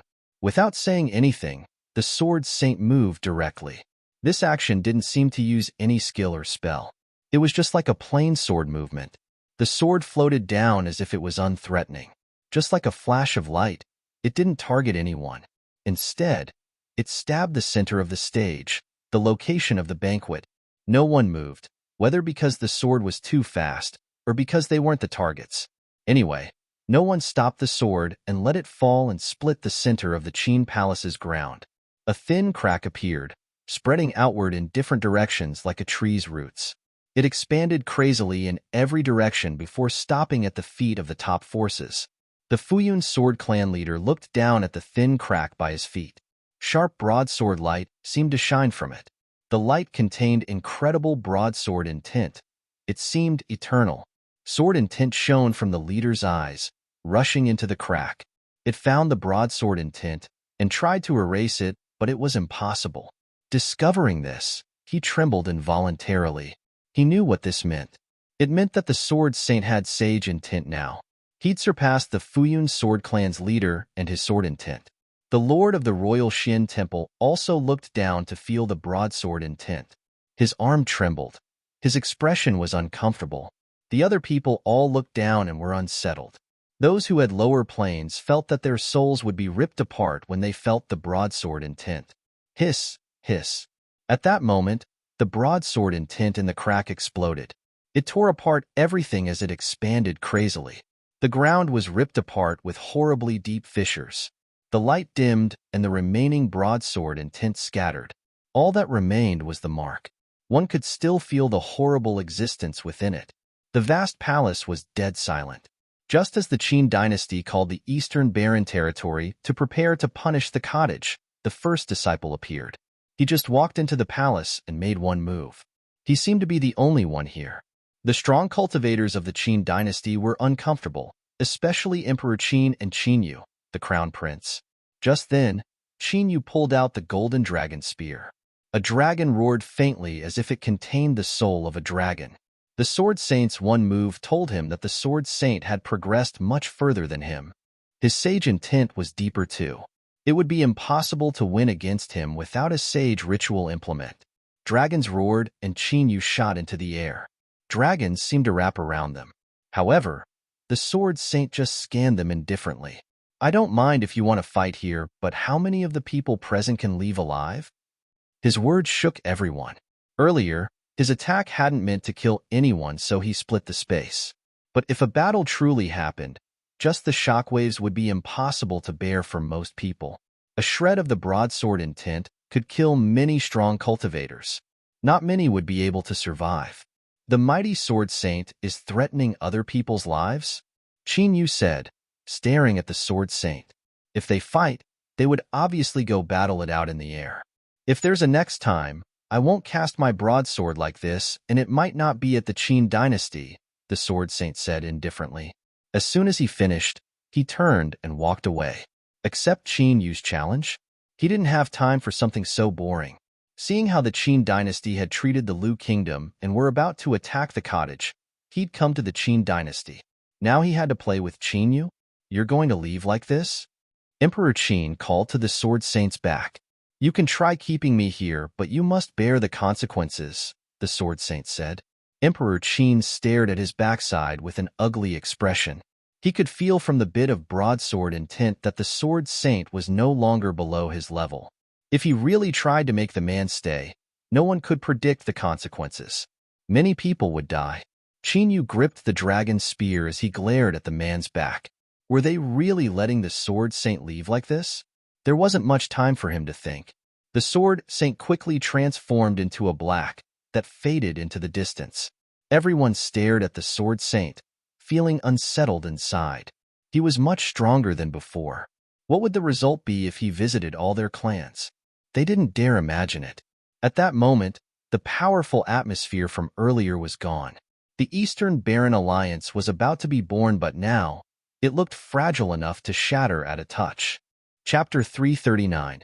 Teacher is very lazy. Chapter 339. Teacher is very lazy. After such big news erupted in the Eastern Baron territory, the disciples of the cottage were a bit unsettled. They received news that the Qin Palace was holding a banquet to call for all the strong cultivators in the territory to attack the cottage. If a battle of this level really erupted, countless people would die no matter who won. But the cottage was still as quiet as ever. It was Futian who wasn't so indifferent, though. After all, this was because of him. Second senior sister, I heard that the Qin Palace held a banquet today. Emperor Qin might call the entire territory to fight the cottage. Futian found Zhuge Hui to ask. She was so calm that she was sitting on a swing right now. She was beautiful, but Futian wasn't in the mood to appreciate it. Zhuge Hui smiled at him. Didn't Junior tell you to go cultivate? Don't worry, nothing will happen for now. Futian scratched his head in confusion. How do you know? The Qin dynasty wanted the entire territory to fight the cottage. The teacher is lazy and we can't find him, so who can take responsibility? Zhuge Hui asked. Futian scratched his head. You? I'm busy. You still have a first senior brother. Rolling her eyes, Zhuge Hui said, when the Futian sword clan insulted our teacher, first senior brother went there directly. Now, those guys want to attack the cottage. He could go to any force and the alliance would fall apart. The cottage isn't the Lu kingdom. The Qin dynasty isn't completely confident, so he got a bunch of people to support him. They aren't stupid, though. It's just that your first senior brother hasn't left his mountain for too long and they forgot. Hearing this, Futian was a bit more reassured. First senior brother must have improved over all these years. For a fight like this, they had to have complete confidence. Otherwise, who wouldn't be afraid of the first senior brother? As second senior sister said, first senior brother can probably beat the Futian sword clan's leader now, right? Futian asked curiously. They'd tied back then, but a cottage disciple's talent was usually better than most. Your third senior brother should be clearest about his abilities.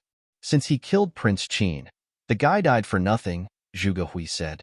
Your third senior brother probably just wanted to help the Lu kingdom. Oh. Futian nodded while sighing inwardly. It was too bad for the Lu kingdom. They couldn't take revenge yet. What is first senior brother like? Futian mumbled. Of all the disciples, first senior brother was the only one he hadn't met yet. Zhuge Hui's lashes fluttered. She smiled and said, like a rock. A rock? Futian didn't understand. Yes. Zhuge Hui nodded. He has a bad and stubborn temper.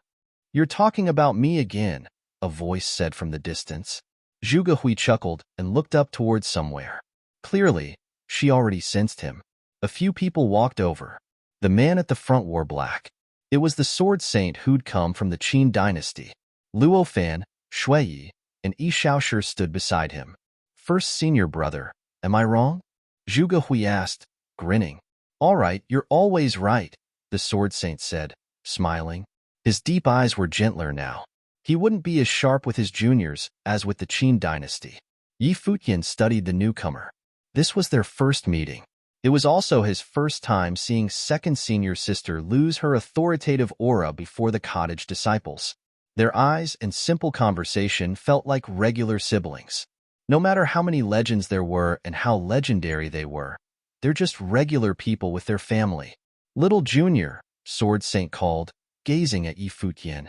First senior brother, Futian greeted with a bright smile. I was wondering what you would be like while talking to second senior sister. Now I see that you are truly handsome, amazing, charismatic, powerful. Sword Saint blinked at Futian before bursting into laughter. No wonder I heard that your senior sister spoils you, he stated. Good job. Besides Sword Saint, Yi Shaoshi was annoyed. It was also their first meeting, but the difference was too much. He was impressed by this guy's shamelessness. First senior brother. A small figure ran over. Beitang Xinger gazed at this legendary figure, feeling a bit nervous since it was also their first meeting. I heard long ago that the teacher took in a beautiful junior sister. These guys are lucky. Sword Saint chuckled. Hearing the compliment, Beitang Xinger blushed. I'll go get third senior brother. With that, she turned and jogged away. Fifth brother, go cook. Fourth brother, help him. Seventh brother, get some good wine, Zhuge Hui ordered. Everyone nodded and went to work while glaring at Futian in jealousy. This guy had nothing to do. Senior brother, you came back from the Qin dynasty? Zhuge Hui asked. You're smart. Sword Saint smiled at her. I went to visit the Qin dynasty and decided to drop by. I haven't met the juniors yet. Beside them, Futian was stunned. First senior brother had talked about visiting the Qin dynasty so casually. He wondered how amazing it must have been. Prince Qin Gu of the Qin dynasty had died under Gu Donglio's hands. The Qin dynasty wanted to attack the cottage, so the first senior brother went to visit them when the entire eastern barren territory was guarded. It must have been extremely imposing and daring. It seemed that second senior sister had been right, but instead of going to the other forces, first senior brother had gone to the Qin dynasty. Our junior had been worried that the eastern barren territory would ally against us, Zhuge Hui said. Now he can rest assured. Futian smiled, lips quivering. Since first senior brother went to the Qin dynasty and came to the cottage in one piece, he must have solved the problem. They don't have the courage to forge an alliance and fight the cottage, the Sword Saint said. But since the Qin dynasty has already declared war, the eastern barren territory won't be at peace. You still have to be careful. Zhuge Hui nodded lightly. The rivalry had been sowed. Even if the Qin dynasty didn't dare to fight directly, war was inevitable since their declaration. They just didn't dare show their hidden cards now and start an extreme war. Is there still no news of the teacher? The Sword Saint asked. First senior brother, it's not like you don't know him. Maybe he's finding pretty disciples somewhere again, Zhuge Hui muttered. It's all his fault for not keeping his eyes on the teacher. You think third junior can keep the teacher if he wants to leave? Sword Saint said. You know how lazy he is. Futian listened to the conversation, feeling awkward. What kind of legend was the teacher? First senior brother, you really spoke up for me. Handsome Gu Donglu walked over.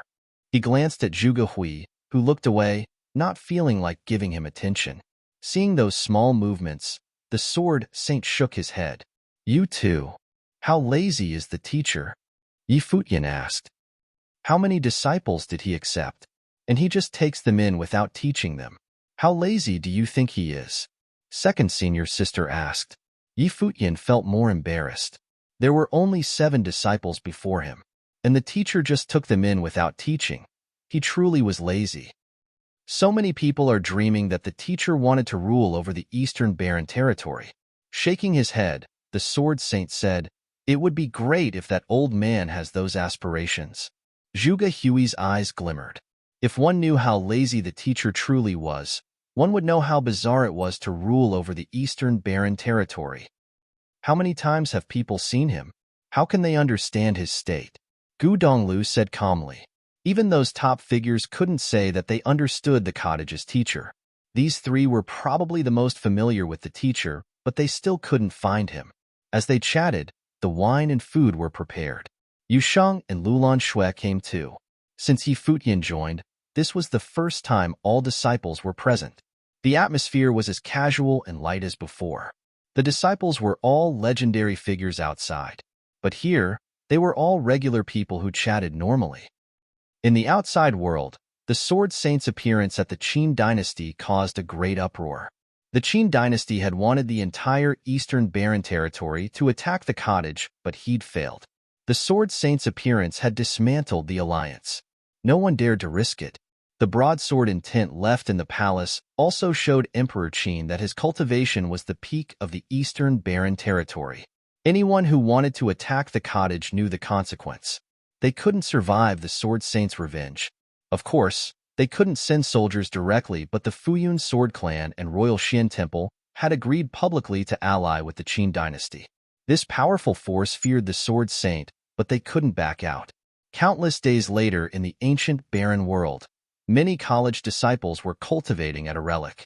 Just then, a group of strong cultivators descended. They were from the Qin dynasty, the leader was Qinli. He waved his hand and surrounded the people of the college. "Disable them and leave," Qinli ordered coldly. His men attacked instantly. The bystanders were all terrified and moved to the side. The college disciples fought back violently but were soon all disabled and taken away. Many hearts were trembling. As expected, the Qin dynasty didn't send soldiers directly to Book Mountain, but they wanted to become the overbearing lord of the Eastern Barren Territory. They couldn't let Qin die for nothing. The war had descended without realizing. After that, the Qin dynasty sent word that the college could hand over Lu Feiyong and Lu Chunyu as an exchange. The college was furious. They knew that Lu Feiyong and Lu Chunyu were just an excuse to start a war. Chapter 340. Battlefield in the Ancient Barren World. Chapter 340. Battlefield in the Ancient Barren World. Obviously, the college couldn't agree to the Qin dynasty's request, not because Lu Feiyong or Lu Chunyu were of any particular importance to them, but because this was simply an excuse for the Qin to start a war. What kind of people would they be to send these youngsters to their deaths? Since a war had already been declared, then following this, they were going to have to get into battle mode. The college recalled all disciples cultivating in the ancient barren world. Then, they were paired with more powerful cultivators before heading back, ready to retaliate. And so, the war between the Qin dynasty and the college erupted in the ancient barren world. The Eastern Barren Territory was not surprised by the start of the war. The Sword Saint took a trip to the Qin dynasty and scared powers away from creating an alliance with the Qin. And although they didn't dare to directly send troops to exterminate the cottage, the Qin weren't just going to give up. The ancient barren world was meant to be a place for disciples of all powers to train and cultivate, so it was, without question, the most fitting setting for this war to erupt. On this day, two figures descended from a mountaintop in the lower ancient barren world, traveling in the air. They were particularly fast. One of them had large, golden rock wings on his back. Majestic, he was. The other had dim golden wings of a devil which brought the winds. These two were Futian and Yusheng. They had yet to enter the Arcana plane and could only enter the lower ancient barren world. However, it was because of this very reason that the people who could pose a threat to them in the lower world were little to none.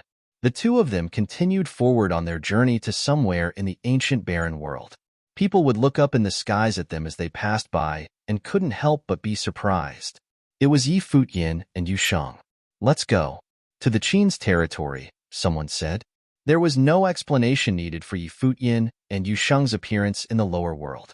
Everyone knew what they were here for. The Qin dynasty had declared war on the college's cottage.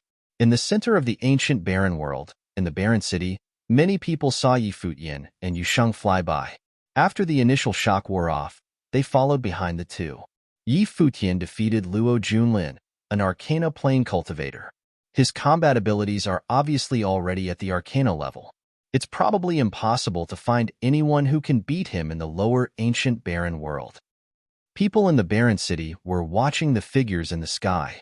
That's right, but the Qin dynasty wouldn't have declared war if they weren't fully prepared, and they definitely wouldn't fight Futian one-on-one. That's true too. The Qin dynasty has a strong foundation, even in the ancient barren world. Even if Futian and Yusheng were to make their way over, they wouldn't necessarily have the upper hand. The people discussed as their figures flashed by to follow Futian and Yusheng on their journey. The crowd grew and grew. All of them headed for the center of the barren city. There sat a small palace, the sub-palace where the Qin was stationed in the lower world. Futian and Yusheng arrived in the skies near the sub-palace. Inside the palace, powerful cultivators lifted their heads to see the two figures in the sky. There wasn't much surprise in their eyes. The war had already begun, so they were obviously prepared. The people outside the palace did not fly up to fight Futian. Instead, they turned and headed into the palace to gather with the other cultivators. In the battle at Chaoga City, Futian had already demonstrated his intense Dharma-leveled combat abilities. They would have had to have a death wish to try and take on Futian alone. As expected, the Qin dynasty is fully prepared. Many people thought as they looked quietly down at the sub-palace from afar. Looking down from the skies, the people could see that more and more cultivators of the Qin dynasty were gathering in the palace. Futian and Yusheng advanced until they were directly above the palace grounds. Their cold eyes swept past the faces of the Qin below. The sun and the moon hung high in the sky while water and fire complemented each other. Yi Futian released his dharma. His whole body seemed to be burning like the sun, encased in flames, destructive yet eye-catchingly bright. Beside Yi Futian, the shadow of a devil appeared behind Yusheng. The armor he wore was sharp like a blade, just like those devilish wings of his. In this instant, it was almost as if Yusheng was possessed by the devil. A dim golden light illuminated the area around him. Without saying anything, the large golden rock wings behind Yi Futian spread brought him charging into the sub-palace, not waiting for his opponents to finish gathering there. The two of them flew side by side, wings shining brightly. They made their way downward with great speed. A divine tree of flame appeared behind Yi Futian. Whoosh! Vines shot down at the crowd below. This spell, Lock of 1,000 Vines, was a spell that Yi Futian cultivated very early on, but it was also a spell with growth potential. The higher your level of cultivation, the more powerful the spell. And of course, the spell had already been altered by Yi Futian. The thick vines were actually engulfed with water and fire, making it shine brightly. The people of the Qin dynasty saw the vines unfurl toward them, and a couple of them grouped together to unleash the imperial dragon spell. The shadow of dragons soared through the skies. As the long spears in their hands pointed up at the sky, images of dragons seemed to rush from the weapons with loud roars. However, there seemed to be no end to the vines. They wrapped around the illusory dragons, and they were immediately frosted over by the coldness radiating from the vines. Then, a golden burst of flames flickered by, and extremely bright characters and inscriptions appeared. The illusory dragons wrapped in vines turned into dust after that. Yusheng was even more domineering. He held the dark demon's heavenly halberd and turned into a forceful devil. He walked through the images of the dragons, ripping them apart. The devilish flame in his shining, golden pupils was a flame of fury.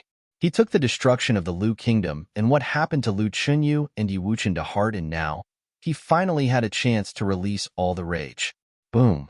Yusheng descended for the skies, stepping on a dragon. The small group formation was broken up when everyone was sent flying in a different direction. When they got back up, they surrounded Yusheng, all their eyes glued on the large, built figure at the center of their circle. The devil wings behind Yusheng spread, and he charged ahead with the heavenly halberd in his hands. The cultivator in front of him yelled out in rage before the long spear in his hand spiraled forward like a dragon. When the halberd and the spear collided, the image of the dragon disappeared and the spear was destroyed. The heavenly halberd had pierced into Yusheng's opponent. Yusheng then lifted his weapon, with the body still on it, and threw the wounded cultivator at the incoming attackers behind him. Get in formation. Don't fight him alone. More and more people rushed out from the sub-palace. However, all it took was a loud, wild roar from Yusheng to scare everyone around him into backing up. They all knew by now that if they made a rash decision to fight this wild beast of a man head-on, it would only be asking for death. On the other side, those fighting Yi Futian had been trapped in a cage of vines. With the sun and the moon high in the sky, and the will of water and fire rushing through the battle formation, the people tried so hard to withstand the power. A large illusory dragon appeared around them and blocked off Yi Futian's attack. In the sky around Yi Futian, the flashes of lightning were bright and the sounds of thunder rumbled loudly. It was obvious that immensely powerful sorcery was being conjured around him. A terrifying thunder dragon took shape with the power of sorcery and traveled downward, growling loudly and ready for destruction. Thunder cracked loudly in the sky. The powerful cultivators on the ground below felt numb and their focus broke, as did the battle formation. The water and fire vines curled toward them, and their screams rang out continuously. Their bodies were encapsulated by the bright light of water and fire. Quickly after, they perished. The people of the Qin dynasty rushed over from inside the sub-palace. None of their expressions looked too good. They did not make a move right away. Instead, they got into formation, barricading Yi Futian and Yusheng in the middle of a circle. The Imperial Dragon spell went into motion across all the formations, and all of the cultivators' powers seemed to harmonize, creating something overwhelmingly powerful. The cries of dragons were heard, shocking many. "Activate the 5-soul guard," screamed a cultivator. Immediately, a bright light spread over the grounds inside the sub-palace. In this vast space, the spiritual chi had gone out of control, gathering crazily. A great pressure was felt over the area.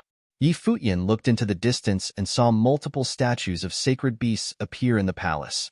A large, ferocious dragon, an enormous xuanwu, the black turtle, a bright divine bird, the phoenix, a gargantuan stone elephant, and a bright golden rock. The crushing power of these statues fell on Futian and Yusheng. At this moment, it seemed like they were looking at 5 horrific demon beasts. The wills of these beasts went straight to their heads. "Don't look," Futian said to Yusheng. They were going to cut off their senses to the beasts, but even without sensing them, the pressure was still crushing down on them. It made the entire area feel extremely heavy. "Just treat this like you're cultivating at the college's training field," said Futian. However, this power was even scarier than what he had felt in the training field. The statues there weren't as powerful. Plus, when fighting at the training field, everyone felt the same thing. But now, this crushing pressure was manipulated to only affect Futian and Yusheng. The cultivators of the Qin dynasty did not feel a thing. Outside the palace, countless people were watching this scene. They felt shivers down their spine. It was no question that Futian and Yusheng were strong, but it was still too reckless of them to try and kill their way into the Qin's territory in the ancient barren world. They had to know. The Qin dynasty chose this location because they could use the 5 soul guards' power to help them cultivate and also use them in battle. This area used to be a relic site, but was claimed by the Qin and made into this sub-palace. They had kept this place running for years. For these two to charge in so recklessly was simply putting themselves in danger. Although the Sword Saint's arrival in the Qin palace made all the other powers wary of sending troops to exterminate the cottage, Futian made his way to the sub-palace on his own. The Qin couldn't let him get away now. The Qin dynasty had their doubts, but so did the people of Sword Saint Mountain and the cottage. The two parties were keeping each other in check, but the war had already erupted in the ancient barren world. It had become the tacitly agreed upon battlefield. "Since you willing delivered yourself to the doors of hell, then we are happy to oblige," a Qin cultivator said coldly with his spear pointed at Futian and Yusheng. It was an exciting thought, to be able to kill a disciple of the cottage. Everyone in the ruling class of the Qin dynasty wanted Futian dead. Now, the chance was finally here. "This place is quite suitable for cultivation.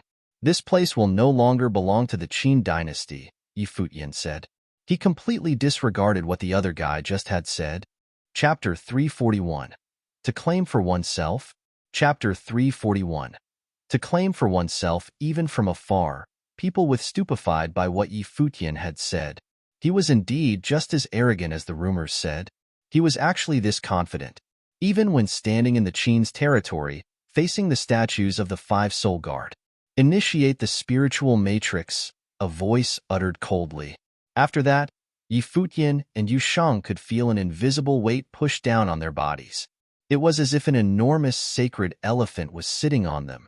Not only was it difficult for them to move, but there was also a sharp and piercing intent, a burning intent. Along with this feeling, 5 spiritual beasts appeared in their minds. "Yusheng!" shouted Futian. Stepping forward, the image of the divine ape appeared, adding to his already wild aura. Yusheng responded by following beside him with the halberd still clutched in his hand. The two of them moved forward, every step felt heavy than the last. Boom! They stomped down hard suddenly and their bodies were propelled forward. In front of them, a group of cultivators had gotten in formation and were staring at them with cold eyes.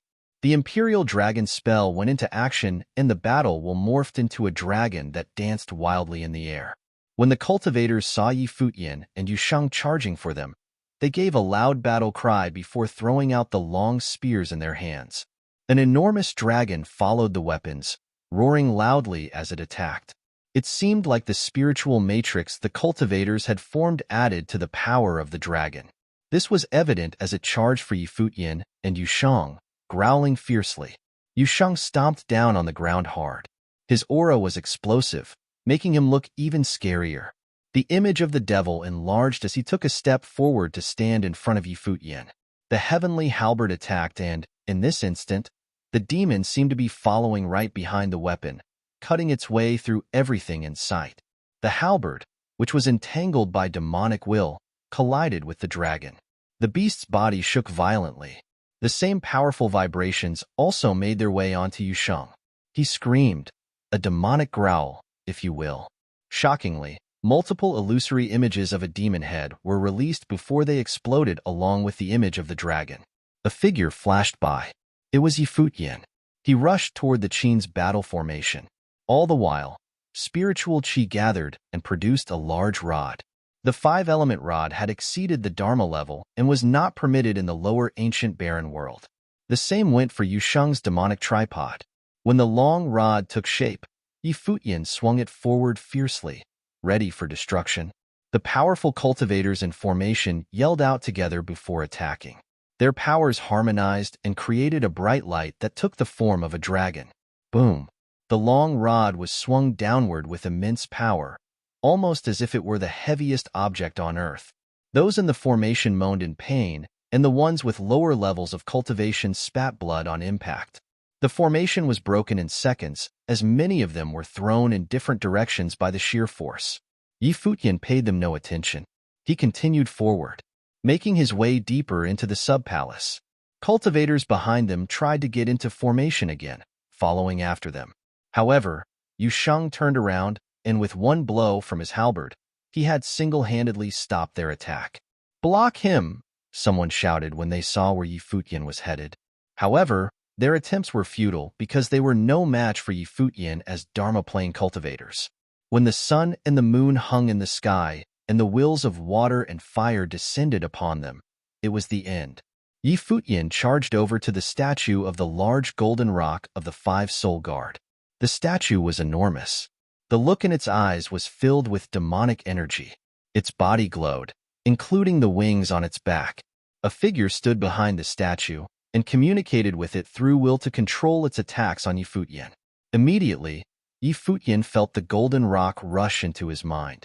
The look in his eyes became eerie as he allowed the rock's will to enter. He was shocked to find there really was the will of a golden rock inside the statue. The strong, sharp will could destroy most anything. What it wanted to do now was destroy Futian's will. A scary force of emperor's will rushed into the statue and took control of its will. If it had been the golden rock's will that had attacked Futian, he wouldn't have been able to do anything, but it was a Dharma plane cultivator that was controlling the will. There was no way he could destroy Futian's will. Futian had no doubts about how this battle would end when he saw these statues. What relics in the ancient barren world could stump him at this point? Behind the golden rock, the Qin cultivator screamed in horror. Backing up, he looked at Futian with shock written on his face. What level of will was that? How can it be so powerful? The vines of the sun tree unraveled toward the cultivator noisily, killing him. Futian shot over to stand atop the statue of the golden rock. He closed his eyes and allowed his will to enter the stone. Yusheng fought his way through until he was stood in front of the statue. He was able to slow down the formation formed by the Qin dynasty's people all by himself. And although it didn't last very long, it was still an impressive feat. What is he doing? Many people questioned as they observed from the skies above the sub-palace. Presently, Futian was standing on the back of the golden rock statue. His white clothes fluttered and his hair blew in the wind. It was truly an extraordinary sight. Futian was able to control a statue at top of Mirror Mountain, someone said. Futian been famous in the ancient barren world and was later accepted by Gu Donglu as a disciple of the cottage. Could it be? Just as the people had this thought, they saw the statue light up as if it was coming to life. It glowed with a bright, golden light. Its wings looked ready to spread and take off. The people of the Qin dynasty were frozen in shock witnessing the scene in front of them. The 5-soul guard was a relic of the ancient barren world and were eventually repossessed by the Qin dynasty. Throughout the years, many Qin cultivators have trained for combat using the 5-soul guard, but never had they seen the statue shine so brightly. This is bad. They all shared the same thought, not having a feeling about what was about to happen. In the next moment, they felt the painfully strong golden rock will break into their minds. It forewent any physical harm and went straight for their spiritual energy. It was an attack on the spiritual will. In their minds, a sharp, cutting image of a golden rock appeared. Some people screamed in pain as they felt their spiritual will being destroyed. They were on the verge of collapsing, no longer able to take the pain. Very quickly, every Qin cultivator experienced the same sensation. In their spiritual world, the true king of the skies, the golden rock, appeared and destroyed their willpower. Yushang stepped forward, charging over to the battle formations with his halberd. Sounds of the weapon piercing into flesh and screams of agony came endlessly. "Go! Hurry, run!" When the screams were heard, many people ran for their lives, but the cultivators controlling the other statues of the 5 Soul Guard didn't give up. They activated the will of their own statues to attack Futian.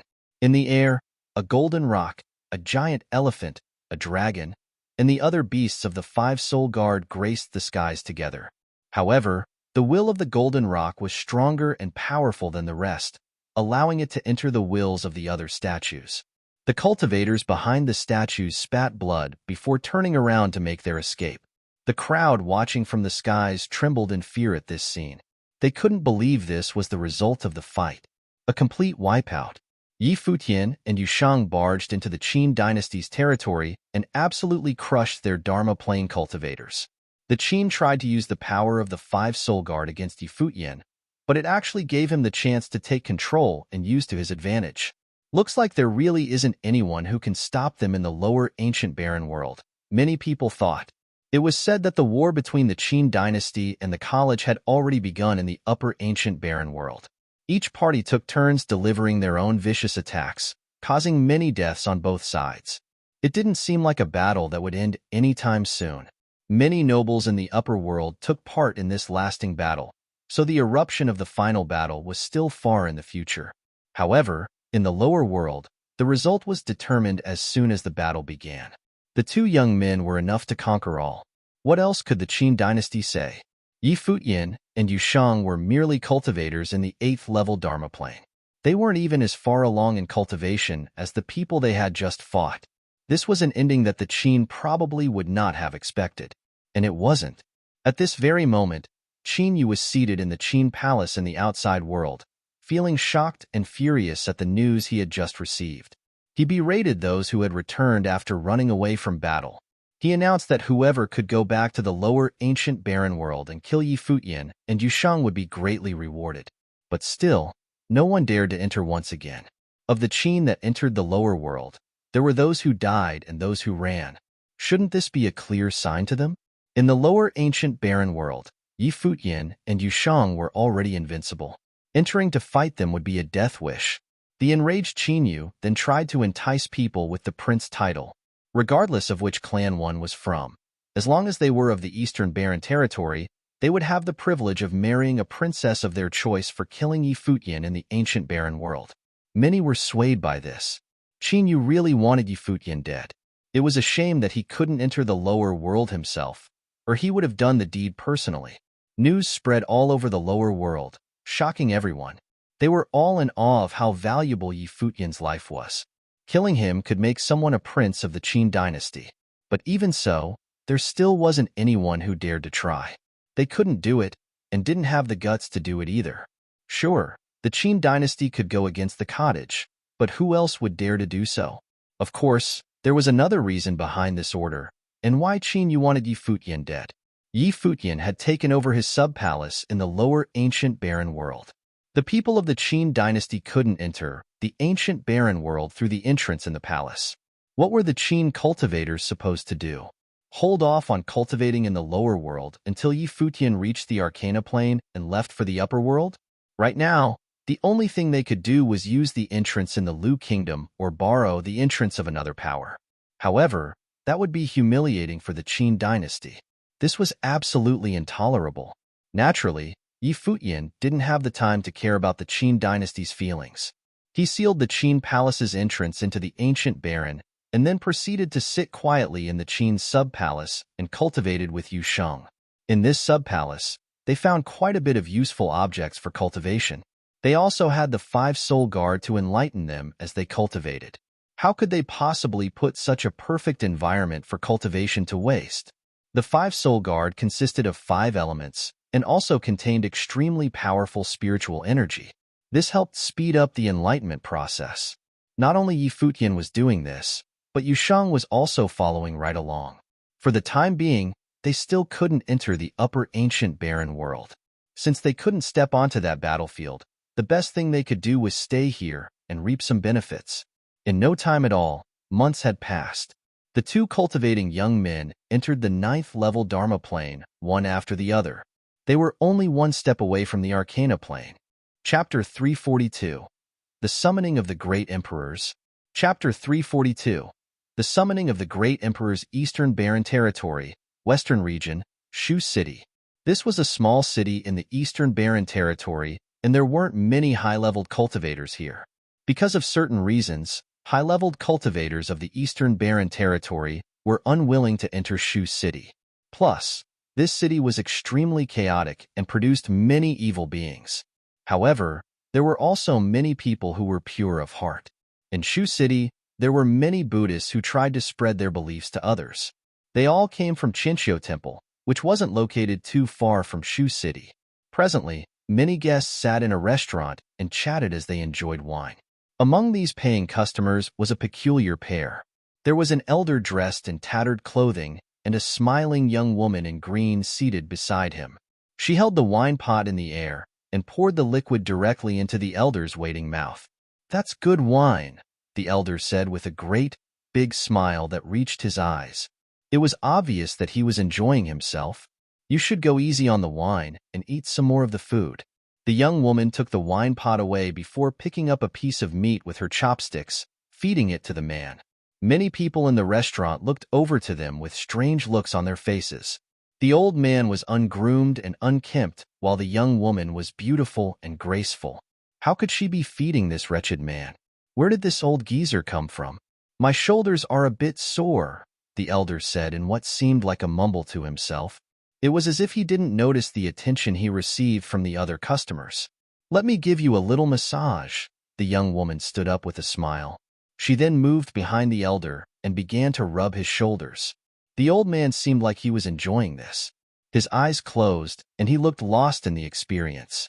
Oh, these blissful days. He felt free as a bird. What a difference this was from that disobedient child back at home. Some guests couldn't take it anymore. This old man was enjoying himself a little too much. "That's right, senior. I still haven't really comprehended those moves you taught me with a sword from last time. When are you going to teach me some more?" The girl asked with a sweet smile. "I don't know what you're talking about, child. I've never even touched a sword in my life. How would I know anything about sword tactics?" The elder drawled with his eyes closed. The young woman didn't take it to heart and kept the smile on her face. "Then, when are you going to show me again with a tree branch?" "Oh, you're talking about that time. I was just messing around with a branch. If you want to watch again, then I'll show you a couple more moves next time," said the elder. "You, child, have really let it go to your head. You actually think they're sword tactics? This old man knows nothing about cultivation." The young woman's smile grew as she listened to the elder's response. Her small hands continued to massage, allowing the old man to continue in his bliss. "Miss, I am from the Shuzhong Sword Clan. If you want to learn how to use a sword, maybe I can teach you." A middle-aged man in the restaurant spoke up, eyeing the young lady in green. "Thanks, mister, but that won't be necessary." The girl turned to smile at him before turning back to focus on the elder. "Miss, there are a lot of swindlers in the world of cultivation. You should be careful," warned the middle-aged man. "Thanks for the heads-up, mister," nodded the young woman. Others shook their heads when they realized she was disregarding the warning. One look at that old man and it was obvious. He was no good. He didn't even act his age. "This is so nice." Just as the people cursed him in their minds, the elder expressed his satisfaction. Immediately, rage-filled eyes glared at him. This old geezer had to be doing this on purpose. The elder's eyes were still closed in enjoyment. He didn't give a damn about what anyone else though. He was being wined and dined, with this young girl waiting on him. This was the life. Dong. Just then, a bell rang. In an instant, it seemed like an invisible force had invaded the restaurant. The elder's body shook violently. He sat up straight abruptly, his body still shaking slightly, uncontrolled. What's that sound? Everyone else's reaction was nowhere as strong as the elder's. However, the same look of confusion reached their eyes. It sounded like a bell, and it seemed to be traveling from somewhere far away. The immense willpower could be felt faintly as the people allowed the will to enter their minds, affecting that as well. "What's going on?" the young woman asked the elder. This was her first time seeing the elder so serious. In the months she had known him, the elder was always indolent and never took anything seriously. The elder was still slightly shaky. In a flash, he disappeared from inside the restaurant and was now standing outside. The young woman was dumbfounded. She hadn't even been able to see his movements clearly. Taking a deep breath, she followed after him. The elder looked behind him. A formless sound wave swept over the area, covering the entire Shu city. One after the other, people exited buildings all over the city. They lifted their heads, looking into the distance. The entire city listened as the bell sounds continued. They felt the willpower once again. The elder stared in one direction. The citizens of the city seemed like they finally realized what was going on and stared at the will. There seemed to be a holy light in some people's eyes. Where everyone was staring, there was a mountain, a blurred vision. The mountain was incredibly tall, almost as if it reached into the heavens. The body of the mountain seemed to glow in a holy light, making it visible from even the farthest places. It was the Eastern Barren Territory's #1 mountain, Sky Mountain, the place closest to the sky. Boom! A loud noise erupted and the ground shook. The people of Shu City all looked down at the surface they stood on as their bodies shook. These were vibrations brought on by an earthquake. The elder never lowered his gaze from the skies. His drowsy gaze was now sharper than ever. His seemingly tattered clothing was actually clean, blowing in the wind. His long, messy hair and beard also blew in the wind. Beside him, the young woman in green watched him with undivided attention. At this moment, the elder seemed almost divine. All over Shu City, cultivators from Chinchou Temple put their hands together and prayed. A light reached their vigor-filled eyes as they stared at Sky Mountain. A bell sounded from Sky Mountain. Was this some sort of sign? A couple 100 kilometers away from Shu City stood an ancient temple. The sounds of the bell entered the temple and a bell within the temple rang as well. The two bells rang in harmony. Standing somewhere high in the temple was a figure staring out in the distance at Sky Mountain. His hands were clasped together, and he was being shaken up on this inside. An old monk approached and other monks bowed at the sight of him. It was obvious that the old monk was of high status. He looked over at Sky Mountain and began to recite complicated scriptures with a strand of Buddhist beads behind his fingers. Bells have sounded from Sky Mountain. It is the sound of the great emperor. The old monk spoke, stirring up waves in the hearts of the monks in the Chinchou Temple. The news of Sky Mountain's bells spread like rapid fire. Very quickly, the western region was buzzing with commotion. Sky Mountain was special in the western region. With all the commotion in the western region, there was no way for the news to be contained. It started to spread to other regions of the Eastern Barren Territory, and eventually, every top power received the news. The bells have sounded from Sky Mountain, ringing out over the western region.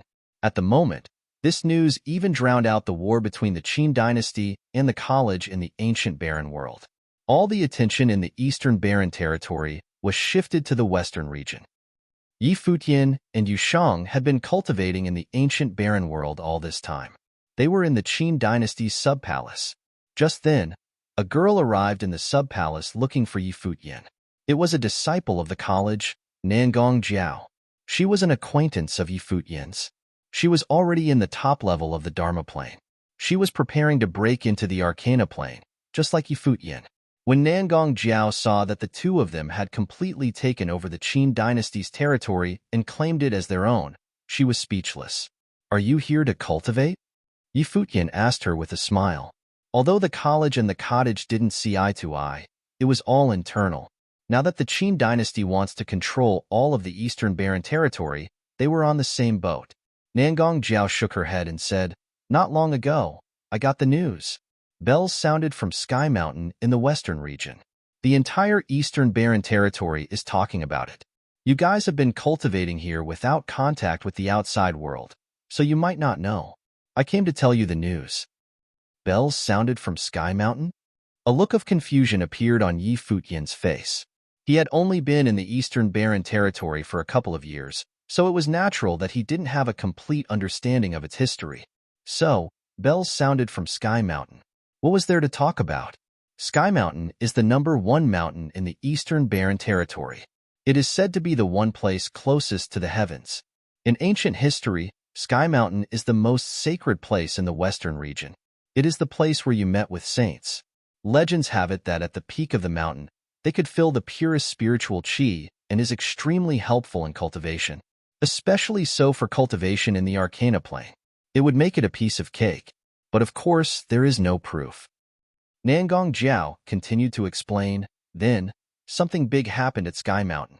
According to history books, the Eastern Barren Territory was in the Dark Ages a couple hundred years ago. A terrifying demon beast appeared and ate people. The western region was compared to hell. That beast was extremely powerful and took over the western region's sacred grounds, Sky Mountain. That was until the appearance of two people. Nangong Jiao paused for a moment. There was a mysterious glow in her eyes. A yearning. Who? Yi Futian became curious after seeing the look in her eyes. I don't know their real names, but I'm sure you know of them as well. The two people from the legends are the two great emperors who unified the world, Donghuang the Great and Emperor Yi Qing. Nangong Jiao continued solemnly. They once stepped into the Eastern Barren Territory, and at that time, they weren't yet great emperors. Yi Futian shivered lightly. He was no stranger to these two names. Furthermore, he had yet to be revealed relations to them. Naturally, he also knew that they were once in the Eastern Barren Territory. They even made it to Qingzhou City, which was actually quite far from the Eastern Barren Territory. What he didn't know, though, was that they had left behind a piece of history there. There are many legends regarding the two great emperors and Sky Mountain. People claim that they were still teenagers in those days, traveling the world as a pair while ridding the world of evil. When they came across the demon beast in the Eastern Barren Territory, they locked it up in Sky Mountain for life. This also changed the mountain. Nobody steps foot on the mountain, and today, bells rang from the mountain. Some people say that it's the summoning of the great emperors. Chapter 343. Uproar. Chapter 343. Uproar. Yi Futian and Yusheng left the ancient barren world. Before leaving, they moved the 5-soul guard to the entrance of Book Mountain. Many people in the barren city were speechless at this. It was practically robbery. They wouldn't even let it go when they left. Second senior sister. Yi Futian found Zhuge Hui in the cottage. You're back? Zhuge Hui smiled at Yi Futian and Yusheng. Yes. Yi Futian nodded and asked, Senior sister, Nangong Jiao of the college said that Sky Mountain has a legend about Donghua the Great and Emperor Yi Qing. Are the legends in the ancient records true? They should be. Zhuge Hui nodded. Why has no one from afar come to investigate? Yi Futian asked in confusion. Donghuang the Great ruled the world. Since there may be legends about him on the Sky Mountain of the Eastern Barren Territory, people should be looking for him. Maybe this has something to do with his decree about the Eastern Barren Territory, second senior sister replied with a smile. Yi Futian's eyes flashed as he looked to her. Then he smiled. You know so much. I'm your senior sister, after all. Zhuge Hui grinned. Yi Futian scratched his head. She made sense. Senior sister, I want to go to Sky Mountain, he said. He didn't act polite this time. The cottage was like his family now, and he didn't need pretense with family. Even if the bell didn't ring from Sky Mountain, he would still go if he discovered that there were traces of Emperor Yi Qing there. His birth was possibly related to Emperor Yi Qing. Ministers of Nandu Nation had predicted that he had an emperor's fate. He also had the emperor's fate inside him. All this required him to look. He couldn't miss this chance. Of course, he also knew that understanding all this might not be a good thing. He had to be careful. He knew about the snow apes ending, after all. Okay. Zhuge Hui smiled. I'll go with you. Thank you, senior sister, Yi Futian said. Since Sky Mountain has legends of the two emperors, Will you and third senior brother go and try? Your third senior brother and I probably won't have the chance to climb to the peak. Zhuge Hui smiled and shook her head. Sky Mountain neighbors Shu City. Donghuang the Great and Emperor Yi Qing had repressed the demon bird, but rumor says that its intent is still alive. It is imprisoned in Sky Mountain. Thus, Sky Mountain contains the intents of both emperors and the demon bird. The higher someone's cultivation, the more easily they can be affected. Strong cultivators rarely go to Shu City, thousands of miles away. This is why only Qianxiu Temple can be so close to the mountain. They use the intent to exercise their own intent. So it's easier for non-cultivators to climb the mountain? Yi Futian found it strange. Technically, yes. Zhuge Hui nodded and smiled. But those who don't cultivate can't climb onto Sky Mountain. However, the bell has rung, so some opportunities will appear. We can go for the fun. Senior sister, can I go too? Shui came over and asked timidly. Has a year passed? Zhuge Hui asked. I can take care of our junior, right? And if you need help, you can just tell me, Shui said charmingly. Zhuge Hui smiled at him. Fine, go call all your brothers. Great. Shui instantly cheered up and turned. Yi Futian understood that Zhuge Hui wanted all the disciples to go to Sky Mountain. After all, there was the legend of the two emperors. The bell ringing might be a sign of something. The cottage never cared about the Eastern Barren Territory, but decided to go out their mountain this time. It was evident how important the Sky Mountain's bell was. The other forces naturally went to Shu City too. Especially in the west, all forces, no matter size, went to Sky Mountain like pilgrims. The Eastern Barren Territory was shaken instantly. Even the Qin dynasty inviting all top forces to Qin Mengruo and Qian Shanmu's marriage, the opening of the Dongqing College, or Gu Donglu and Lu Nanxin's battle wasn't as big as this. Last time mostly involved the top forces or powerful groups of the Eastern Barren Territory. This time, many strong cultivators from the west went as well.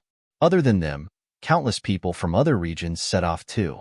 No matter how talented Gu Donglu or Lu Nantian were, they couldn't be compared to Donghuang the Great. The relic of the two emperors that ruled over the east had rung its bell. One could imagine the effect it created. Shu City, closest to Sky Mountain, was in an uproar. This small city that was rarely visited instantly became the center of the Eastern Barren Territory. People were everywhere. Strong cultivators in the Arcana Plain could be seen easily. Any random person on the streets may be in the Noble Plain. Strong cultivators from the Qin dynasty had arrived too. There were many of them, and all were powerful. Because of their battle with the college in the ancient barren world, they attracted much attention no matter where they went. At this time, Qin Yu and Qin Li were both in the Qin dynasty group. They looked to the Sky Mountain that was almost connected to the sky. Was the strange bell a chance for them? Was it a good sign for their ruling of the Eastern Barren Territory for a bell to ring from the relic of Donghuang the Great and Emperor Yi Qing? At this time, another group came with flashes of light and descended beside the Qin dynasty. They were from the Donghua clan. The leader was Lady Yu Xiao. The talented Lu Nantian and Hua Qingqing were on either side of her. Lady and brother Lu are here. Qin Yu nodded at Lady Yu Xiao. The wife of the Donghua clan's leader was his senior. How do you feel? Lady Yu Xiao asked. It's thousands of miles away, but I can still feel the slight pressure from the Sky Mountain. No wonder there are rarely any strong cultivators in Shu City. The monks of the Qianxiu Temple are so strong. Qin Yu chuckled. Can you feel it? Lady Yu Xiao asked Hua Qingqing. It's very weak, Hua Qingqing murmured. Lady Yu Xiao nodded slightly. It was the same as before. At this time, someone walked to Qin Yu and said something. His eyes flashed. The college and cottage had arrived together. Lady, an old friend has arrived. I'll pay them a visit, Qin Yu said. With that, he turned and left. Many people looked at him. Old friend? Was it the cottage? The college and cottage had indeed arrived together. The Qin dynasty had officially declared war on the college. They'd fought in the ancient barren world earlier. If they met in the outside world, the Qin dynasty might act without warning. They had to be careful. The first meeting after war broke out between them would take place in Shu City. This attracted many people. Qin Yu gazed at the college.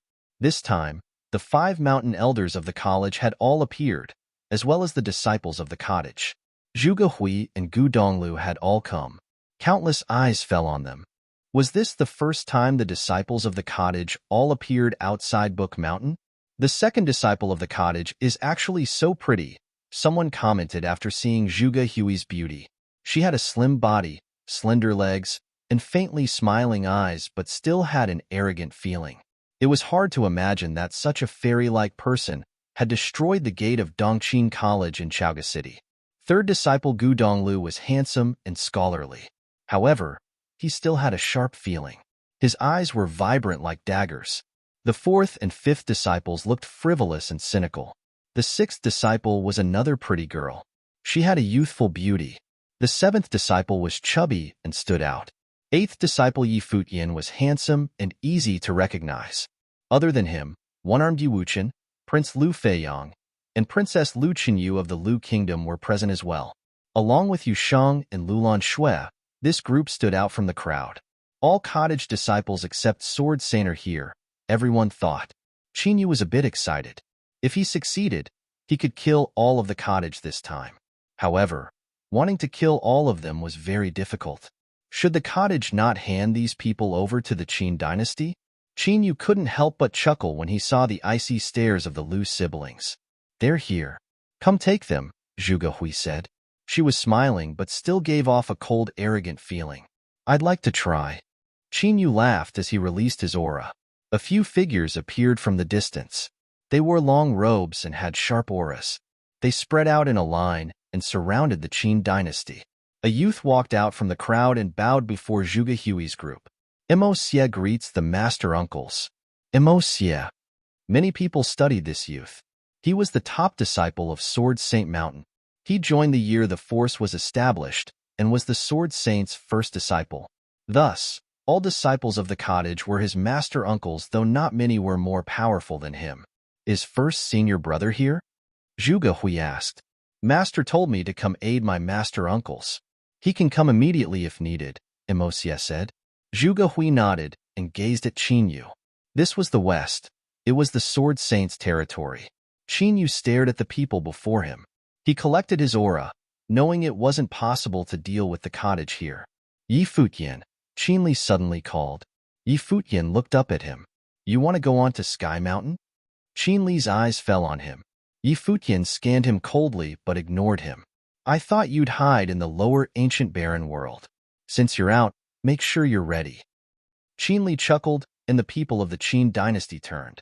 Then Qinyu said, the conditions from before still stand. Whoever kills Yi Futian will be protected by the Qin dynasty and given the position of princess groom. Everyone watched as the Qin dynasty left. Things were clearly different after war started. They didn't hide their murderous intent at all. You're tuning in to the Warrior Lore YouTube channel. Don't forget to subscribe and join us on this journey to catch the most captivating stories.